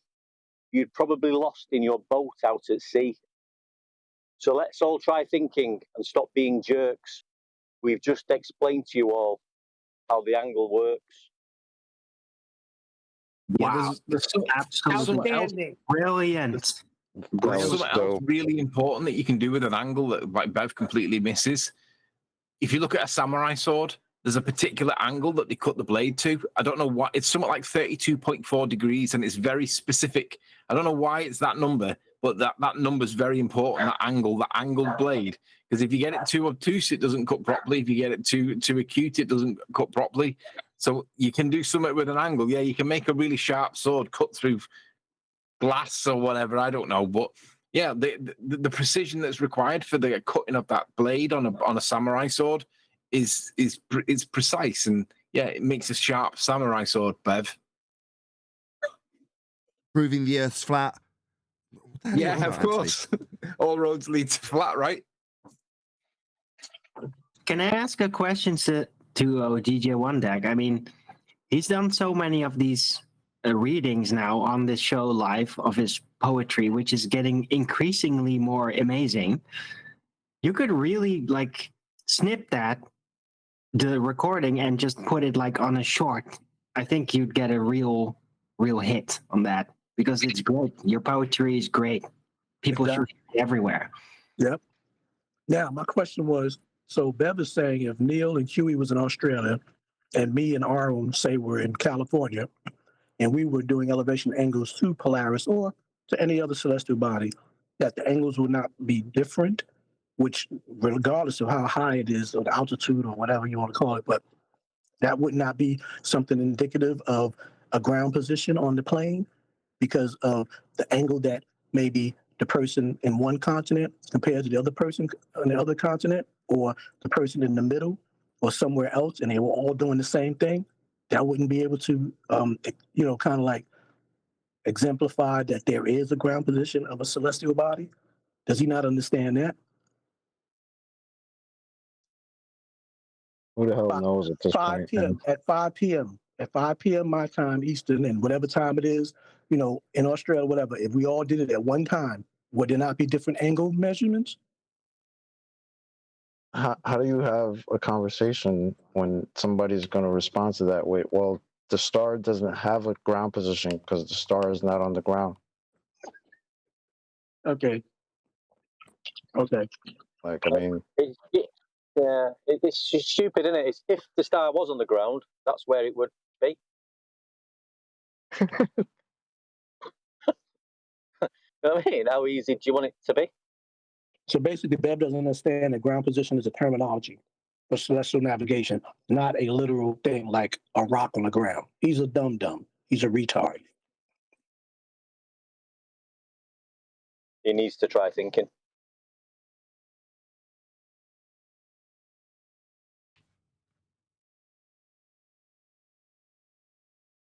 then again, he was the one that said he doesn't think celestial navigation is something you can do. So let's just throw all of it out. Do you know that a helicopter? You have it. A helicopter But you with can't lights do it. at night. You can't do it if you've not got a boat or a sextant. You can't do it. Yes. One deck. Why you ain't in G Plus? Did anybody give you the link? Hey, check it out. You know what's funny though? I've just been busy, mate. I'll get it sorted. Thanks. You know what's funny? A hovering device like a drone or a helicopter or anything over a plane. Good. A plane has a GP. A plane has a GP. Genius point. Everything above you has a ground position. Right. So somebody call Deb. Call Bev right now. Call him. Call him right now. Nathan, you got his number. Call him up. I can't stand his voice too. Well, I'm not saying these do I go with an elevation. I can't stand his voice. Not the accent. It's whiny. It's whiny. It sounds like he's like 4'1" and with little short fingers. I don't know.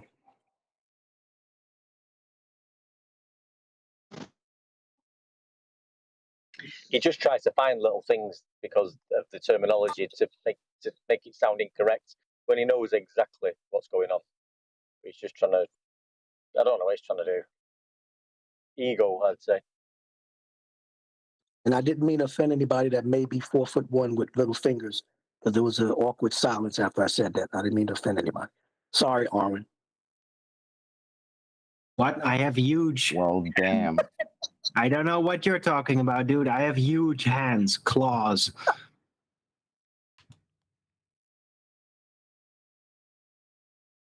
It's the claw. Help! If you got big hands, they call ham hocks, not claws. If you're an elf like Arwen, you can call them claws. Hey, don't start. He's 5'7". He's 1 inch taller than me. Let him know, Arwen. Let him know. I'll never forget that one. Ha!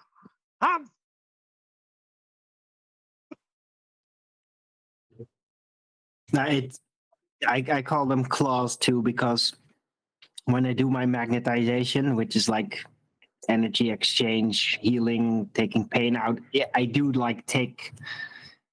claw up. It literally becomes like a claw.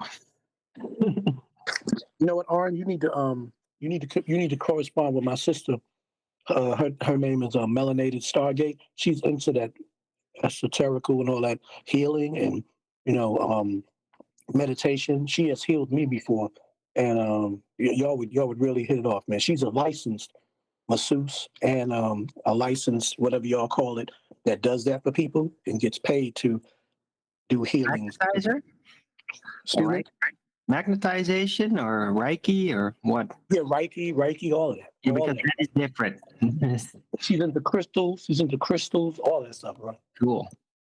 I'm gonna drop her IG and everything, so y'all can. And she's also a licensed practical nurse too. So.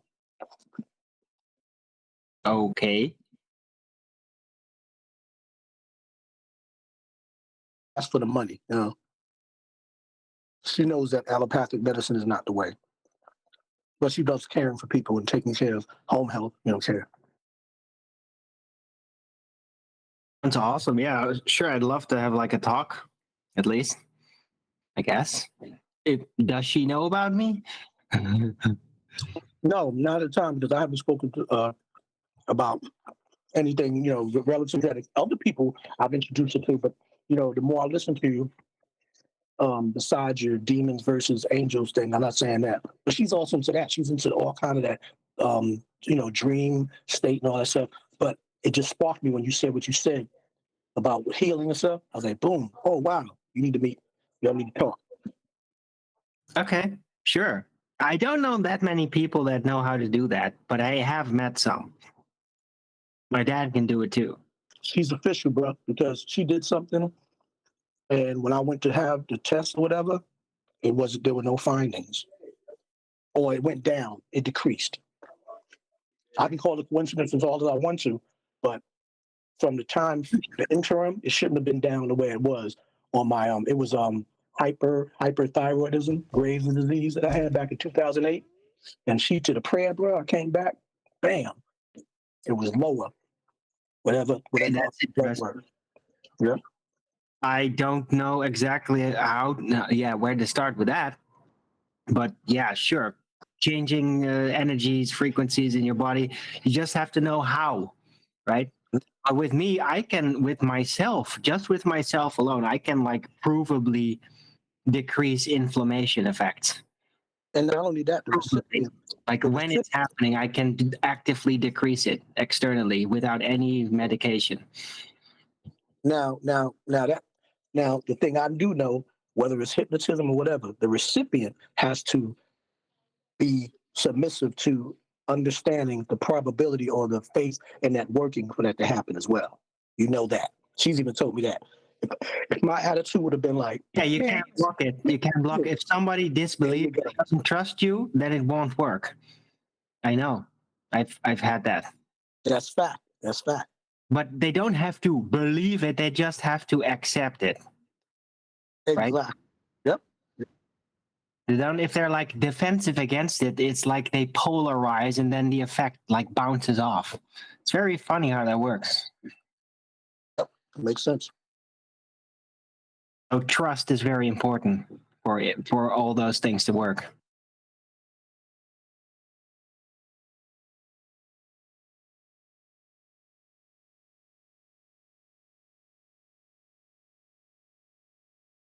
But yeah, it is interesting. I've been doing that since like my teens. That's cool. Have that gift. That's cool.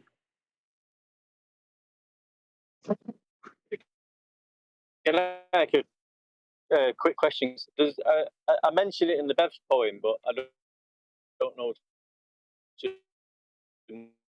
much about it. You're roboting. You're roboting bad.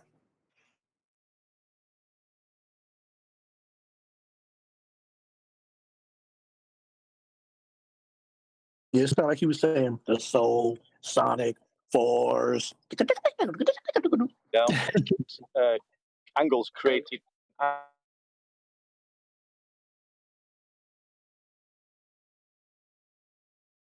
DJ, just try to log out of Discord and back in because you're roboting terribly.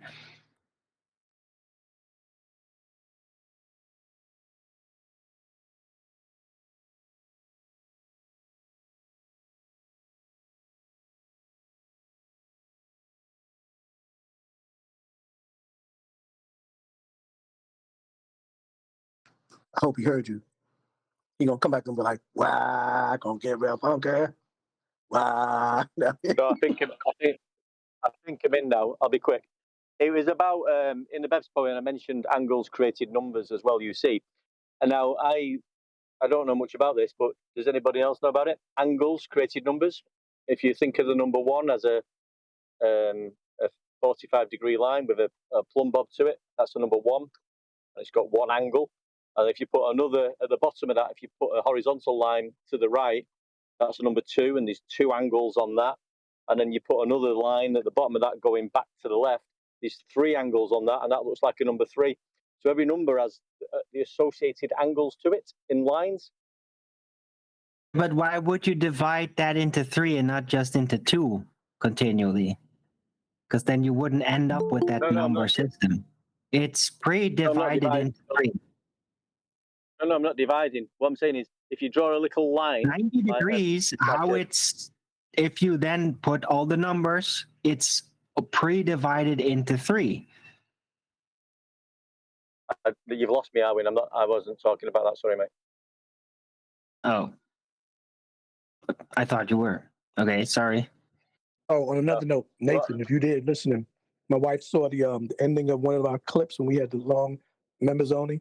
She said your daughter is absolutely adorable. My wife, when she saw it, and I was telling them that at that time, I think your daughter's name Lauren, she was waving at my children at the ending of that round out. But she said your daughter was absolutely adorable, precious. That was her words, precious. So if you put your pen on the paper, Arwin, yeah, and you draw a little line up to the right at an angle of it's not a straight, it's just an angle line, a little line, and then you come back down. Yeah, that's a number 1. When you look at it, it's a number 1. It's got one angle. Oh, for God's sake! Right. So what you're saying is that you're talking about the actual writing itself, how the writing of numbers is. Yeah, I get it. Definitely angles within the writing of numbers. Yes. So number 1 will have one angle within it. If you put another line at the bottom to look like a number 2, which is like a Z, really, like a Z, you'll have one angle there and another angle on the out. There's 2 angles for the number 2. And then if you bring another line back down off that number 2 back to the left, there's 3 angles, and that looks like a number 3, and it's got 3 angles. So I'm just telling you, angles created numbers as well, you see. Just letting Bev know about that as well, by the way. That's interesting. Although, yeah, it gets a bit weird when it gets even higher. I think number 6 is a weird. Number 6 or 7 is a weird one. Speaking of angles, don't crepuscular rays kind of look like angles as they come out towards the Earth from the sun? And why does Google say that those are caused by diffraction by the clouds and not, it's parallel rays that are diffracted by the clouds, and that's why they come out crepuscular? Why do they do that? Why do they? I mean, I know why they lie, but do they? People fall for that. People actually fall for that. Diffract.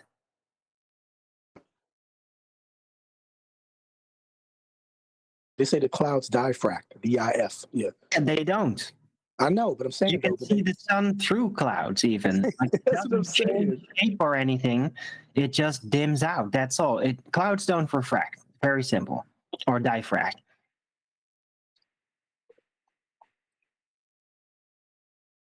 On screen, I've put what one deck was talking about. Huh. Okay. I like that. That almost works. The 7 is obviously that's just nonsense. No, that is a continental 7, isn't it? Yeah. Why is it nonsense? What with a dent at the top? Look at that. Oh no, that was you never seen that. I didn't see the dent. Never. No, that's I would say the 7 should look like the 2 without the baseline at the bottom. That's what it should look. Just like the 3, there's nothing. There's no kind of bends, or the 7 should go straight across at the top, or either maybe even just have a level line going downward, like instead of going horizontal, diagonal. Because everything else is perpendicular. It all works. I can't see it, Adam. I can't see it. I had trouble with one number, and it could have been 6 or 7, but I managed to do something. Not fooling myself, but thinking I'll just put something. It might have been 7, but you can do it. There was one number that was a little bit misbehaving. Sounds like 7. I'll post it in Discord for you now, dude. Where should I go? Main text chat.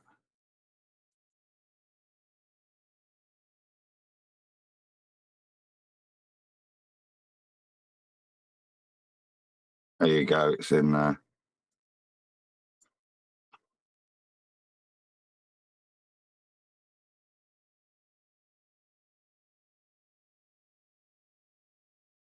Tell us what it is, Adam. Just so I remember what he was talking about. This, so it's you look at the numbers, the number of angles. Also is the number in that notation. So the number of angles in the shape represents the number it's representing as well. So that's how you knew it was that number as well. Just count the angles. Thank you. Of course. See, you can do things with angles. You can add up. Hey.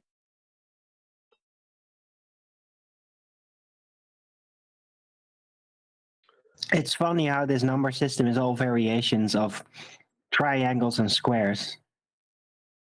Very notably.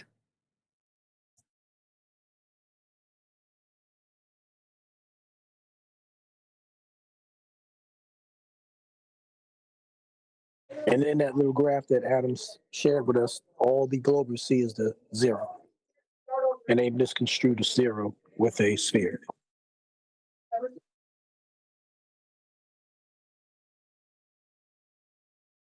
It's an ellipse, so there's no angles. It's just one curved line. Just one orbit.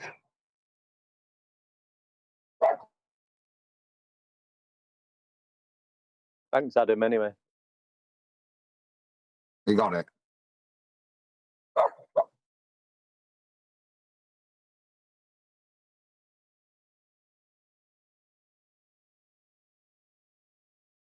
It's just that I wrote it in the Bev poem as angles created numbers as well, you see. But when I wrote it as a poetry, I didn't have any evidence to back it up, you see. Well, now I have. But I knew don't there know was if something it's there. true, though, if you see. I don't know if that's the actual geometric origins of the numbers. Is there? No, it's not. No. What's the origin? Like, what were the first numbers? They're Arabic, aren't they? Numbers that we're using there. Numerology is where all mathematics originates, and it's also where geometry comes from. And in particular, numerological number 9. All geometric shapes all adhere to the number 9. No, we weren't meaning that. It was on about the actual shapes of the numbers. Yeah, not that old nonsense, Brian. Not union number 9 magic again. Come in with you. That number 9 Hold on a second. Number 9 is magical. It's the highest digit in the universe. No, it's all right. Let the John gypsy Lennon had speak. his son born on the 9th. He induced labor on Yoko, so he would be born on October the 9th. It's got to be a reason for that. We'll hear out your pikey nonsense, but we're not giving you any money for it, okay? Okay, I'll shut up then. No, but I know what you're on about, Brian, and it is very interesting, that number 9. Well, I think the number 7. I think the number 7's magical. I was learned that 7 was the lucky number. Great. That's right. It's magic. What do you do after 9? You go back to 0. No, you don't. You go to 10, not 0. 10. So 1 and a 0. Tell him, Brian. 10 was only created. The 0 was only added from mathematics. Thank you. Currency. We're doing math. You go back to 1. 10 is the original. Right, we're discussing profound stuff here, and it proves the Earth's flat. But with that, I'm going to say another huge, massive Enormous thank you to both Discord and G Plus panels for making today's after show possible. And of course, a massive thank you to all of you in either Nathan Oakley 1980 or Nathan Oakley Premiering streams. Hopefully smashing the super chat, liking, commenting, sharing, subscribing, joining as a Nathan Oakley 1980 channel member, and all that good stuff. I've been Nathan Oakley, and I will see you all in the next video.